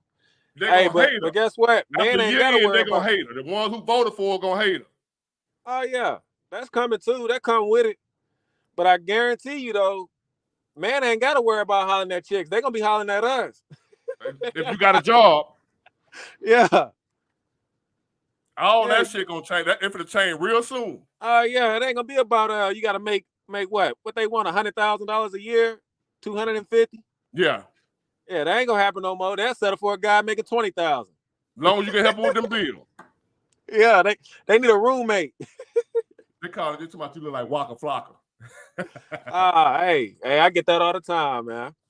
I can't tell because it's dark. I can't see you. I just see you. Can't see me, Big Ward. Can't see me, man. Okay, yeah. You don't look like Waka Flocka. You look like a black dude. Yeah, that's all it is. You know, they got to compare your face to somebody, man. Or maybe they called you name Flame. Who knows? That's probably why, too, yeah. Man, man, hey, even when you was talking about, you know, how your job, you know, how they was lowering the hours, you know, I ain't gonna lie, Big Ward. I was like, man, how the hell I'm doing all these hours and, you know, Big Ward ain't working. Hey, come to find out, Big Ward, hey, they slapped me right in the face, man. Hey, we started lowering our goddamn hours. That's why nigga out here doing car sharing shit. You probably missed the part where I said if it ain't hit you yet, just hold on. Yeah. When I was telling folks how they cut my hours. Right. And how I ain't working, and folk were like, nah, man, I'm busy over here. I said, hold on. Yeah. It hit us first. Right. Being a truck driver, whatever, we gonna get hit first before the rest of y'all feel it. Right. We are like a red flag. Yeah. To warn y'all, it's coming. So right. So I might be slow right now, don't mean you slow. What I'm trying to tell y'all is, it's coming. Yeah. I'm trying to warn y'all and tell you to prepare because I'm on the front lines and I'm able to see what's heading your way.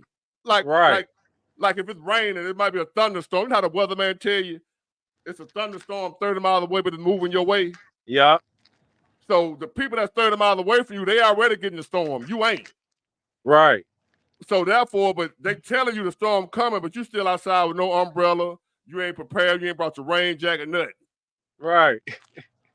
So you ignore the folk telling you, hey, man, a hurricane on your way. Yeah. You ain't boarded up no windows. You ain't bought no water. You ain't did shit because the hurricane 100 miles away from you. They telling you, man, it's coming your way, though. Yeah. So you don't see it right now in Tennessee. The folks in Texas getting it right now. I'm the truck driver. I'm getting the storm first. Right. Hey, we got it. We got it now. Oh, I'm telling you, that's why I'm out here now. Other people still ain't got it, though. You might have it.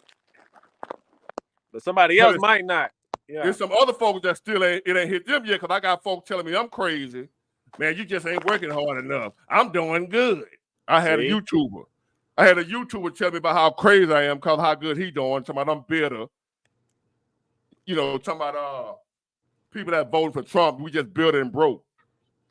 Man, they need to stop it. YouTube or whatever. But you know, I used to watch him a lot. I'm like, this dude crazy. Yeah, But that don't make no sense. He said I'm bitter because, and that's why I'm voting for Trump because I'm broke. Normally black male people that vote for Trump, they bitter and broke. Yeah, get out of here. And he talking about how good he doing. I said, okay, it's coming. Wait for it. Well, it's coming. It's coming. For sure. And we make, you know, at my job, we make you know, footballs and basketballs and all this mess. So, you know, it's kind of essential because it's for like colleges, shit like that. You feel me? But what's gonna happen? You know Wilson, right? Wilson, you know, like you see on the bars, Wilson. Yeah, that's what I work for. You feel me? They cut you out because the people that's buying the football, they ain't buying them in the football. They're gonna make the football they've been buying last a little longer. Yeah. So that's what you would think. But hell, we running out of work. And we supply Walmart, Sam's Club, you feel me? All these big places. Dickies. Right. They don't want it. They ain't buying it.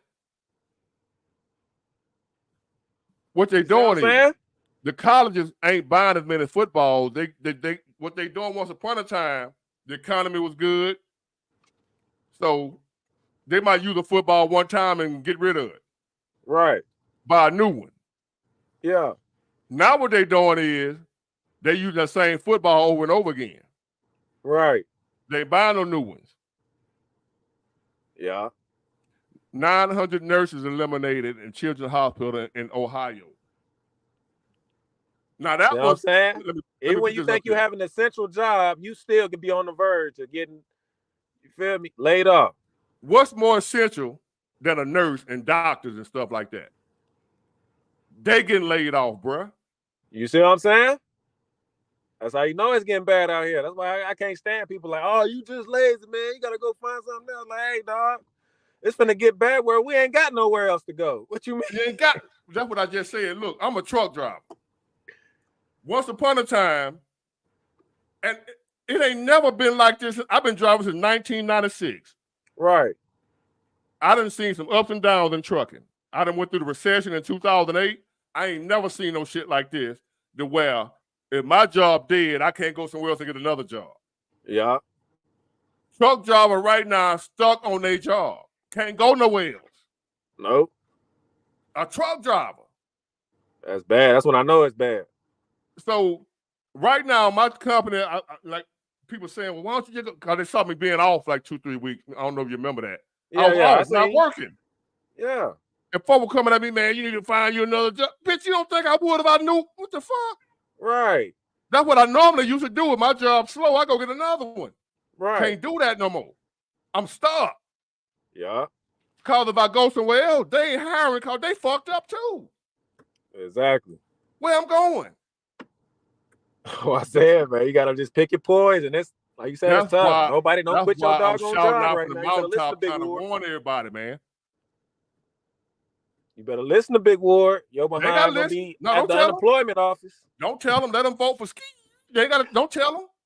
Don't tell them shit. Don't tell them shit. Hey, I'm crazy. Ski don't have us messed up, man. Don't listen to Plies and Luther Campbell or Uncle Luke, whatever his name. Go listen to them boys. Listen to Bernice Jenkins. yeah, go ahead and listen to him. Vote for her, even though she ain't got nan policy. She ain't out here giving no interviews. She ain't doing none of that shit. Vote for her because she a AKA. Go ahead. And watch the price. The price of coochie gonna drop to $20. Oh yeah, for sure. You know that's like I said, Big War. Hey, they're gonna be approaching you. You're gonna have to get them off for you. $20. Nah, I'm straight. So keep playing. Right. I said they need to stop that mess, man. So what you think, Big Ward? Because I was thinking about getting my CDLs. You think it's worth it, me trying? Even though I'm gonna be probably away from my son. Getting your CDL? Yeah. Not right now. I'm at the house. Right. Like, what the hell you gonna do with a CDL? I've been doing this since in '96. I can't find work. Dang. You knew what they gonna do with you. It's a wrap. No, they're gonna hire you, but they're gonna pimp the shit out you. Right. Because If I they watched hire you, they gonna another make guy. He shit. said he was only making, what was it, 25 cents a mile or something? Right. You'll be bringing home about $300-400 a week right now if you come. I might well just stay at the warehouse. It's truck drivers out here right now, the ones working, making $300-400 a week. Yeah. So and don't still do don't that. get home on the weekends or nothing. They still be out. Now depends on now. You got a guy with experience, like old boy said. The other dude earlier, the first dude on talking about he making $1,000 a week. Yeah. The But one I had shoot, to he cut off, never at home. He quit. He quit. $1,000 a week, and that's somebody with experience. Right. Over a boot. Man, this ain't not. Shoot, I'm trying to shoot. I got a second hustle. I'm trying to bring in $1,000 a week. That's barely making it though. $1,000 a week ain't no money no more. No. They ain't no, so if you making less than $1,000 a week, god damn. Yeah. Yeah. I'm telling you, Big Ward, tough out here, man. Hell, now, shoot, we get done with our work, man. We just sitting around playing just to stay on the clock. Don't volunteer, go home. Yeah, you bring about $200 to $300. I don't like this shit, man. Nah, I don't either, man. It ain't cool. I don't like it, bro. And then what I dislike even more, people think of the game they playing. Yeah.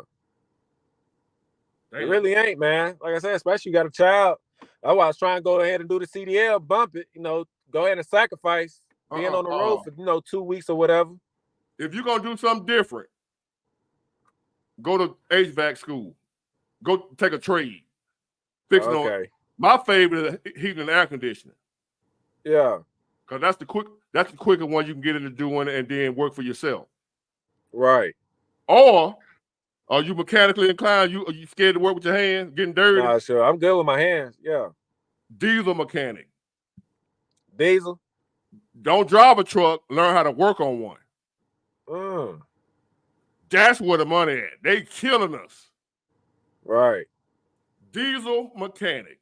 If you ain't scared to work with your hands and bump your hand up against a turn of the nut and something like that, whatever. Yeah. Go to be a diesel mechanic. 6 figures, easy. Hey, be home every night. Every night. Learn how to work on the rig. Yeah. I appreciate that, Big War. Yeah. Like I said, I've been definitely trying to figure out something to do. Don't drive a truck, work on the truck. Work on it. When I go, like when I got my own truck. When I go, like I got the dude that work on my truck. Yeah. I got my own private mechanic. I don't take it to the shop. But you know, when you own your own truck, it's best to have your own guy that you can call. Right.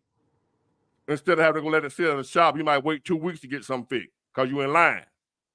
Right. You got your own, so I got my own personal mechanic. I can't catch him. Dang. He busy. Swamped. He rebuilt the motor. The last time I called him, and through the grace of God, my truck don't break down. I got an old truck, but it don't break down much. Right. So I don't have to keep up with him that much. Yeah, that's good. A lot of stuff I do myself. Right. The basic stuff that I have breaking down. But when I talked to him the other day, he was rebuilding a motor. He charged $10,000 for labor. Woo! That ain't including the parts. Right. He don't pay for the parts. You the owner, you gotta buy the parts. Right. He charged you $10,000 to do it. Damn. It might take him a week to do it. Still can't 10 beat that. grand. 10,000. 10,000 right there. So people barely getting 500 a week, let alone 10,000.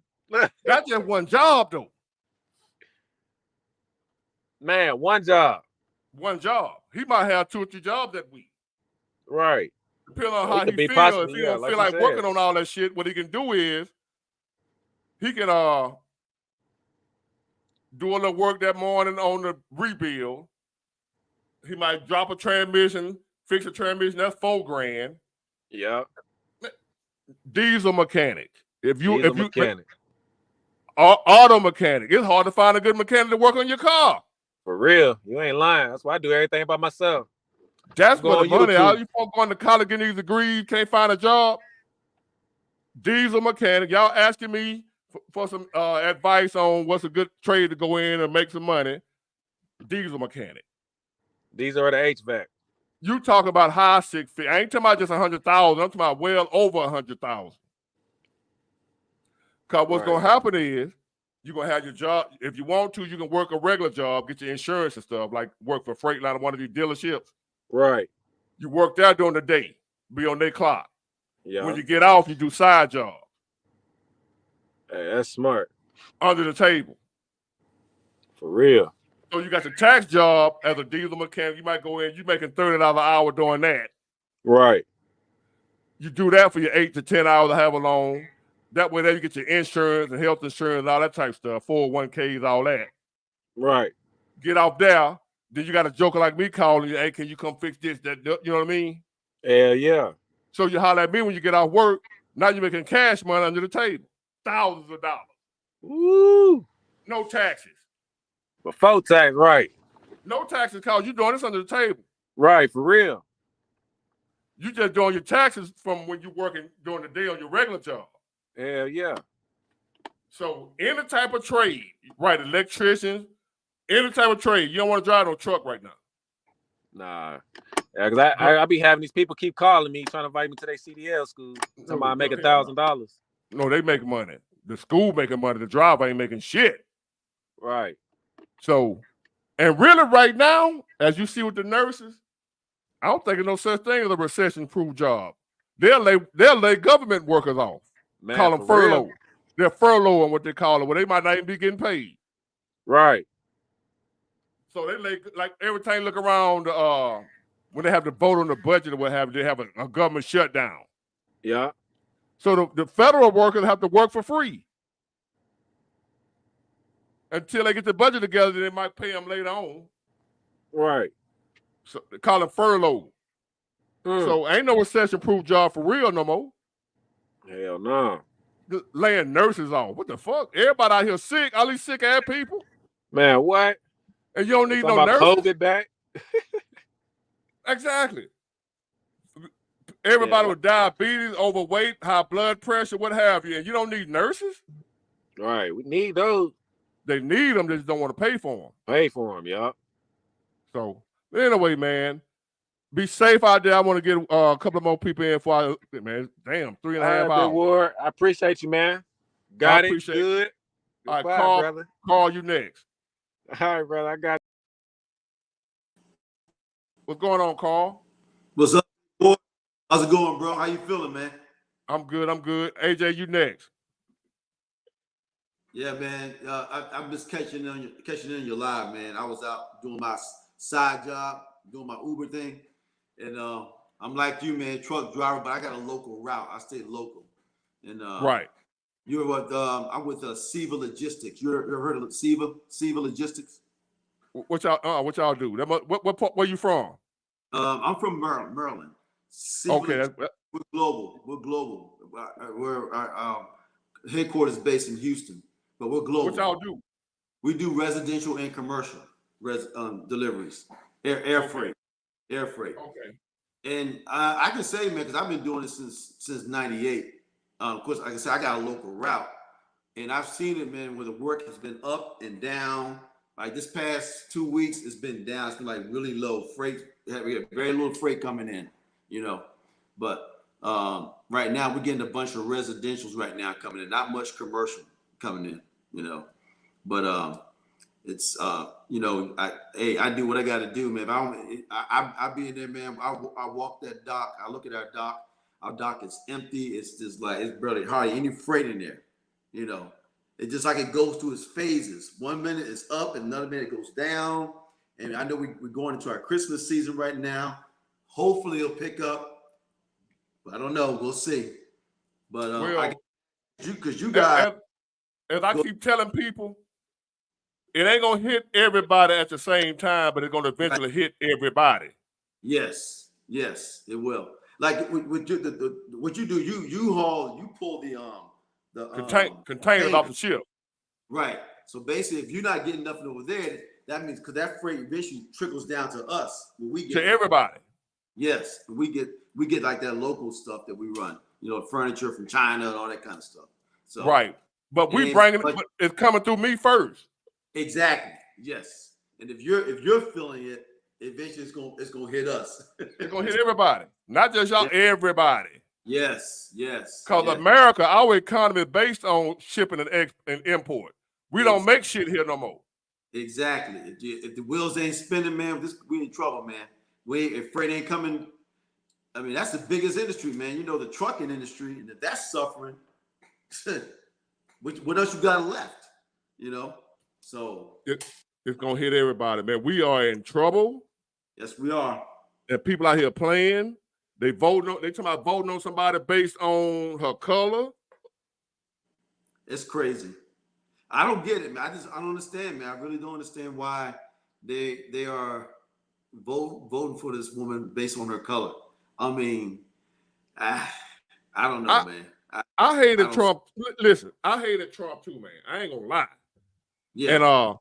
And as a matter of fact, let me announce this. Pretty soon, when I'm gonna do a live show. I don't know if it's gonna be live or it's gonna be recorded, like a video. Where we're gonna be me and a few guys in the barbershop. Okay. You know how you sit around and talk shit at the barbershop? Yeah, yeah. Mm-hmm. And I'm gonna show y'all. We're gonna do some talking, not just me. The guy that I was telling you about that when I was a Trump hater, they were for Trump way before I was, and I hated it. I used to be in there arguing them boys every Saturday. Mm-hmm. Yeah. Really? About Trump because I hated him. Right. But now you got a little bit different view about him now. A lot different because of Joe Biden, the dude I voted for. He ran me to Trump. Yep. Man, Trump, that dude. Man, like you said, man, when Trump was in office, like you said, man, we was making money. Man, I used to work. Oh man, what you talking about? That's why I can't forget that, man. Folks ask me, man, why you voting for Trump? When you a sellout, man, you crazy hell. I got a son to take care of, bro. Yeah, exactly. I ain't got time to be loyal to talking about no damn color. What the hell wrong with you? Fuck Clyde. Yeah, for I real, wish I would be talking about some damn color.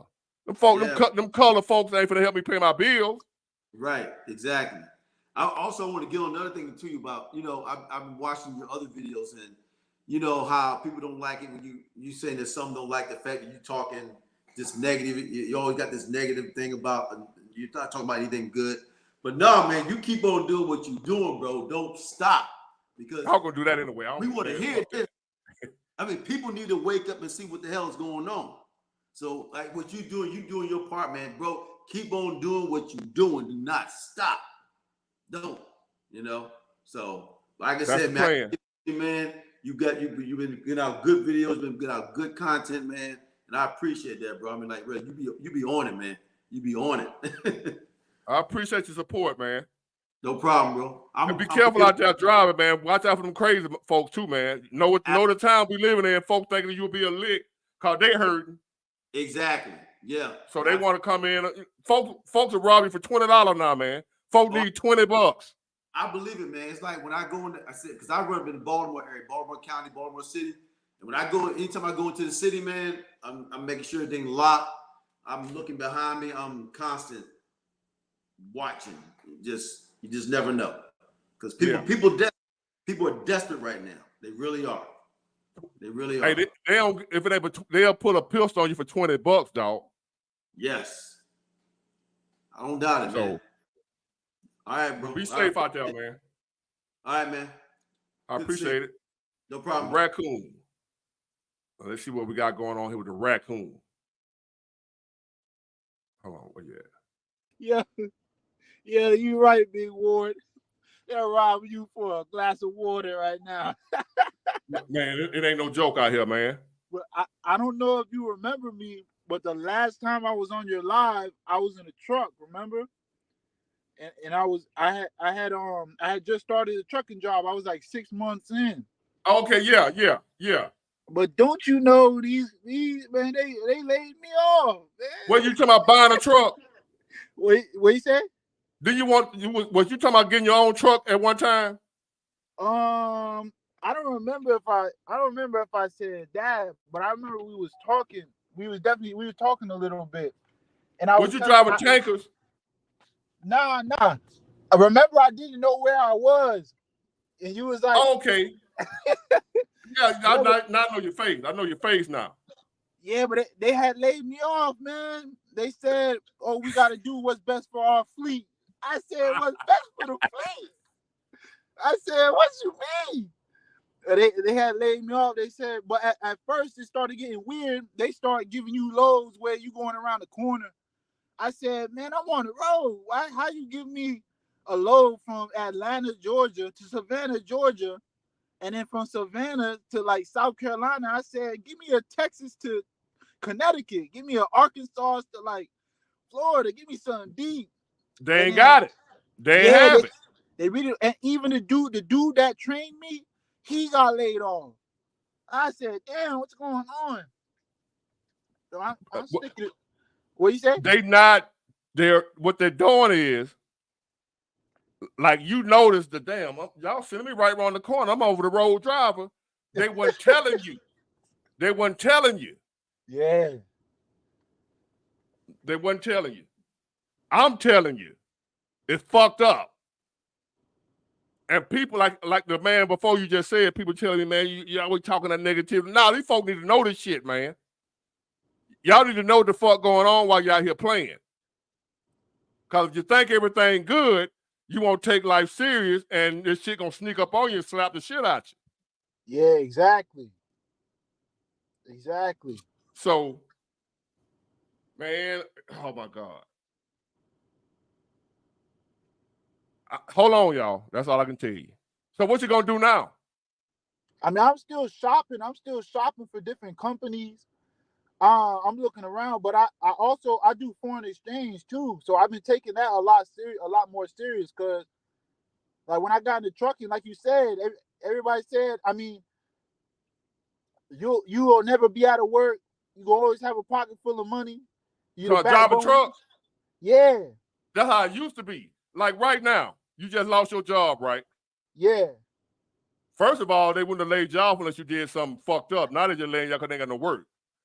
But once upon a time, you would be working right now if you lost that. You could have got fired and got a job the next day. Especially over the road job, you would have had 30 companies calling you. Once upon a time, about 2 years ago, 3 years ago, if you'd have got laid off on the job you ain't have to get, they wasn't gonna lay you off first of all because they needed you. So you wasn't gonna get laid off. But if you would have got fired or quit, you can quit without a 2 weeks notice, or you can get fired, as long as they for drugs or DUI or something like that. A trucking job, you'll be working the next day, they be flying you out. When can you start? Yeah. Now they laying your ass off. And it shit crazy, man. Hey, but I'm gonna be all right though, cause like right now I put every side hustle possible except for getting back in the streets. Like I don't want to sell no drugs no more, but everything else I've been doing. Let me show you that right here. You see that comment right? Can you read that comment? Truck drivers are needed. How we get? Yeah, yeah, I see it. We used to be needed. We ain't needed no more because ain't nobody buying shit. How we gonna get our stuff? He asking. What stuff? Ain't nobody ordering nothing. People broke. So he talking about the old days when truck drivers would need it, man. We fucking, man, it's messed up out here right now. Who that is? Camp Coy 51. That's how it was. I wish it was still like that, but we ain't needed no more. People not shopping. People not shopping because they ain't got no money. So that's what you're dealing with, raccoon. This the wrong time to be a trucker. Yeah, I'm gonna hold down my CDL, keep it clean, no speeding, no nothing, so I could dust it off and pull it out whenever it comes down to it. But for the meantime, I'm sticking and moving. I'm gonna tell you, I got some bad news for you. You ready? Well, go ahead. If you go, I think it's 3 months or however long it is without driving, and you go try to get a job, they're gonna want you to go back to school. Oh, to be retrained because they're gonna say you lost your skills. Oh, damn! I never even knew that. If you go too long without driving a truck, even though you got your CDL, you might have experience. I don't care how long you've been driving. I don't know if it's 3 months or 6 months or whatever it is. If you go too long without driving a truck, even though your license clean, but you ain't drove in 6 months, when you go apply for a job, they're gonna look at your last time you had a driving job and they're gonna tell you, "No, you ain't drove in 6 months." It's just like you knew again. Damn. That shit crazy, ain't it? That's crazy. Yep. They're gonna be just like you knew again, even though you got experience. If you ain't drove in 6 months, they're gonna say your skills are rusted. Now you gotta go for a refresher course. Damn, that's crazy. Hold on. Give me 1 second, Big Ward.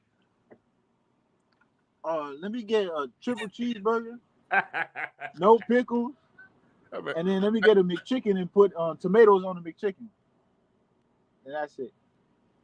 You at McDonald's? Yeah. Give me a Big Mac, light lettuce, extra onions. Now I'm gonna come to Alabama too. I might see you. If you catch an Uber, man, you don't want to come to Alabama. Not where I'm at. You talking about some killing. Man, they down here killing, man. Mobile ain't like what folk think it is. Damn. Man, they boys out here knocking each other off. Appreciate you. Yeah, I can imagine. Man, they killing down here, man. Like 4 of them got killed yesterday. Damn. Mobile, y'all. People getting antsy now. The money flow stops. Mobile on a killing spree. So, Marcus Conley, he said it's 3 years without driving, then a refresher. Depends on the company. It ain't law. I think the law might say 3 years. I don't know how long what the law say about that. There are companies out here that won't hire you. They got a right to hire who they want to hire. You got some company because of the insurance company. The insurance is controlling trucking. So there's some insurance company will say, hey, if this driver ain't drove in 6 months, you can't hire him because we won't cover him.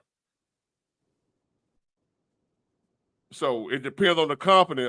With Marcus Conley, depends on what it say 3 years without driving. You need a refresher course. Depends on the company. And they said if Walmart paying $110,000 for their new drivers, if they need you, they ain't hiring right. It's a freeze on hiring. I deal with Walmart drivers. And then my fear is going into a whole new company, starting a new company, working for them for 2-3 months, and then I get cut again. No, we don't do fear now. We ain't doing no fear, my man. If you get cut, if you cut again, you came not looking for a job, you can leave that looking for one. Yeah, that's true. That's true. That's the old saying I used to hear when I was younger. I came looking for a job, I can leave looking for one. So that ain't nothing to be afraid of. If they get cut, they're gonna get you another one.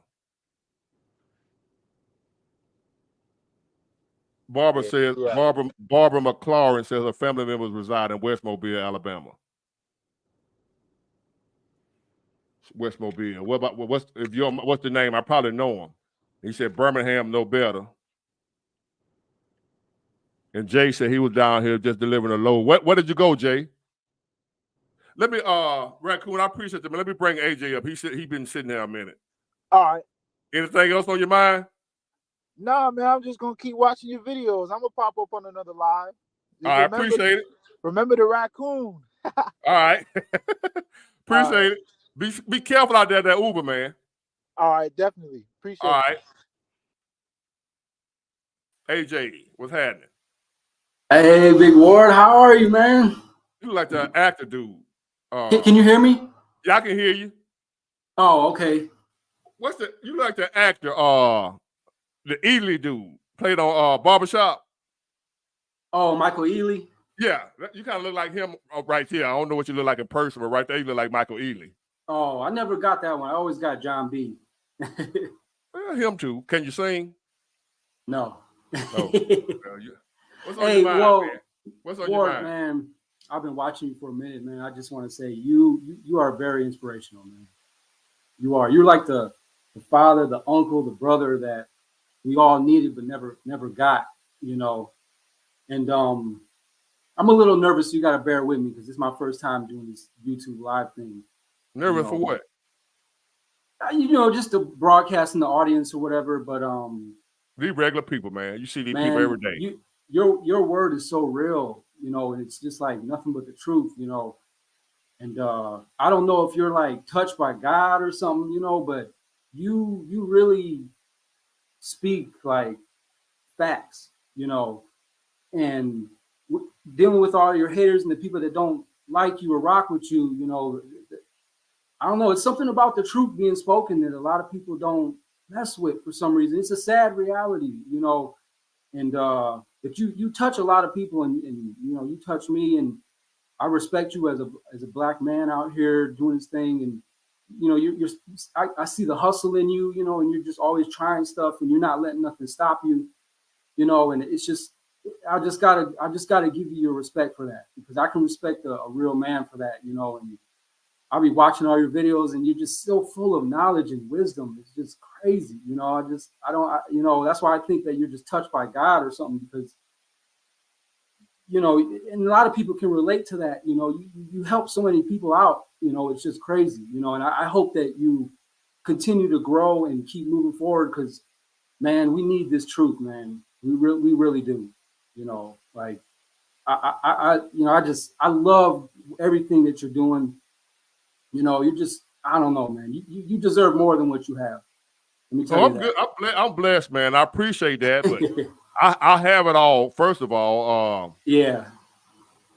I ain't talking about money now. I hope that'll come later. You know. Okay.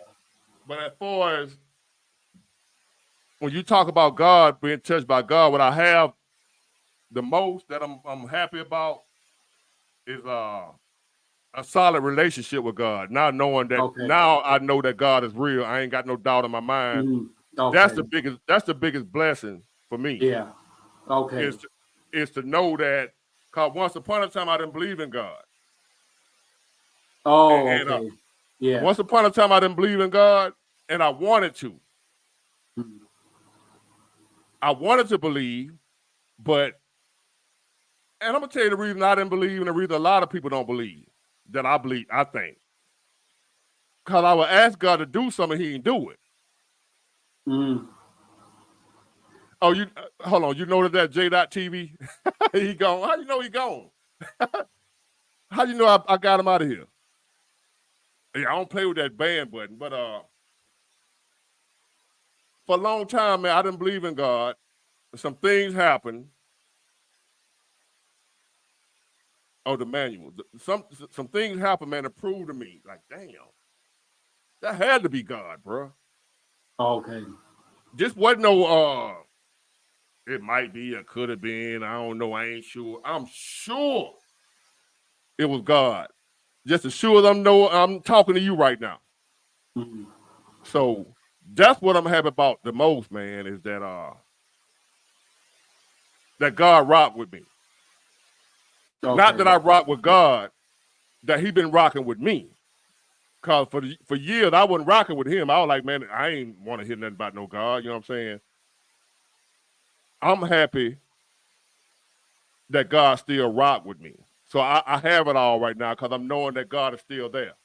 Yeah. And I'm knowing he was there all along, even when I wasn't. Just imagine you find out somebody loved you and you ain't loved them. And they loved you anyway. They took care of you anyway. You know what I mean?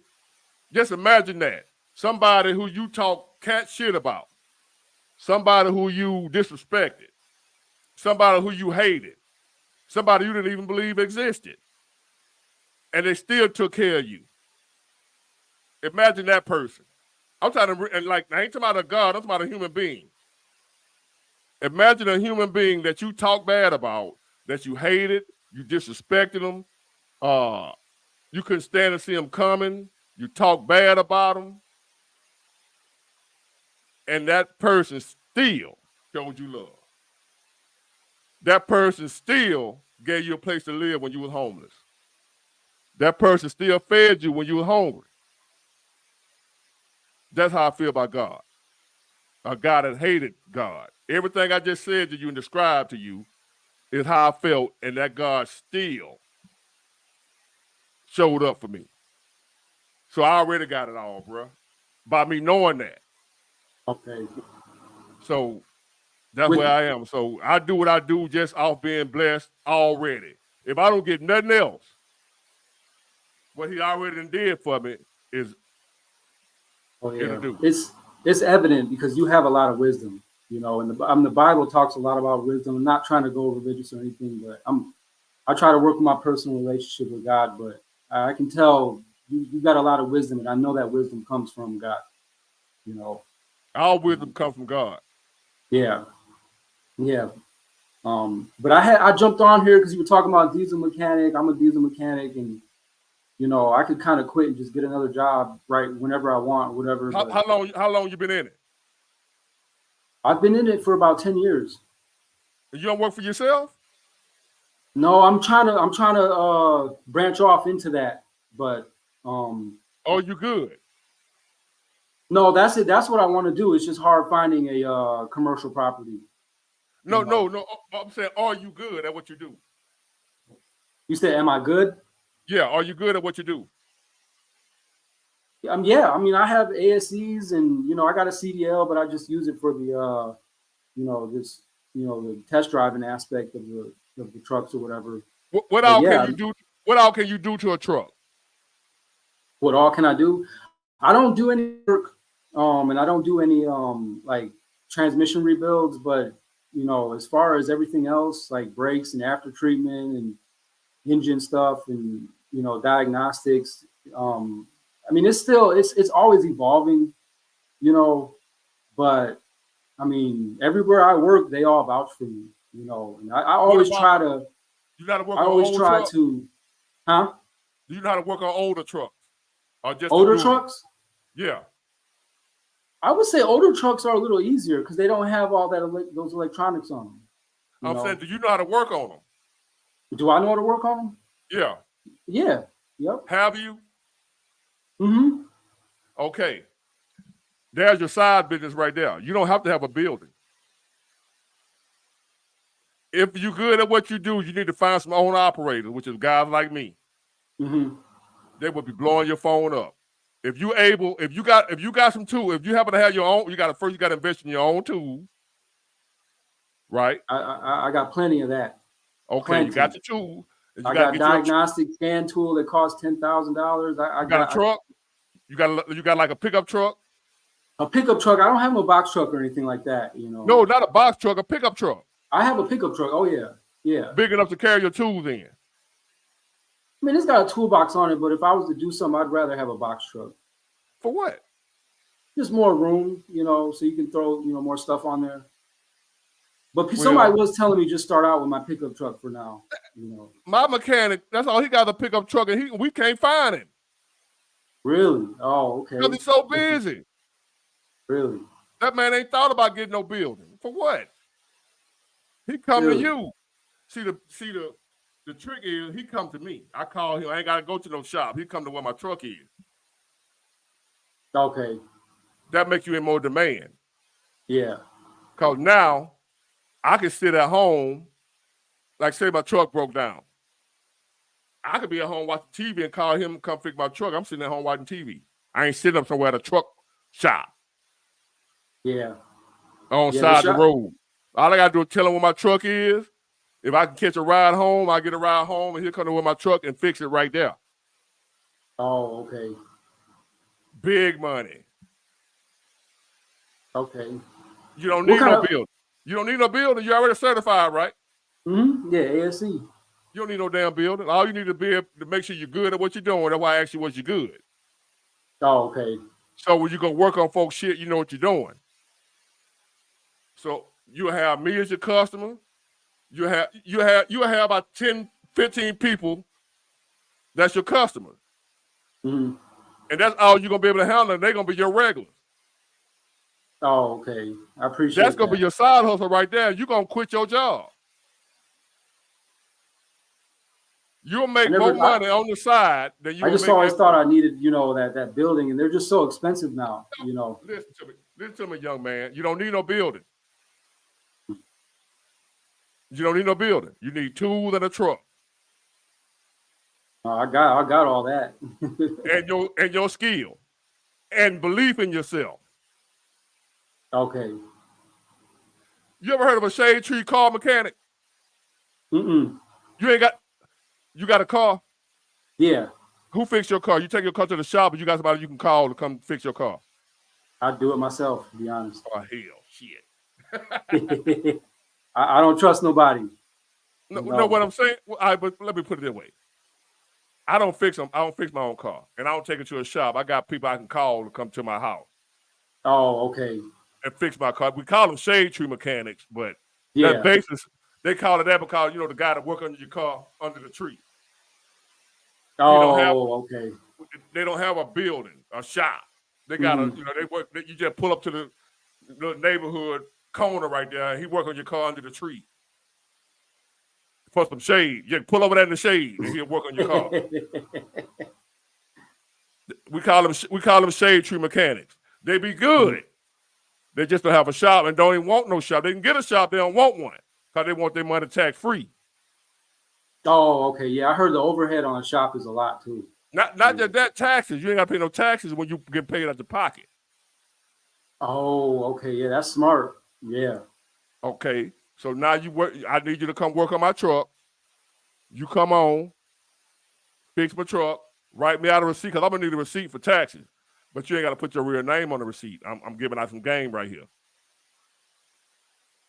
Write me out a receipt so I can pay my taxes because I got to pay taxes. Mm-hmm. But on your receipt, you ain't gonna put your real name.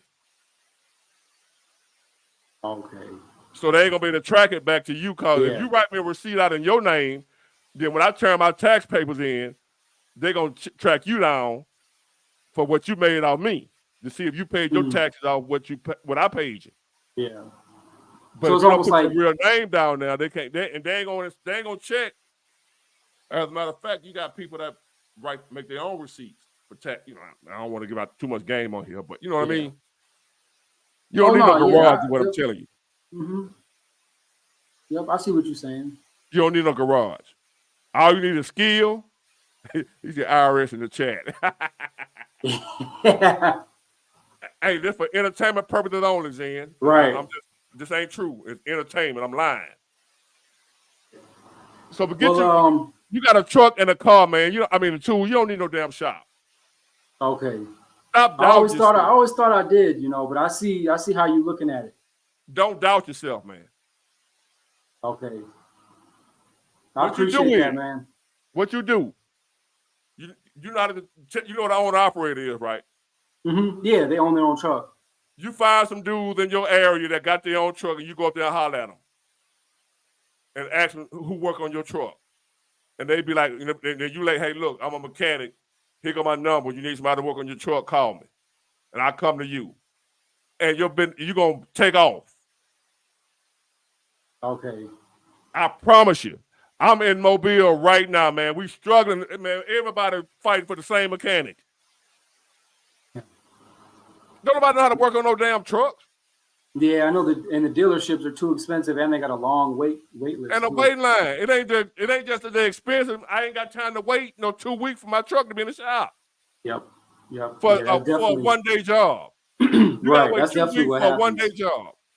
Yeah, or longer than 2 weeks. Yeah. But if I call you, you could come on and work on it that same day. I'll go back to work tomorrow. Mm-hmm. You are in high demand. You don't even know it. You didn't even know it. Nah. Now I appreciate you know. it, man. Now you know. Start out with tomorrow, Sunday. Start out next week. If you can go picture up some cars or what have you, and go find you some owner operators and pass your card out. Okay. And watch what happens. Watch how you ain't gonna have enough time to keep up with everybody. I'm gonna do it, man. I'm gonna do it. I bullshit you not. Spell if your price is reasonable. Shit. Yeah, no, I'm gonna do it. I'm telling you what I experienced now. I got a truck. I own a truck. This is my second truck. A mobile mechanic is in high demand for owner operator. We can't have our truck sitting up in no damn shop 2 weeks. Right. No. Yeah, no, you can't. So you are like water. a mobile mechanic is a lifeline for our own operator. An independent trucker, we got to have our own personal mechanic we can call to come to us. Okay. You're way more important than the shop, homeboy, and you don't even know it. I appreciate that. You work at the shop for your tax to get, you got health insurance? Yeah. That's why you work at a shop during the day, for health insurance. Mm-hmm. And when you get out of work, then you go work for yourself, your side hustle. Okay. Now, ain't nobody out here making money like no damn diesel mechanic right now, man, that work for himself. Ain't nobody fucking with you.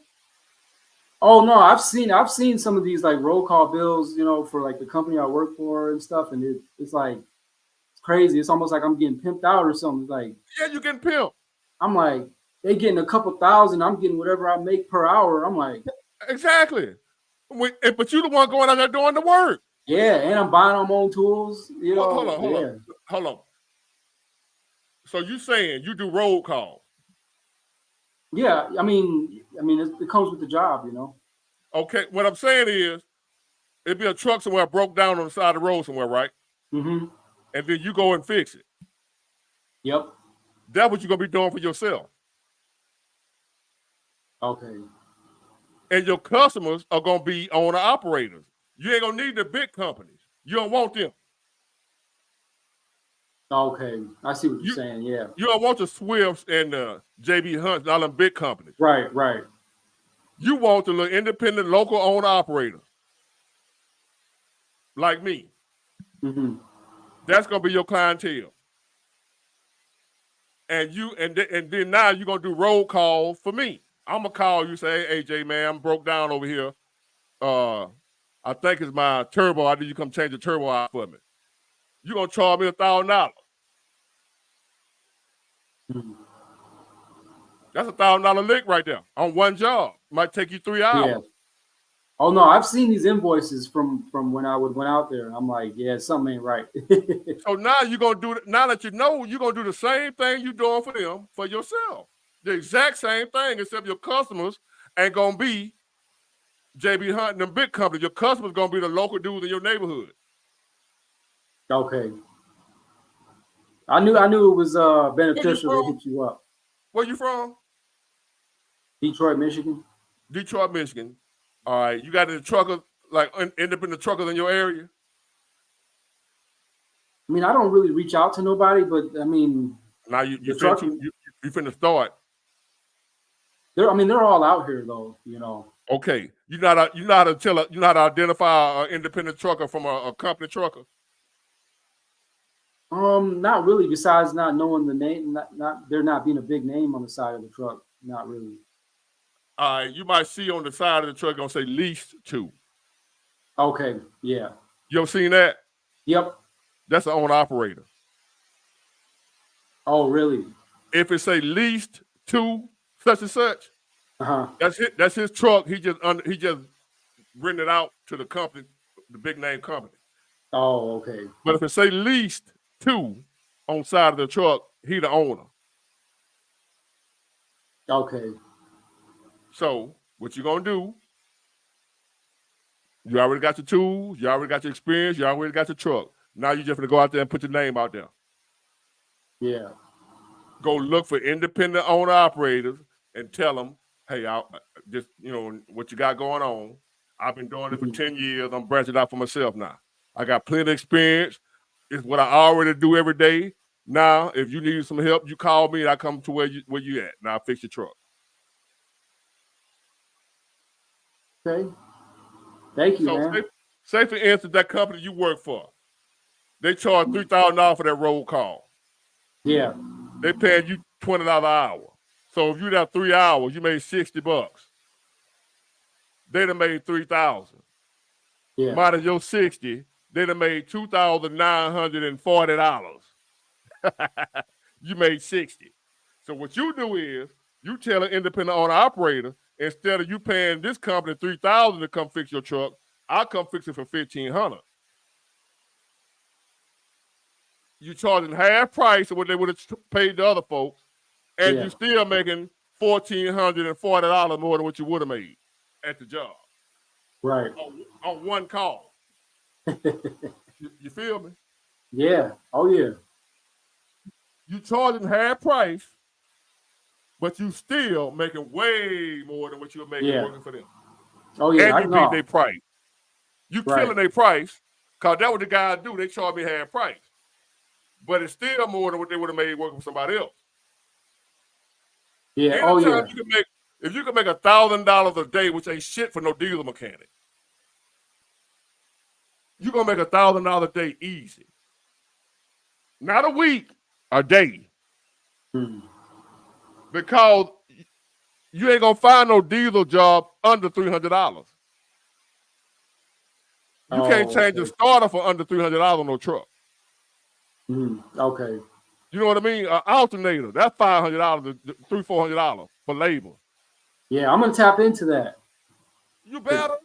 Oh yeah. No, I'm working. That kind of waste up here giving you this free information and you don't do nothing with it. You supposed to. Oh no, it's definitely a big get difference. rich. Ward, I'm working 2 jobs. I work a 40-hour job and a 30-hour job, and I'm bringing home at max $1,700 a week. After tax. That in a day. Huh? You can do that in a day. You can make that in a day, homie. Yeah. Man. One day. No, I'm starting to see that I'm putting in too many hours, and I'm not. It's just not adding. It's not equalizing. Take your pickup truck. As a matter of fact, I would go get a business license for like $100-some. Go get your LLC and a business license. Mm-hmm. And then put your name on side your truck, your pickup truck, the name of your company, and your phone number, and ride through the truck stop. Is it a truck stop in your area? Oh yeah. How many? I don't know. I don't know. But it's truck stops everywhere. Yeah. Drive to them damn truck stop and go up to the fuel aisle where you see them truck fueling at, and ask them do they own their own truck. Go in the truck stop where they buying fuel at, and just talk. You got to be able to talk. If you scared to talk, now going to the business for yourself ain't for you. Mm-hmm. So you can't be scared to talk. Okay. No, that ain't nothing. Okay. So what you do is you go in the truck stop, ask them, and just ask guy, hey, you own your own truck? Is that your truck or you drive for a car? Just ask folks, hey, are you your own operator? They say, yeah, man, I got this, and then you tell them what you got going on. I'm a mechanic. Okay. And that's it. I can't lay it out there no easier than that for you. Go get your money, man. No, that's the blueprint. Go get your money, man. Yeah, that's the blueprint. I got to tell you though, I appreciate that advice. I don't know if you're strapped for time, but I actually came on here to ask you something else that was really messing with me, to be honest. Go ahead. I don't know if you got time. What is? I got time. Okay, man, Big Ward. Man, I done had a kid and fell in love with a narcissist. How old are you? Me? Yeah. I'm 38. This your first time ever been in love? No, but I would say this was the most I've ever loved somebody. I know we took a drastic switch on our subject, but that's really the real reason why I called. Hey, man, this family right here, you talking to family. Get that in your mind. You talking to family. I ain't just a YouTuber. As a matter of fact, I don't consider myself to be a YouTuber. Mm-hmm. I'm a dude that's on YouTube. Mm-hmm. But I'm one of the anyway. You get what I'm saying. So you done fell in love with a narcissist and you got a baby by her. Yes. How old is she? Don't beat yourself up now. You're a damn human. Now don't beat yourself up. Who, the mother? What makes her a narcissist? What's she doing? She checks off every checkbox of what those people are about. Like what? Man, gaslighting. 9 out of 10, if she a woman, she's a narcissist. No, I would say she's very high on the spectrum. What does she do? I would say don't be scared of this family now. Don't. Okay, I mean, if I can, I'll name off. She unappreciative. She gaslights me. She lies all the time about what she's doing. She plays the victim. She acts like nothing I ever do is ever good enough for her, and there's always somebody, some man, because she looks good, real good. There's always somebody with more money than me that's willing to do more than what I'm doing. You know, just very draining. You know, and I'm a great father to my daughter. You know, and I'm a mechanic, so sometimes her car will break down, I'll fix it, and then 2 days later she'll be telling me how I ain't this, I ain't that, and you know, I'm just pouring into her. Huh? You describing? You know what you're describing? What? A woman. You just described a woman. Maybe. Not all women. Let me say this though. Not all women. No, I've had my fair share of women. I've never met nobody on this level, to be honest. You know, to where anything I do is never good enough, and you know, she's always like I said, she's always the victim. And I could do something. Like I just fixed her car, probably saved her about $1,000, and she's still, if she don't get her way, if it's not something I can do or I'm busy, I ain't shit. She about to go date somebody else, you know. Is this your girlfriend? No, it's this the mother of my child, and we was trying to work it out, and it's like she tried to come back because she knows I'm a good guy. You was trying to work it out. She wasn't. Yeah, like right now, I got my daughter. I put her to sleep. She out at the club somewhere with her single sister. You know, I'm probably ain't shit and all this. Hold on, this your current girlfriend or just the mother of your child? No, the mother of my child who be trying to act like she like me and she want to be with me, but I can never be enough for her. You know, I watched one of your videos on what a narcissist is. You know, they play with your mind. You know, and it's like the goalposts always like you can never pour into them enough. Nothing you do is ever enough. Let me ask you this: when you first met her, did she treat you like the best man she ever had? Oh yeah. Or love bombed you? It was to the max. Amazing. She was amazing in the beginning, wasn't she? The best you ever had. And I was the best she ever had, apparently. And right. it was weird. It was like she had this weird mindset of like a drug dealer, like how they could like hold a little bit and just breadcrumb you, and then just like they're getting further and further away from you, but they're still keeping you hooked, you know. And then it is wild how the dynamic plays out, you know. You ever see I ain't gonna lie, it is really messed with my head because none of my friends or family members can understand how I'm still have feelings for her, you know. But I have a kid by her, you know, and then the things that we talk about, and you talk about how they're destroying the family, they're trying to take the father out, you know, and they're doing it. It's happening, you know, and you don't have I try to fight that, you know, but it's hard because like they're just the way she thinks, you know. It's like I can just replace you with somebody else, you know, and I'm like my daughter's like I don't want her. But you ain't with her though. How's she gonna replace you if you're not with her? What do you mean? You saying she says she can replace you? Or well, what she'll say is, "What one man won't do, another will." Meaning like, well, I mean, what's the problem? Let them do it. What's the problem? Well, the problem was, see, I her. was trying to have my child like that video you made the other day. How you know you can't see your son, you know, every day. And that really eats away at you. And that eats away at me because I can't see my daughter every day. You know, I get her on the weekend. I go to work. I work 2 jobs. I bust my ass. My house is paid off. You know, I got multiple cars, old schools, pickup truck, new car, whatever. You know, and I do all that. And then it's like I'm rewarded with I only get my child, you know, on the weekend. Or and it's not even just the weekend. You know, we gotta split it so it's every other day. And it's like I'm her father, you know, and a father always should want, especially with a daughter. Like I feel like I can't protect her when I'm not around her, you know. And it's like it's out of my control, you know. Sometimes I thought about giving up on the whole thing and just walking away from everything, which some people say is an option, but you know, it's just like it's my first child, my daughter. She loves me, I love her. you know, and all my memories I create with her, are me and her. It's never me, her, and her mom, you know. But like how you were saying, you gotta accept not seeing your kid, and you want to be there for them.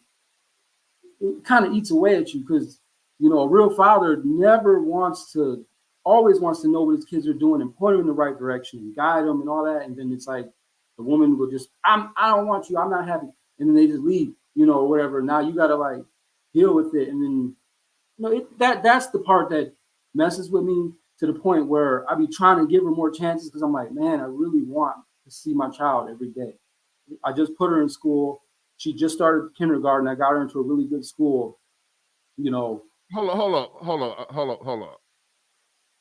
So you saying you trying to be with her so you can see your kid? Well, no, that's not the only reason. I mean, she gave me my first child, so I'm still, you know, I'm still in love with her. You ain't in love. But nothing. Like I said, nothing I do is ever enough. One time I hurt my leg, and I was limping, and she was like, "You faking?" It was on her birthday too, and she was like, "You faking?" and all that. And I'm like, I can barely walk, you know. And she wanted to go out to eat. Hold on a minute, AJ. What's up? You done told me enough. Now it's time to listen. You Okay. ready? I'm ready? listening. I'm listening. First of all, you're not in love. You're addicted. I've heard that it's an addiction ship. I've heard it's an addiction ship. Yeah. You're addicted. You're just like a crackhead. You're just like any other addict on any other drug or any other addiction, whether it be food or what have you. When you first start out on it, it's the best you ever had. Yeah. It'll give you a feeling of comfort, of peace, relaxes you, calms you down. Best feeling you ever had. Then after a while, it's removed from you. Yeah, and then and that's you what lose your happened. mind. You want it back. You want it back. You want another hit. You craving. So you like a crackhead that's out all time of night, ripping and running, trying to get one more hit. No matter how bad it's doing you, it got you homeless. It's got you, not you, I'm just saying crackhead, homeless, thinking, can't eat, the lost 100 pounds, and you still want to hit one more. And that's what you got going on with this woman. You're not in love. And no matter what you do for her, you're still not gonna see your kid how you want to. You gotta accept that. Yeah. Whatever you know, it ain't about what you want to accept. Acceptance don't mean you like it. Acceptance don't mean when you accept something, that's for your own peace of mind. And what that means is you ain't gotta like it to accept it. It's just what it is. Ain't nothing you can do about it. So you have peace and you let it go. I can't control this. So I accept it for what it is. Like you are you're a man. That's what it is. You ain't gonna be well. That's a bad example because I often say you're a man no matter whether you want to be or not. But now in this world here, if you don't want to be a man, you can change it. That's a bad example. You black, right? You say, am I? Yeah, you black. What's your race? Yeah, I'm black and white. Okay. Ain't nothing you can do to change that, right? Right. So what you do you worry about it or you just accept it because I can't change it? Right. No, I don't even think about it, you know. And that's how you got to be about how you seeing your kid. As far as you got to see your child on weekends or whatever. It's just what it is. And you ain't the only one. Ain't nothing you gonna do to get it how you want it. Not with her. There's nothing you can do. She's who she is. All you can do for your own peace of mind is let her ass go. Okay. Let her go. And as far as your kid, steal when you can. And the way you battle against that narcissist, they try to hit you where they know you hurt at, right? Oh, yeah. They use your weaknesses against you to control you. So if she know that child is your weakness, that's what she gonna use against you. You gotta use reverse psychology, act like you don't care. If you can't see your child that weekend, I don't care. I figured that out the hard way. You gotta pretend, even if you care, you can't let her know you care. I figured that out the hard way. Because And the when she more you sees act it, like you ain't thinking about seeing your child, the more she gonna put Yeah. the child on you. Oh yeah, no, she when she sees that I care, she try to. You ain't seeing her. Take me to court. I'm putting you on child support. You know, but like I said, when I say I learned that the hard way, she's hit me with that line so many times, and I was just like, whatever. All right, go ahead. And then next, you know, you need to come get her. You know. Fellas, you like to run the street. She in the streets right now, man. Okay, that's perfect for you if that's all you care about is seeing your child. But you want her. You ain't just worried about the child. I wanted both, you know. What, man, you know how many other women out here, cuz? She ain't what you think she is. Do you understand that? Yeah. No, you don't. You think she an angel. And that if you just do just something like this, something like that, she'll start acting right again.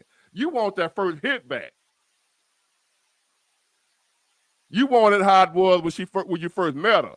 You ain't never getting that back because it wasn't real. No, yeah. I can see that now. You want that first high feeling back. You ever got high? You mean off of like weed? Drug, any drug. I mean drinking, you know. Well, I don't know if you remember what your first drunk felt like, but let me put it this way. However she made you feel in the beginning, you want that back, don't you? Definitely. Hold on, you where you went? Boost Mobile. Y'all give Verizon, please, if you're gonna come on live.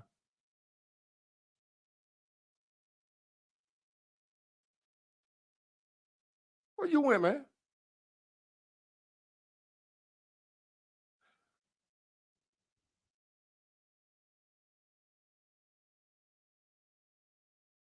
Well, while he doing this, for anybody else that's out here going through this situation, I hate it for him. And that's why I tell you, men, be careful about falling in love. That's why I tell you ain't supposed to fall in love. That reason right there. Do not fall in, damn, he gone. Don't fall in love, fellas. Especially nowadays, you don't know who you dealing with. And you'll find yourself in that situation right there. I was there. I know how you feel. That was me. And what you end up doing, this go for women too, with a man.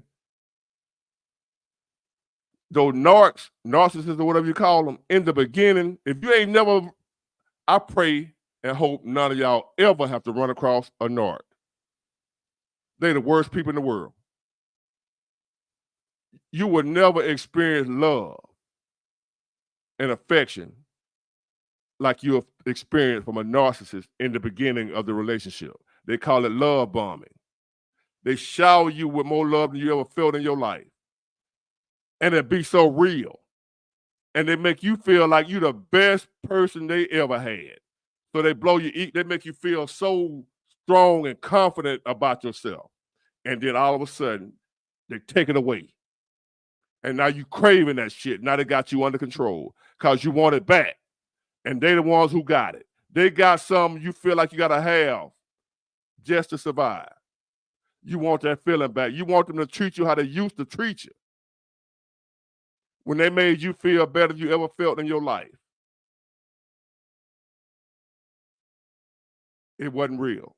You got to understand it wasn't real. It wasn't love. They did not love you. You were not the best they've ever had. That's how they get you. It's psychology. Come in, break you down, make you vulnerable, love the shit out you, love you more than your mama love you. Once they see they got you there, they remove that feeling from you. They remove the drug, which is them. Now they start acting like they don't want you. Now they start acting like you ain't that. You ain't the greatest man they ever had no more. But now you done got used to them treating you like a king. So you'll do anything to get that back. Like a crackhead. You'll do anything for another hit. You'll do anything to get that person to treat you like they used to treat you.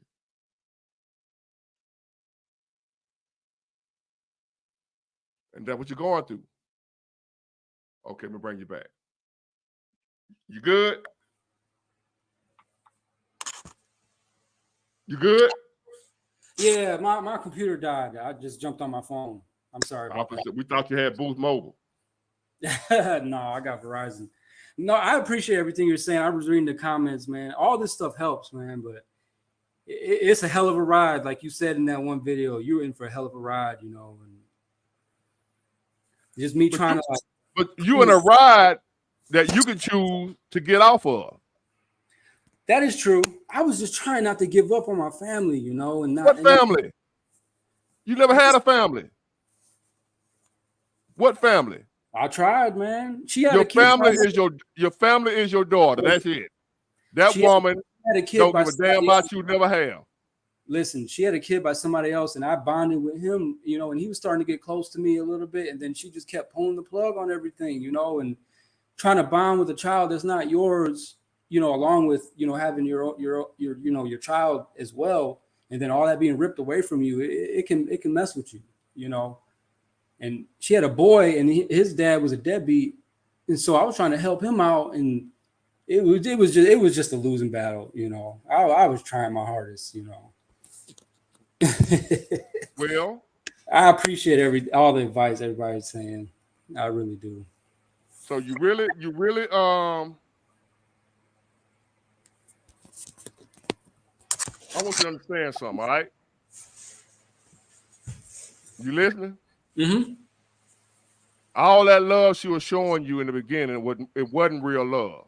When she was making you feel like you was the best man she ever had, that wasn't real. Once when you get over a narcissist, when you realize who they are, you get over them like that. That love you feel for, when you realize and accept her for who she is, you'll stop loving her just like that. The love will go away. Okay. It's a strange feeling. I've been there. I ain't gonna tell you which one of my women was a narcissist, but I was with a narcissist. That's how I know. Once you accept, see, you still believe. See, it's hard to let go because you still believe that feeling was real. You still believe what she was doing was real and that you fucked it up. The reason she ain't showing y'all that love no more is because something you did wrong. Yeah. And that's what she keep telling you. That's in order to control you. Yeah. It ain't got nothing to do with nothing you did wrong. She never loved you. Never. It was all game. It was all manipulation. It was a mind game. She was getting you addicted to the drug.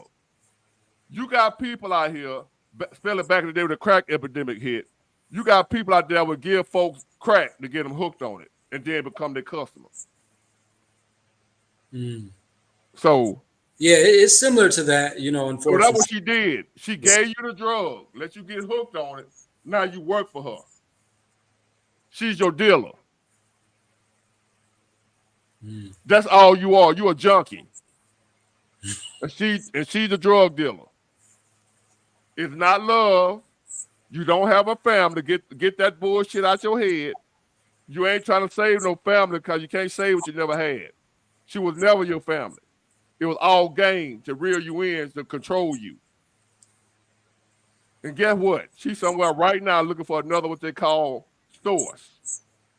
She's got a lot of them. She's got a lot of them. I've dealt with it. And then I'm not the only person she's done this to either. Exactly. So that all, wake up, man. Wake up. Right? I'm trying, man. It's tough. How did you get out of it? What made you let it go to where you can move on with your life? I just told you. When I accepted the truth. Okay. She never loved me. She can't love. I keep telling y'all a woman can't love no man unconditionally except for her son. Yeah. And that's a regular woman. A narcissist don't love nobody. They don't even love the child. She don't love her daughter. She using the daughter as a pawn to you. If she loved her daughter, she wouldn't do you like that with the daughter because she know what's best for the daughter is to be with the father too. Right. I always thought she would come to terms with that, but she never did. She don't love her daughter. She don't love nobody.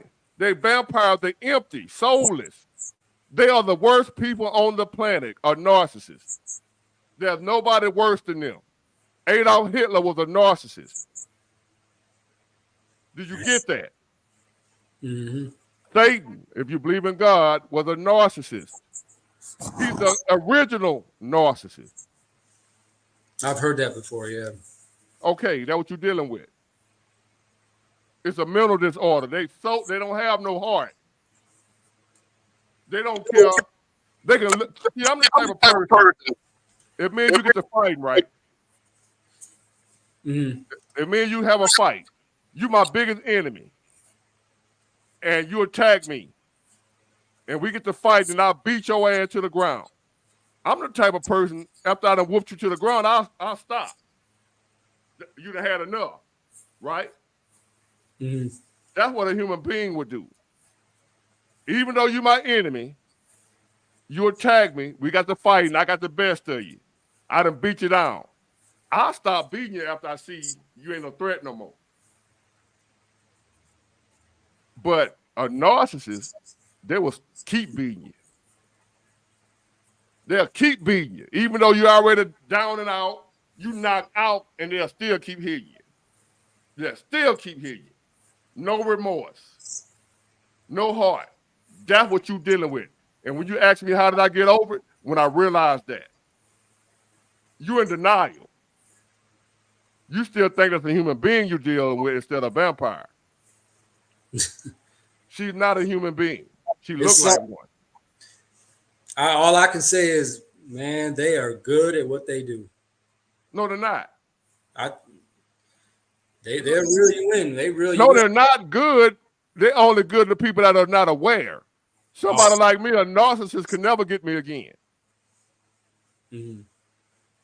They're not good. They so easy to spot when you know what to look for. They're easy to spot. They all use the same game. Meet you, treat you like you're the best thing to ever walk the earth, and then leave you. Yep. And then you're going to do whatever you can to get them back. Yep. And you damn near crawling, begging to get them back. Been there, done that. You ain't nothing. Been there, done that. They are the worst humans on the planet, and you got to do whatever you got to do to get over that motherfucker, and basically just accepting what she is. Yeah. She ain't. You think she love you? You think she loved you at one time, don't you? Tell the truth. Well, yeah, she says it to this day. Oh my God. Actually, she says the opposite. I never loved her. You know.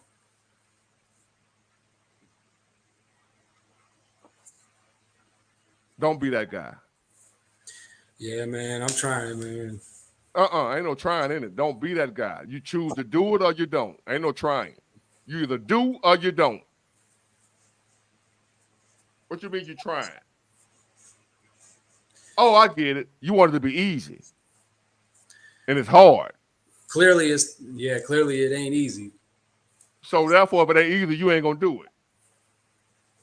You destined to be a loser in life. If you only gonna do what's easy, that's defined as a loser. Because the shit that worth having is hard to do. Well, like I say, it's been a hard road trying to get over it. That's why I jumped on here to talk to you, you know. What you been doing to get over? Honestly, all I've been doing is drowning myself in work. That ain't getting over no damn body. It's up here. You ain't telling yourself the truth.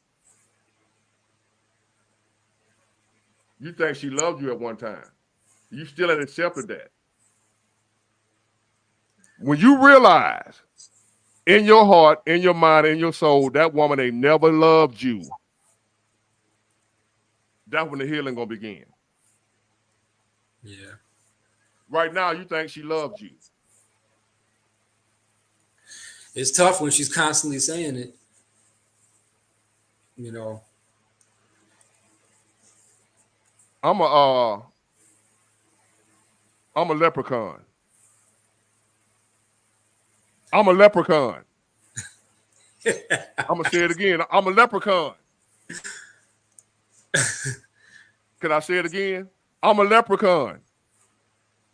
Is it tough to believe that? I said it. I'm a leprechaun. Did you just hear me say it again? I get it. Obviously, you don't. You don't want to believe it. Because she says she loves you. Maybe. Ain't no way she could be lying. Well, maybe there's a part of me that doesn't want to believe it, you know. You know why? Because everybody want to be loved. You human. You got to accept your humanity. I got because of my desire to want to be loved. But she ain't the one. I want to be loved too. Ain't nothing wrong with you because you want to be loved. And you was hoping that it was true. But it ain't. Not saying that there ain't no woman out there that won't love you. What I'm telling you is she don't. Yeah, I mean, I can see that now, you know. But I just wasn't trying to give up on my daughter and have this broken family BS. You still ain't giving up on your daughter. You giving up on her. You're not leaving your daughter. You leaving her ass. But I'm not there for her 24/7 like how I want to be, you know. Where's your daughter at now? She with me. Thank God. Yeah. What if you worried about that mother of hers and you have a stroke and die? Are you there with your daughter then? Right. No. Let me repeat that. I'm going to have to do the Dr. Umar here 3 times.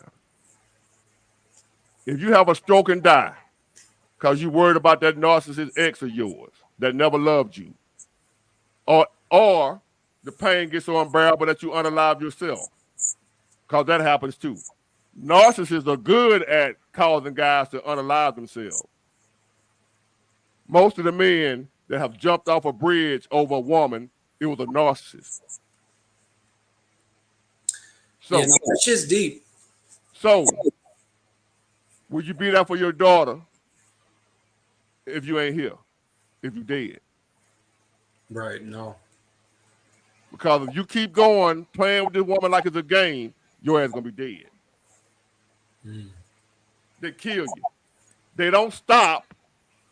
There's 2 ways they stop. You either make them stop or they kill you. What's your choice? She ain't gonna stop on her own. She gonna keep playing that game with you. Long as you got something for her to drain you of, she gonna keep on playing that game with you until she see you ain't got nothing left, and then she gonna throw you away. They call it she gonna discard you, throw you away like a piece of trash. So it's your choice. No, I appreciate everything, man. I feel like I tapped into something and I was supposed to do something really good, and then she came around and almost like it was weird. I kind of felt like she was sent to destroy me, you know, or to like derail me from my purpose or something. Because I was trying to do something totally different, and then she came around and I just totally veered off path, you know. Y'all, do you live with her? No, she moved out twice. I provide a house and everything. She moved out. She sleeping in a bunk bed at her little sister's apartment. Know what you think? No, I know that's what it is. Well, where all them dudes that she claims she got that's better than you? I guess they just want to hit it and quit it, you know. You guess. Sell them a dream, and then, you know. I'm gonna tell you what's going on. Most guys, like if I met her, it's just some sloppy toppy and she got to get out of my car. You in love with her. I'm able to see her for what she really is now because of what I've been through. Yeah. And I'm trying to put you up on game. That's all you supposed to do with her. But instead, you in love. Well, it's gotten to a point where I couldn't do that. I'm not rolling like that. People tell me just use it for that. No, I'm not doing that. But you're not doing what? I just got to keep my distance from her. I'm not getting no type of physical intimacy or none of that because it messes with my head. You know, it's like I got to almost avoid her as much as possible. You know, but I thank you, man. I thank you. She ain't gonna let you avoid her though. She ain't gonna let you do that. It's tough when you got a kid with one of them. I tell you that. It is tough. Man. Sometimes I mean, what I did to deserve this. You ain't ready. Ready for what? To let her go. No, I mean I can, you know, she just you ain't ready. Stop playing with yourself. They come back around, you know, when they ain't getting what they want from somebody else, and you know, they try to tell you everything you want to hear. You know. You proud of yourself? Huh? Are you proud of yourself? Not getting myself into this situation. No, this is life changing. No, not getting yourself in. We all get ourselves in some fucked up situations. So don't beat yourself up because you got yourself in it. You ought to be ashamed of yourself that you want to get out of it. Oh. It ain't about getting in it. It's the getting out of it that I got a problem with. Even moi, as great as I am, I'm one of the greatest on the planet. And I was in that shit. If it can happen to me, it can happen to anybody. So don't beat yourself up because you in it. Beat yourself up because you refuse to get out of it, knowing what it is, and you still stay. That's where you ought to be ashamed of yourself, not that you got in it. We all fall. Everybody fall down, brother. The shame come in when you don't get up. Okay. You just lay your ass down there and wallow around in it. You feeling some dog shit. Instead of getting up, you roll around in it. Get up. Yeah, you fail. Join the crowd. Get your ass up, though. Everybody fall. Bro, I was running around here, man. I lost 100 pounds in about 2 months. Worried about a woman. Me. Yeah, that's not the confident guy you see sitting before you right now, I lost 100 pounds in about a month and a half, bro. It happens to the best of us. Get up. Now, good night. Thank you, sir.